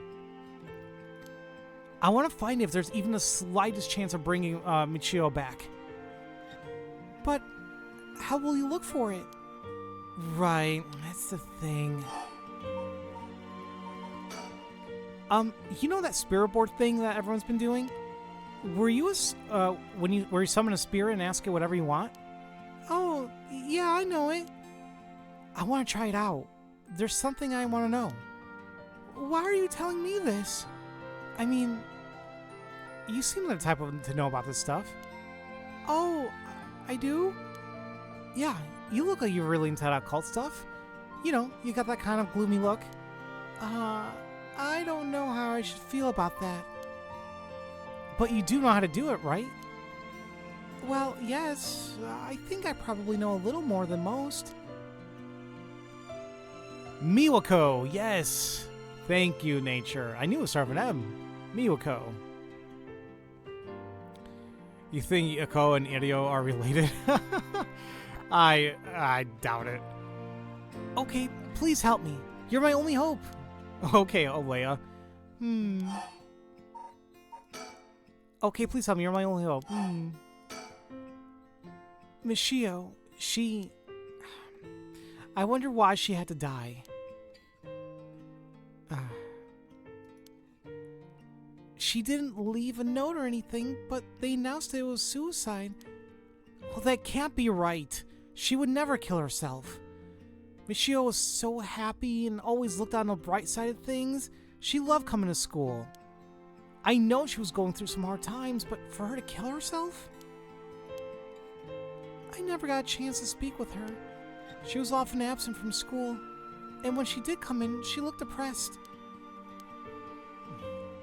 You're right. And that's why everyone was so willing to accept that she committed suicide. They acted like they cared, but all they did was gossip about it. They put together like little pieces of information and spread rumors like it's the truth. Isn't that terrible? Yes, it is. I've heard some say that they're really awful. Yeah, in the end, the only reason they're able to say stuff like that is because they aren't personally involved. It's true that she didn't get along with her new stepdad and her grades went down. But to say things like, oh, how sad, no wonder she killed herself, how dare they? She always told me she was okay whenever I talked with her because I was worried. She would have told me if there was something bothering her so badly that she'd kill herself over it. Uh-huh. I won't let Michio's death be written off like this. Like, maybe she got caught up in something bad. Something bad? People have been talking about that body found in former Yasuda Gardens, right? Some are saying that this town is cursed or something. Yeah, there has been some strange feeling around things recently. The thing you want to ask, is it... Yeah, I want to know about the truth behind Michio's death. And where the Rite of Resurrection is hidden. I see. I don't know if getting the answer to those questions will be as easy as you hope. Please, the teachers and police aren't any help, and there's only so much I can do alone. If there's even the slightest chance, then... Well, okay. If that would make you feel better, then I'll help. Oh, this is all adorable. Yes, thank you, Mio. Okay, then tomorrow after dark.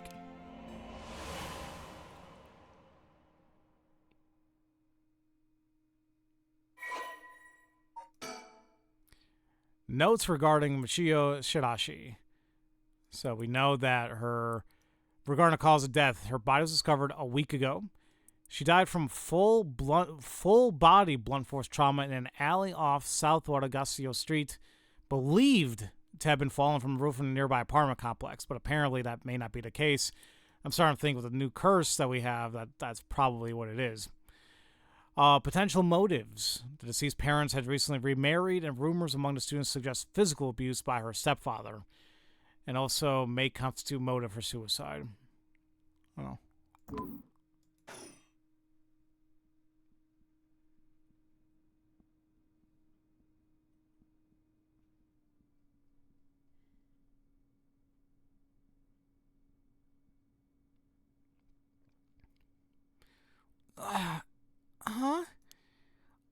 Are you awake, Yoko?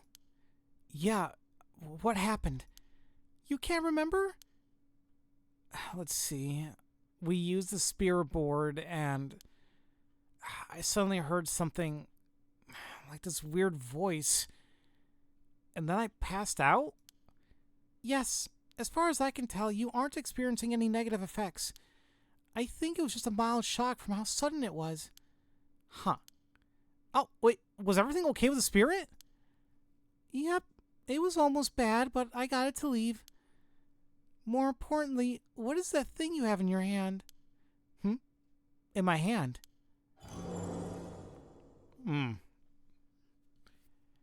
Whoa, what the heck is this? It looks so freaky. When did I get this? Cursed stone acquired a fool's procession. Oh, there's so much anger and hatred held within it. It looks a little like tools that were used by ancient curses. What? That's so scary. Yoko, you just said you heard a strange voice, right? Could you tell me what you heard? Anything you can recall. I think I might be connected to that object. Let's see. Well, it felt like I was on the bottom of a dark place. Then this voice felt like it was echoing in my mind.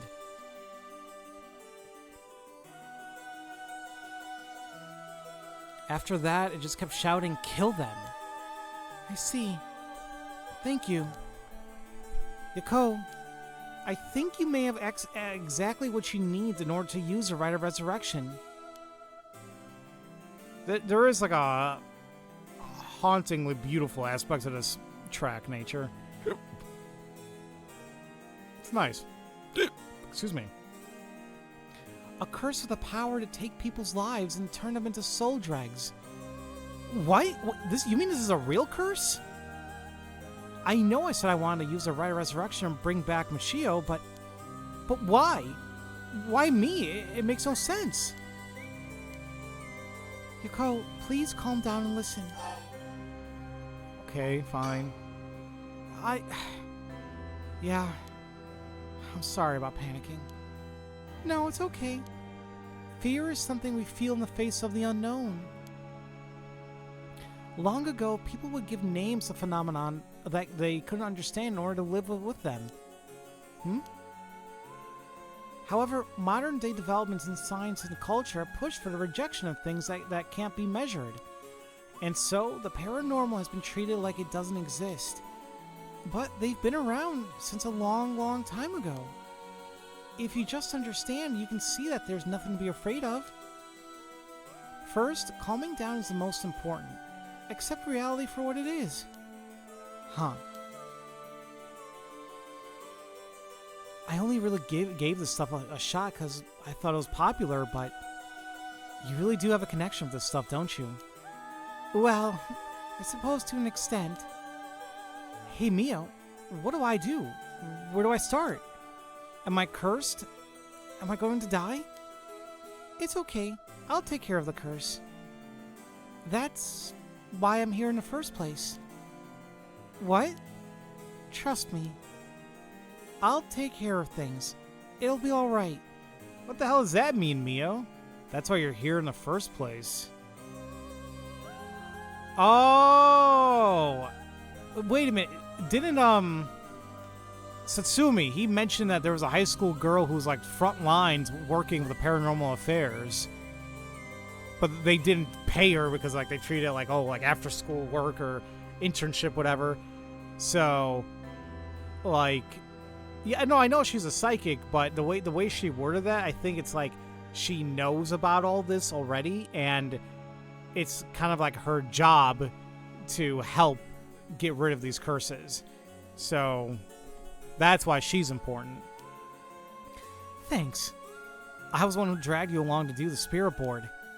It's fine. You're desperate to find a way to try and help your friend. But spirit boards are dangerous. You have to take them seriously. So I'm glad you invited me. Alright, let's review everything we've learned so far and think of how to move forward. Okay.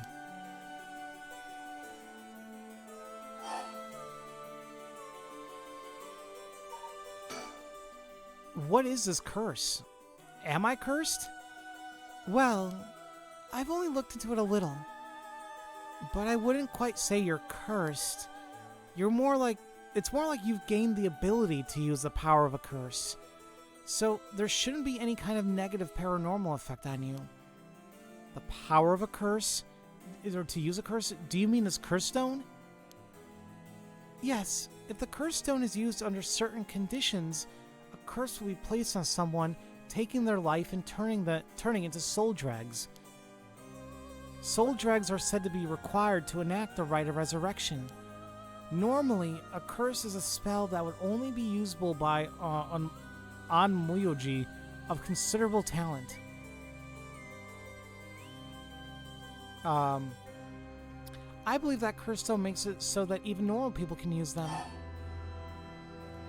Well, no, I agree, Pole Girl. Like, that's why the idea, like, you know, was basically capitalized upon, and you can buy Ouija boards as, like, basically as a toy.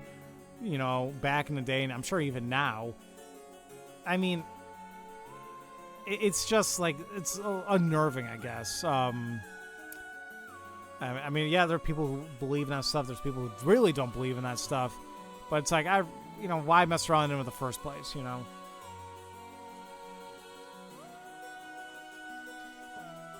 Excuse me.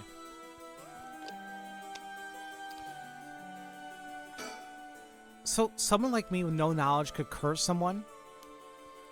Yes, but it's still nothing to take lightly. You could end up having it redirected right at you. To tell you the truth, something unusual did happen while we were using the spirit board. It happened right around midnight, I think. This whole area seems to be under the effect of the Feast of Shadows. The Feast of Shadows? That's new. Yes, it's a type of spell that temporarily boosts the potency of the supernatural. It also has the effect of making the powers of certain curse echoes manifest more easily. Judging by its strength, I'd say it probably covers about 3 to 4 kilometer radius. Oh, 3 to 4 kilometers? That's big enough to cover all of Sumida City. Yes, I think the Feast of Shadows was used to cause the resentment lingering in the area to manifest as curse stones. Someone did this. Oh, wow. But who? I don't know enough to say. But it's likely that it was done by someone who wants to uncover the rite of resurrection. This isn't something to happen naturally. I see. Well, that's really interesting. The Feast of Shadows, a technique that allows one to create a field that temporarily boosts spiritual energy. In addition to amplifying the spiritual power of a particular area, it has also been used to amplify the strength of grudges and desires tied to an area. The effectiveness of the Feast of Shadows is dependent on the abilities of the user, but it's possible to limit the scope and range of the spell to such a degree that one could use it to amplify the power even those not naturally gifted with spirit sense.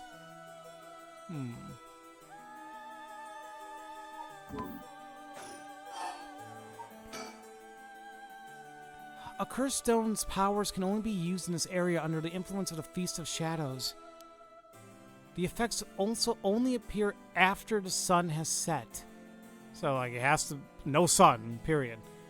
By setting a limit on when they can be used, the curses are strengthened. So the curses can't be used outside this area or during the day? Correct. But speaking of limits, to actually use a curse to kill someone, it seems there are conditions that need to be met. Conditions? You mean like how my curse echo needs someone to listen to the sound it makes for 30 seconds? To be honest, I don't really understand it. Like, how do I even summon the curse echo or make the sound? Do I just, like... will it? Do you mind if I try? No, stop. You shouldn't be using curses so willy-nilly. Even if there are conditions that have to be met, the power to kill someone without leaving behind evidence is dangerous enough. In that sense, maybe you really have been cursed. I'm sorry you got wrapped up in a situation even though I'm here with you. That curse stone, I think whoever holds it becomes a curse bearer. It would probably be best for me to hold on to it, but then I'd feel bad about forcing it on you. No, I sense a powerful force rejecting me. I don't think I'd be able to take it. Really? Why? If we try separating it from you, the curse may trigger. That's how bad I sense it wants to stay with you. No way. That curse stone might look like nothing more than an old Natsuki carving, but I can sense a powerful, resentful energy from it. I don't think it's a good idea for me to even touch it. I may seem like I know what I'm doing, but I don't know how to handle something this powerful. Really? This little thing? If you threw it away and someone with bad ideas picked it up, it could be bad.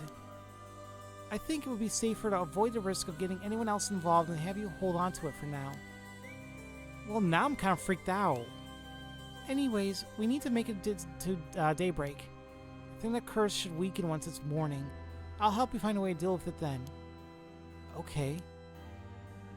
So there are two things you should remember. First, do not fulfill the conditions while it's night. Second, should you happen to fulfill the conditions, don't use the curse. Right. Well, come on now. I mean, I gotta at least try. The mysterious voice said the cursed stone is called the Fool's Procession, right? Yeah, that's what the Seven Mysteries of Honjo. That's from the Seven Mysteries of Honjo, right? Our school's said to be connected with the story with the same name, one of the mysteries. Right, I don't think it's a coincidence. This is just a guess, but it's possible that you were chosen because it could feel your desire for the rite of resurrection.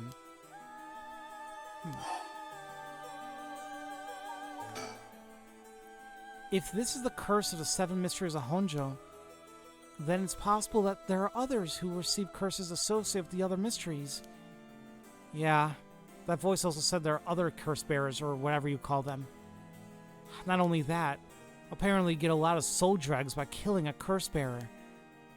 Right, that's certainly not good.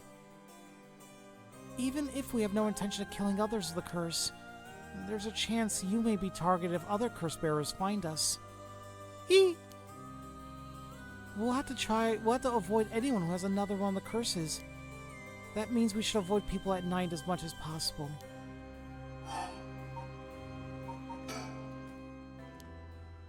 But Mio, yes? If this curse is real, that means I could bring back a Mishio if I used it, right? The rite of resurrection would be real too. Yes, that's true. But you can't do that, Yoko. But it feels like it's not the time to worry about this kind of stuff. If Michio died in an accident that I'm sure she didn't want to die, what's the issue with putting a little curse on a complete stranger? I sort of feel like it wouldn't be a big deal. What's going on with you? You're not acting like yourself, Yoko. You would never ever consider taking the life of another person.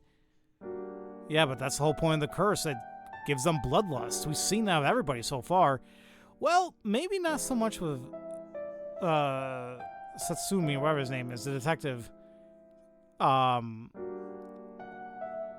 I still feel like... Well, he said, like, I don't want to have to use it. So I don't know about him, per se. No, you're right, Poe Girl. I mean, whether or not you know them still affects somebody, right? But, like, this goes back to my whole conversation of empathy and the lack thereof and thinking of others. It's just really out the window. More so nowadays, more than anything. Is it the curse's influence on you? Maybe the Curse Echo's grudge is rubbing off on you. Will you show me it for a second? Is there something inside it? No, stop! Yako? Oh, I'm sorry. But it's like... I just suddenly really didn't want you to touch it. I understand.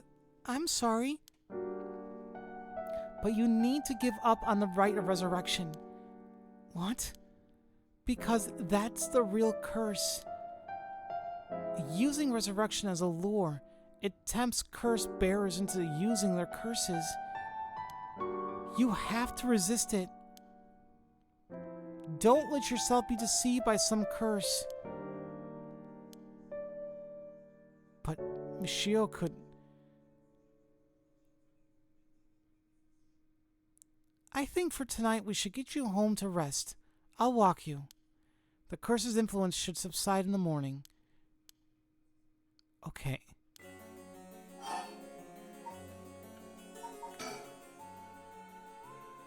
I'm sorry, but I'm telling you that you need to give up on the rite.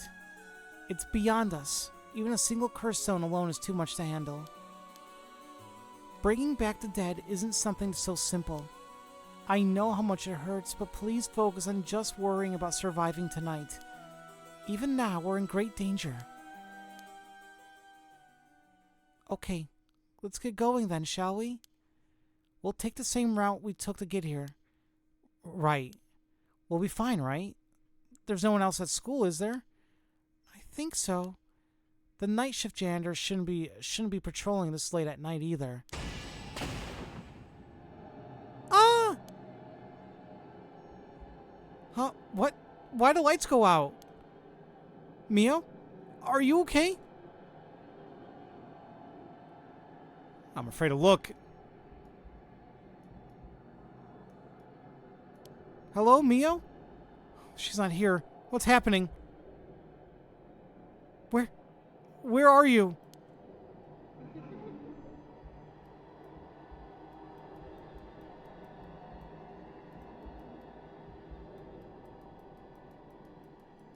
I don't like this, I don't like this, I don't like this, I don't like this, I don't like this. What am I looking at here? What is that?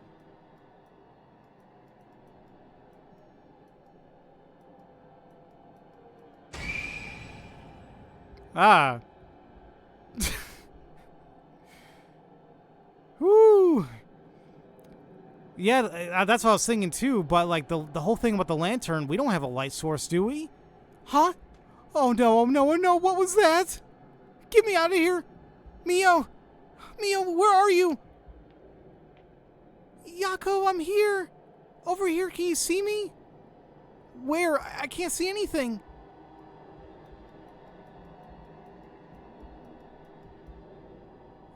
there you are, Mio.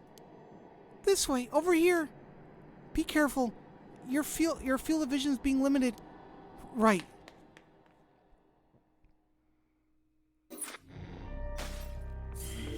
Ugh. That was not fun. But I didn't think he was over there.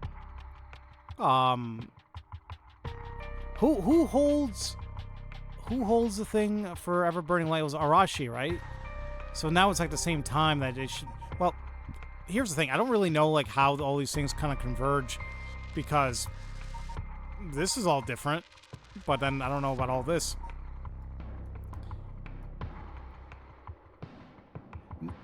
Wait, is it the teacher or was it the? I thought it was this guy. No, hold on.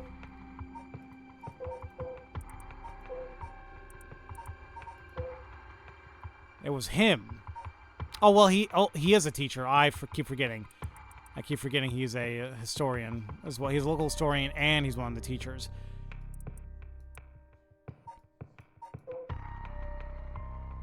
Oh, there's more information about him.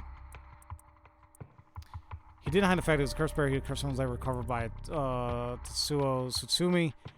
Yotaro is an elite student at a prestigious university. He lives off the generous allowance he receives from his parents, who are both prominent local figures. Although Yotaro has lived a charmed material life, emotional neglect at home has caused him to develop a spoiled, egotistical streak. The only kindness he knew growing up was from his family's maid, and he still fondly thinks of the plain rice with butter that he used to enjoy together. Oh. Alright. Escape from Komagata High. After Yako acquires a curse of the fool's possession, Mio tries to persuade her to give up on going after Right Resurrection. The effects of other curse echoes are already appearing at the school, so the two hurry to get out of the classroom.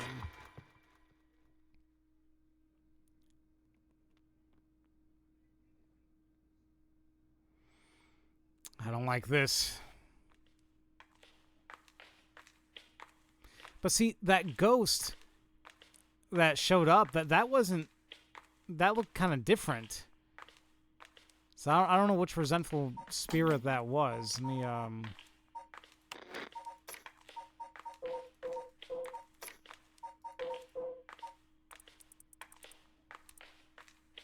So, like, I don't think it was her. That's a fool's possession. No. Wait, I thought we had... Maybe we don't have it back in the light. Yeah, this is the fire one. This is the hanging guy. A pair of legs. Yeah, see, it's... Well, see, that's the thing. It wasn't even this ghost either. This is the Ever-Burning Light. This is the one where you have to be trapped in darkness. The one that the historian, the teacher, has. So, the thing that we just saw... Like, what the hell was that all about? That made you think that maybe he wanted to resurrect the maid? That's what it seems like. Yeah. Hey, Mio? What was that just now? Could it be another curse echo different from mine?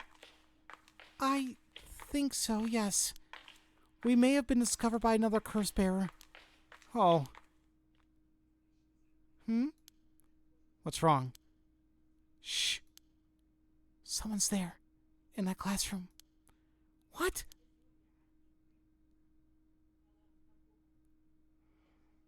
Something moved inside. Well...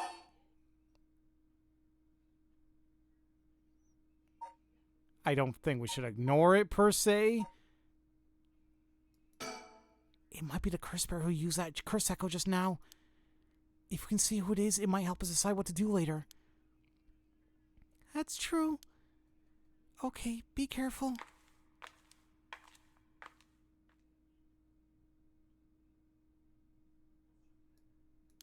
Well, can you see anything? Try to get a look around.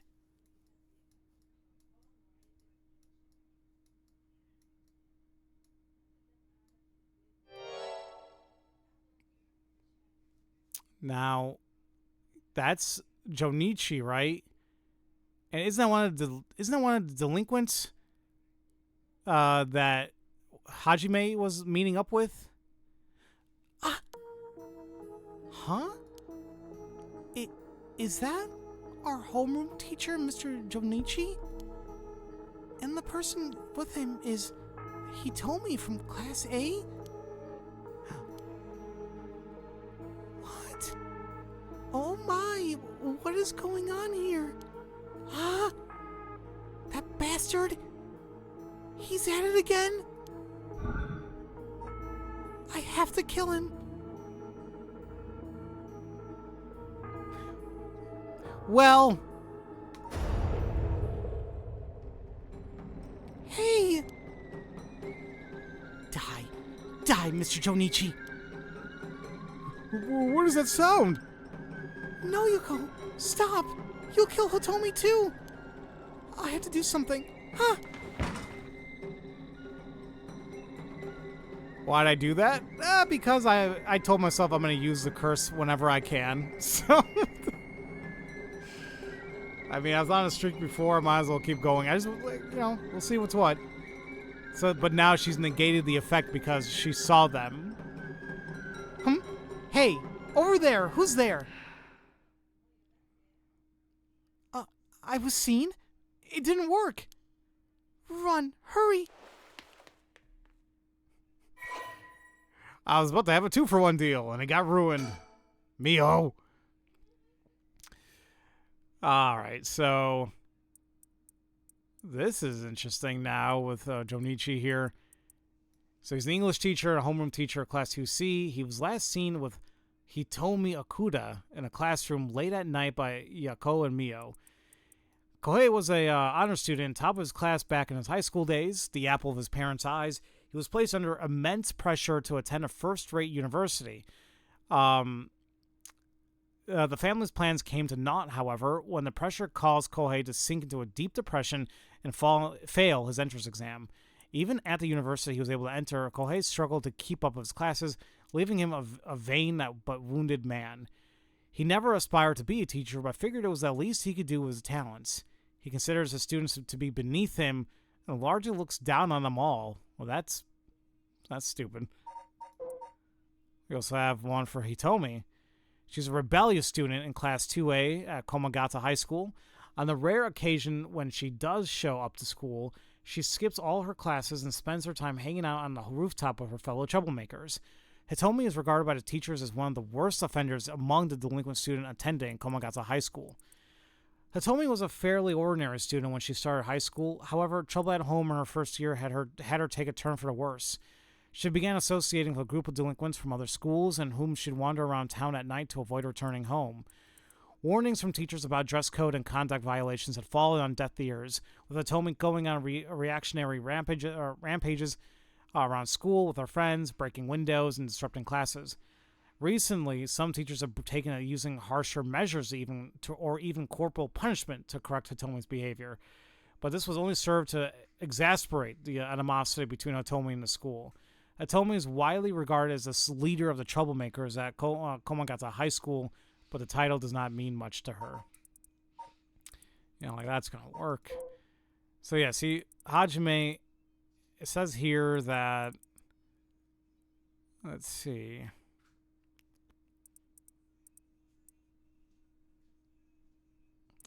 Well, maybe it doesn't list it here, but he said he was meeting up with, I think, Hitomi and someone else. I can't remember I can't remember the other person, but so there you go.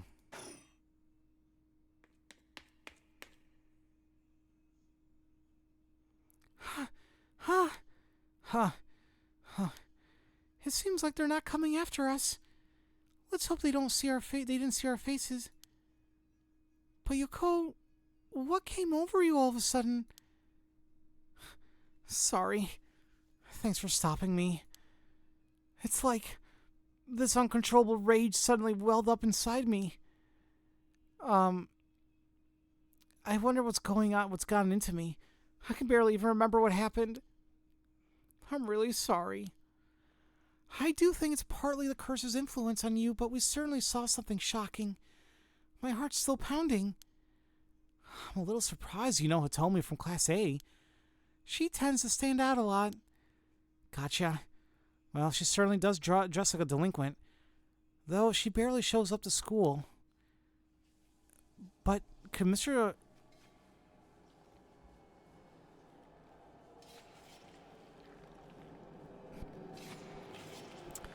Sorry, that freaked me out because I was not really focusing attention back there. Could Mr. Jones should really be a curse bearer? I don't know, but we should be careful just in case. Yako? When I give the signal, run. Go straight for the entrance. Don't look back, no matter what. Huh? Why? Did something happen? Something happened, didn't it? What about you, Mio? I'll be fine. We'll meet up outside the school gates. If I'm not there in 10 minutes, go straight home, okay? Okay, go! Right. Don't look back, don't look back. Who screamed? Was that Mio?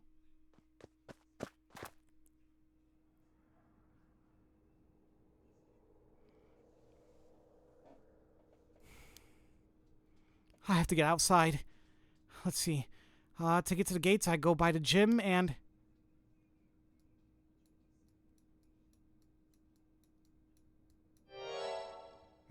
What are you doing, miss?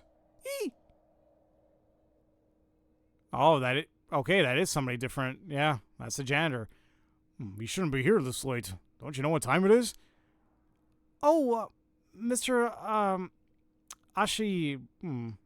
Ashimiya, I think. Well, if it isn't little Yoko. Anyway, students aren't supposed to be outside playing around at night. Makoto Ashimiya. Makoto is the janitor of the Komagata High School. His predecessor was nearing retirement, so he began working as his replacement about 6 months ago. Makoto was popular among the students for his friendly and caring nature, going so far as to remember the names and faces of all those attending the school. He's affectionately known as Old Man Ashimiya. Although he appears to be a simple, amiable man, Makoto's occasional shrewd remarks have led to speculation among students that he may have led a far more interesting life than it seems. Whatever the truth may be, he'll be remembered as one of the Seven Mysteries of Honjo. He'll be known as one of the Seven Mysteries of Komagata High School for some time to come. Well, that's interesting. A teacher and a student meeting up in a school around midnight? Do they want some nookie or something? That's what I would have thought. It is odd, to say the least. I think that's why they were shocked. It's like, what the hell are you guys doing here? I know you're right. I know you're rough around the edges, but I didn't take you for one to act out like this. Sorry, I forgot something back in the classroom. No sass today? Realized you were in the wrong, did you? Yes. Forgot something in your classroom, huh? You're a piece of work. But you don't have nothing with you. Oh. Wait, you do? What's that in your hand? Huh? Well, this is what I forgot. I got it from my grandpa. It's really important to me. Girls these days sure have weird tastes. Well, okay. Better head straight home if you're done. I won't tell on you. No, wait, I can't let you walk home alone this late. Alright, just wait a little bit. I'll hurry and lock things up. But... No, I can't leave Mio. Actually, a friend of mine is still inside. I think they'll be here soon. That's so? Who's your friend? My classmate, Mio Kuruzuzu. Oh, that transfer student? Breaking school rules already, huh? Didn't take her for that type. No, I was the one who dragged her here. Well, whatever.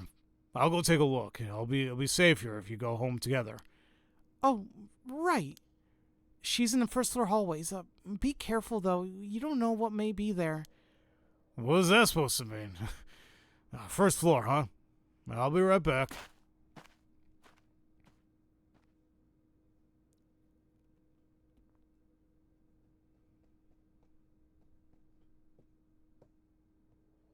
I hope she's all right.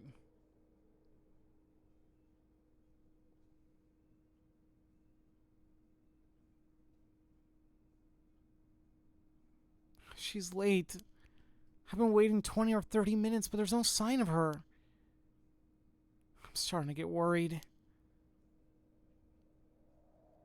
I'm going to take a look.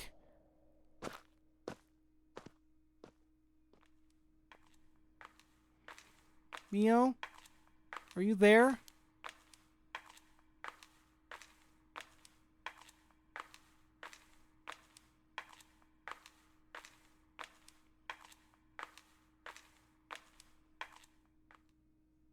Huh? Oh no.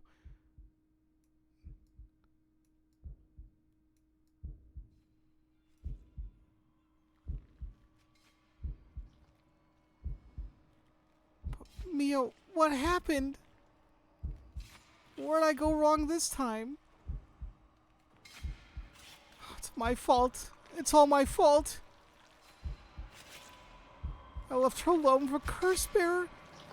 And wait, which one is that? Mio? I'm sorry. The truth is... Truth is... If she said what's wrong this time, what the hell's up with Yoko? What just happened to him? Did I just die? Whoop. What the fudge?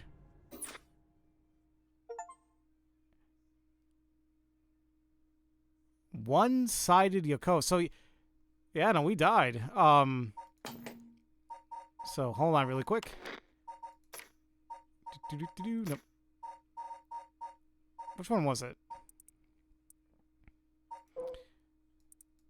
So, this... Whoever holds this, I think, is what killed her. He cut off the arm and leg off one side of her body and threw them into the canal, and... Yeah. So... We don't know about Junichi, what he holds. Like I said, the ever-burning lantern, that's the other guy. That's the other historian, the other teacher, the historian. It could be either Hitomi or Junichi, I'm thinking more so him, that is holding on to this one-sided reed curse. My, Pharaoh, you seem to have arrived at a less than favorable result. Well, but this was bound to happen. This is someone who must... There is someone who must not be trusted. That sounds familiar, doesn't it? If so, you may choose to withhold important information from that person. Fear not. You may try as many times as you like from the event in question. Very well. From him, huh? Ashimiya? You have nothing with you. Yeah. So we tell him... I guess we're gonna go home alone. Because, like, if he's gonna go back in there, he's the one who probably spots Mio and does whatever. Oh, right. Mr. Jonichi was actually looking for you inside the main building. What was that? He's here right now? What's he thinking? I don't know. He was in class 3B on the second floor just a bit ago. Well, suppose that means I can't be locking up yet. Second floor, you said. I'll go take a peek. Be back in a jiff. You know, my house is really close by. I'll be fine on my own, really. That's so? Ah, the snack shop, right? Suppose you'll be fine then. Be careful now, you hear? Stay on the big, well-lit streets. If something happens, shout fire! Okay, you worry too much. Well, we wouldn't want to be losing any more students.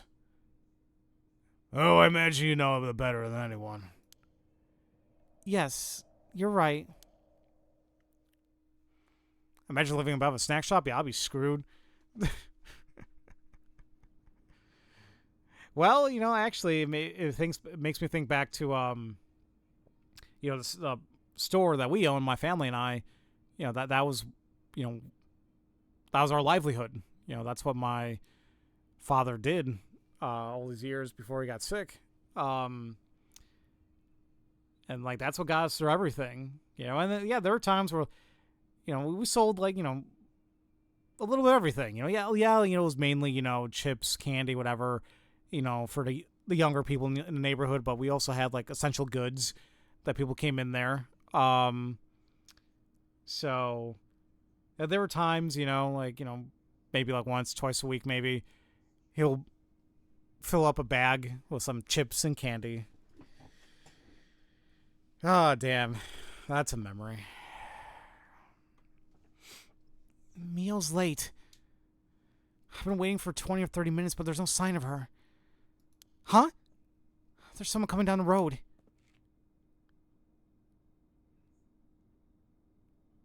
Now that's a historian, right? That's the other teacher. Oh no, a teacher. It's Mr. Araishi. He looks on edge. I wonder what he's doing. Wait, he's the one who discovered a rite of resurrection. It wouldn't be strange for him to be involved with the curses. I wonder if he has a curse stone. What do I do? But it's way past 10 minutes. Mio said she'd come by. I managed to escape. I can't let that go to waste. I need to get out of here before anyone sees me.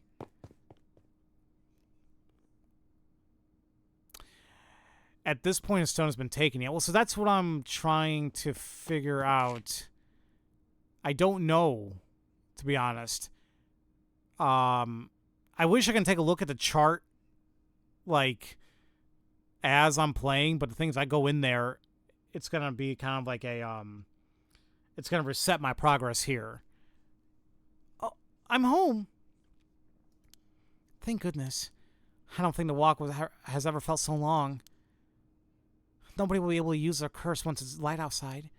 I need to go look for Mio as soon as it's morning. But for now, I need some rest.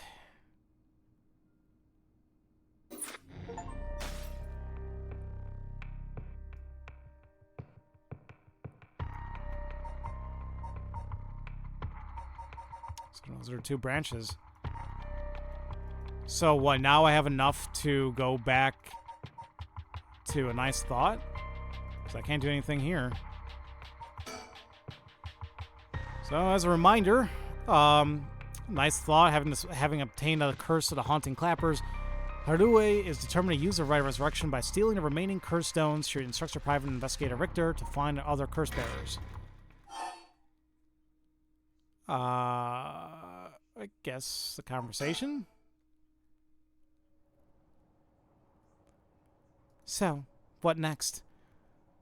Well, the big question now is what the rest of the curse bearers are up to. Luckily, the Sumida River is a good distance from us. Seven Mysteries. It's unlikely the other curse bearers will come all the way here. I can finally have a moment to think. I see. All right. Oh no. The stream's almost 6 hours. Is it? Oh, Jesus Christ, it is. Okay, maybe when we get to the next section, I'll definitely call it.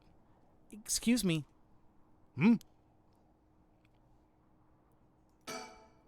It's been a while since someone spooked me like that. That girl gives me the creeps. What's her deal? Yeah, like this is the one that was with the nerd. Where'd she come from? It's like she appeared out of nowhere.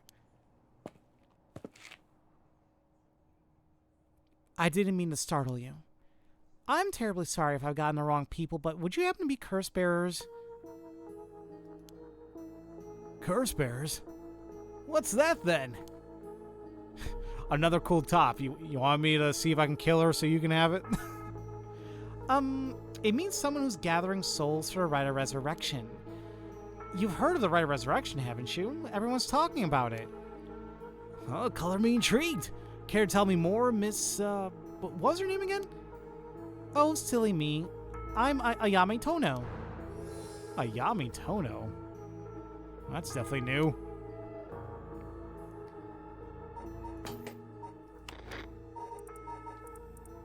Thing is not showing up, though.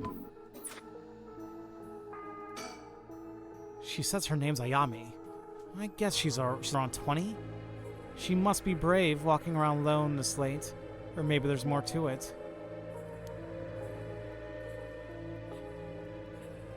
I was about to say, where the hell's Richter at? He's hiding it well, but I can sense that he's got his guard up. Could there be more to this girl than meets the eye? Yeah, definitely. I should ask her what her deal is.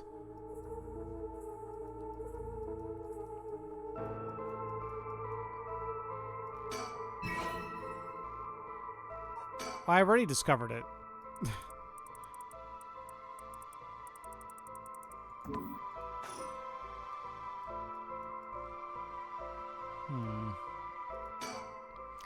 There's more to the Rite of Resurrection than meets the eye, you see. So the best way to collect soul drags is to kill other curse bearers. And that's about the size of it. I hope it wasn't too much to follow. No, I think I got the gist. Funny old world we live in, huh? That's what I'm thinking too, Nature. So, are you saying you're one of these curse bearers? Well, no. Well, not quite. Not quite. It's complicated. I'm not, but Yutaro is. Yutaro? Is that your boyfriend? Oh, heavens no. He's just a friend. The idea... Oh, hell no. Or heavens no, just a friend. His full name is Yutaro Namagaki. We're... I suppose you could say partners in crime. Well, a funny way of putting it. Yeah. Funny indeed.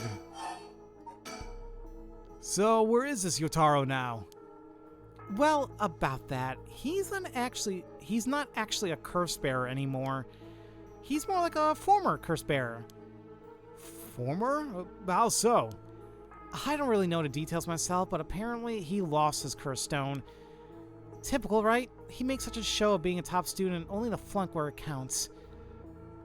So now I'm out here looking for curse bearers myself. If you want something done right... Okay... He lost it? How did he do that? I wasn't with him at the time, so I don't know exactly what happened. All I know is that he came back saying he didn't have it anymore. Although, well, it's strange that you probed into that out of all things. I'm just a curious sort, that's all. Sorry if it's a touchy subject. Oh, I don't mind. I don't particularly care about keeping it a secret. Yutaro can be a little irrational sometimes, so I have to keep a level head on my shoulders. So, anyway, you mind if I ask you why you thought I was a curse bearer? Oh, that. I'm terribly sorry. I was so rude.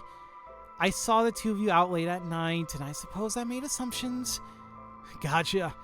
Sorry if we gave you the wrong idea. Out of interest, what was your plan if we did turn out to be curse bearers? Oh, great question. And the answer is, I was going to ask you to very nicely for your curse stones. And you thought we had given them to you. Just like that. Well, maybe not, but you know what they say. You never know until you ask. You must really love your boyfriend if you're willing to try something that risky. Oh, goodness. No. We're just friends. My life doesn't revolve around him, you know? Anyway, you aren't curse bearers, so I'm just bothering you, aren't I? Please ignore me. No. Cuz I don't trust you at all. So, what are you trying to do with this Rite of Resurrection? Well, Yutaro has his plan all laid out. I don't know if I can get behind it, though. It seems... Oh, how do I put it? Self-centered? I mean, if you got a chance to resurrect the dead, it would be a waste not to use it on someone that really matters, right? So I was planning to steal his cursed stone at the last second and use it for myself. Oh, okay. Huh. What her conditions are? Whose conditions? Harue? The woman that we're playing as? She's the clapper lady. So her condition is like the person who has to have a flame or a flame starting device on their person. That's how she can activate her curse. Well, Until he lost it anyway. oh, but don't tell Yutaro I was going to do that, okay? I don't think he'd be happy to hear that. Oh, of course. Keeping secrets is my business.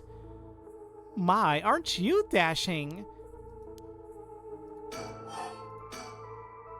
Sounds like you really have your heart set out on this right. What were you hoping to use it on? Do you promise you won't laugh? Cross my heart. Well then, let me tell you my master plan. Prepare to be amazed. Ahem. I'm an art student, you see. Woodblock prints are my specialty. Ukiyo-e in particular. Ah, you must be a cultured lady. Really? Do you think so?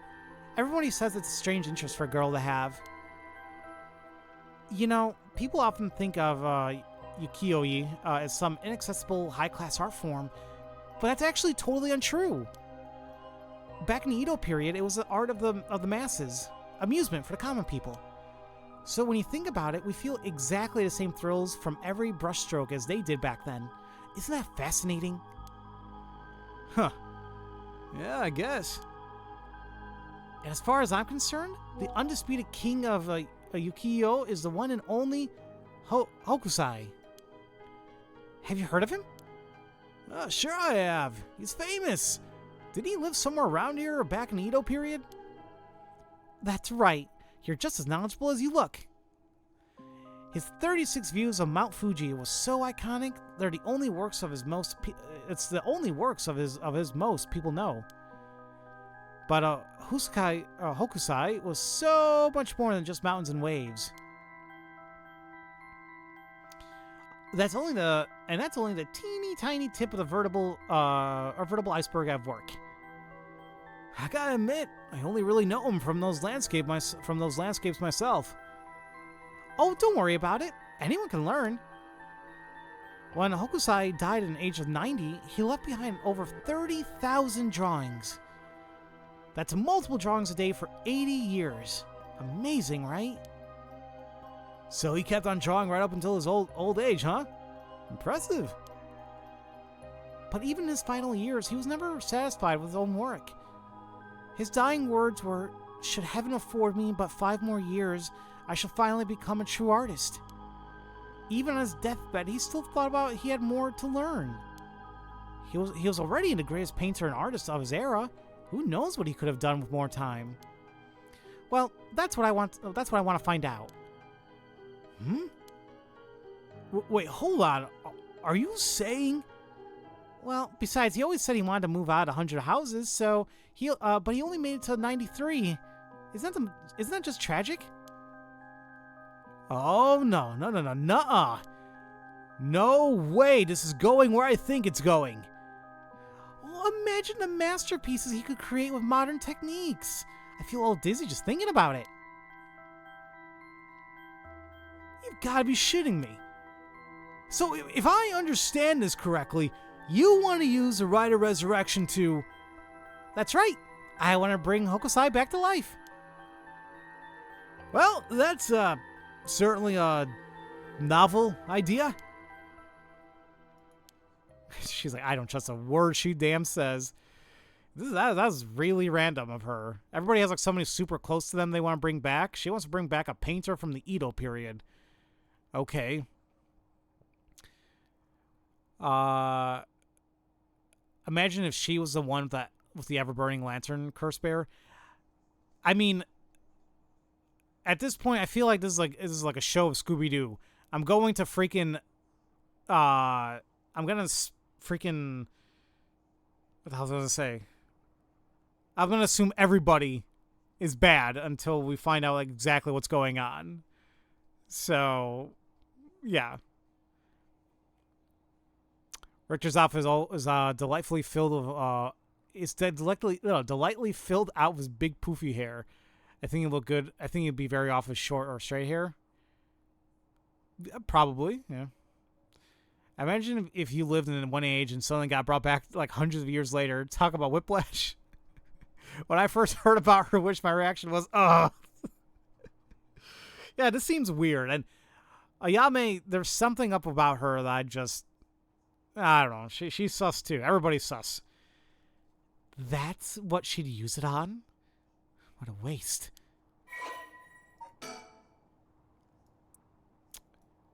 Katsushika Hosokai. A master artist, 1716 from 1849. Hokusai was active during the late Edo period, considered to be the golden age of ukiyo-e in Japan. Born in Honjo, Hokusai spent most of his life in the area known as Sumida City. Among his most famous works are the 36 Views of Mount Fuji and the Hokusai manga. Hokusai was a prolific artist from a young age, and he has left behind a wide variety of works, producing an estimated 30,000 pieces during his lifetime. Though the general popularity of ukiyo declined during the Meiji period, Hokusai remained a core figure at the center of the Japonism. The what now? Japonisme movement? I'm probably saying that all wrong. Providing inspiration for countless artists around the globe. Despite his fame, Hokusai himself was said to be rather indifferent to money or decorum, and lived a life that quite appropriately resembled that of the whimsical and otherworldly scenes often depicted in his work. Though he went by many names, his later years he took on a title of Gakyo Rojin Manji, or the Old Mad Painter. Hokusai lived to be 90 years old and never lost his passion for art. Oh gosh, is it that time? I should be going. I need to get my hands on a curse bear before daybreak. Sorry for flagging you down on the blue like that. Best of luck.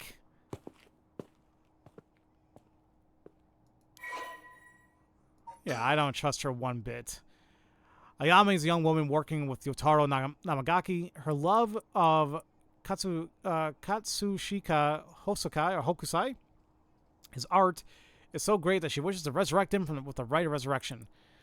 Ayame is a clever but calculating university student who only has time for her own interests.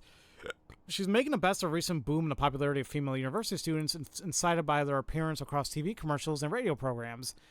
Ayame is content to ride this trend so long as it allows her to get her hands on whatever she needs and wants in life. Recently, Ayame has figured out that older men will fall for her if she acts a little bit stupid. Wow. She was approached by Yutaro Namagaki in town, and although she was not attracted to him, agreed to date him because his family seemed rich. However, she does not think much of him as a human being and is beginning to grow bored of their relationship. Wow, that is super shitty. And she's putting up just a big-ass facade. Yeah, I knew I couldn't trust her one bit at all. I mean, she kind of let us know, too, like, I'm just going to steal the, thing at the, let someone else do the work, and I'm just going to steal it. It didn't give me a chance. It did not give me a chance. But it does make me wonder what exactly she's up to, like, what else she's going to be doing. We've reached the 6-hour mark. Yeah, I'm like, as soon as I get back to the story chart, I'm going to call it. Well, there goes trouble. If we're going after curse stones, we should keep an eye on her. 2, if we can. Why do you say that? Before she left, she wished us best of luck. She's got at least an inkling that we're curse bearers. There's a good chance we'll clash sooner or later. We're after the same thing, after all. You and I'm back to the mansion, ma'am. I think I'll tail her for a while.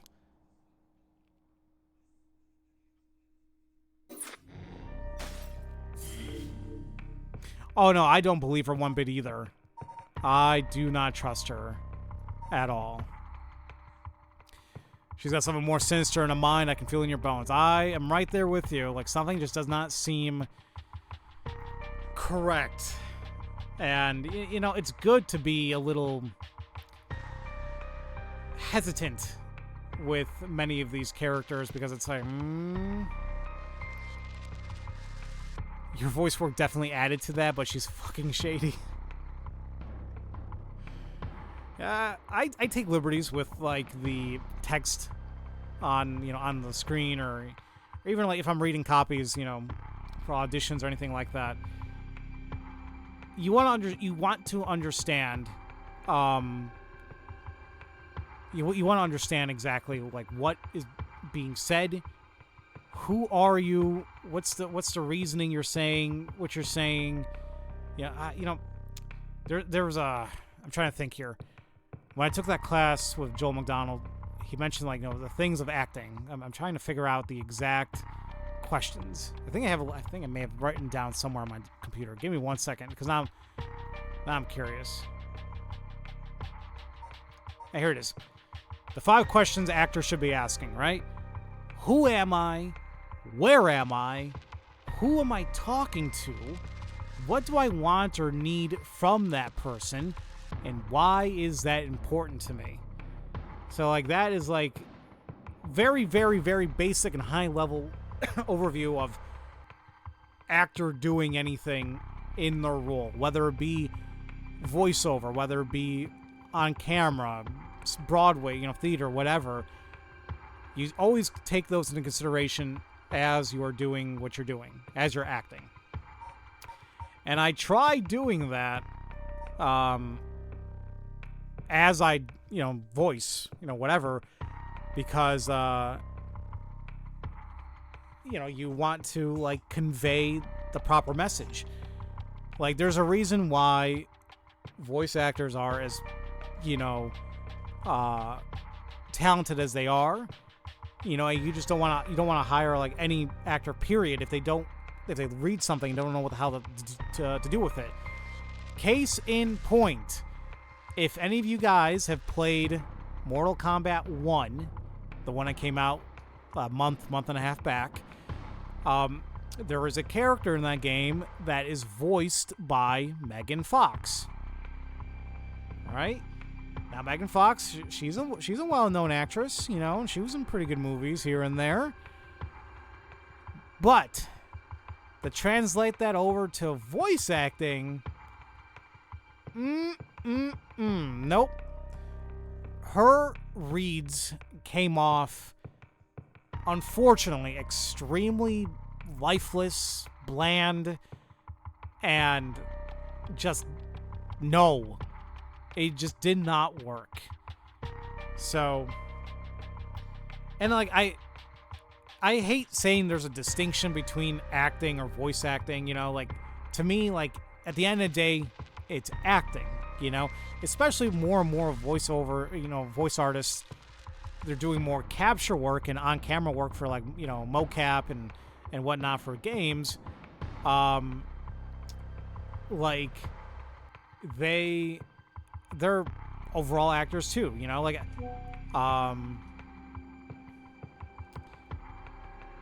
so yeah, like there's lots going on there, but let me catch up with chat real quick. I trust her as much as I can lift her, which isn't much. That could just as easily be titled How to Lie Well, which fits because acting is just professional lying. Yeah, I mean, I hate saying lying, but it's like professional, pretend. But yeah, I get it. Because y'all VAs can't rely on body language and big tits to get your poems across. I mean, you gotta have the vocal big tits. Well, I'm trying. But yeah, at the end of the day, you prefer professional make-believers. I love that one too. So yeah, like, anytime I try coming across a read, and especially, I'm doing this all for fun. Am I putting 100% into it? Absolutely not. But I still try being entertaining with it. So, like, I could read this all monotone. I can be like, okay, oh, and there she is. I wonder what she's doing. Oh, like, I could be doing that, but that's not really fun, You almost kind of want to be an actor at some point because acting just feels very fun. I say go for it. It's never too late to do something or try something new. Never. Excuse me. So that's my little spiel there. And boy, guys, I'll be honest with you. I would love to keep going, and I'm almost tempted to, but it's late. I mean, it's not really late at all, but I mean, a 6-hour stream, that's new for me. Well, actually, not really. I've done longer streams before, but I want to also enjoy the rest of my day a little bit and just chill out with family for a little. So that's what I'm going to do right now. It's never too late to follow your dreams. Yep. Something that's just inherent in my brain is like I kind of get lost in character I'm pretending to be. Like I put my whole into it. Well, you know, that's one way of putting it. I love that. Yeah. I mean, there's... Sorry, that's just fantastic. But you're right, though. I mean, because, like, sometimes that's how I am. Like, when I'm auditioning for something, it's like, you kind of want to lose yourself in that role. But you don't want to go overboard to the sense where you become, like, overbearing. Like the whole thing of, like, method acting. Like, you know, some people, like, really got pissed off at Daniel Day-Lewis when he was playing, you know, Abraham Lincoln. Because, like, he insisted that they call him, you know, Mr. President or Abraham Lincoln or something. And, like, it was just like, okay, dude, you know... I got achievement for accumulating 10 hours of playtime. Interesting. But yeah. Like, acting's fun. I mean, and I barely have any much experience in it, you know. Part of me wonders if I had time in high school, would I have joined theater?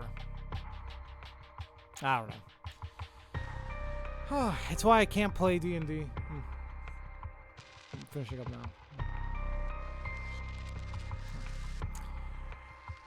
Yeah, it's why you can't play D&D, because like you kind of end up feeling all the anxiety of your character. Oh no, I hear you. Especially like depending on the adventure and all that people go on. Yeah, I can see that. Alrighty, folks. I'm gonna try to see when next I can stream. Typically, I don't do so on Sundays, but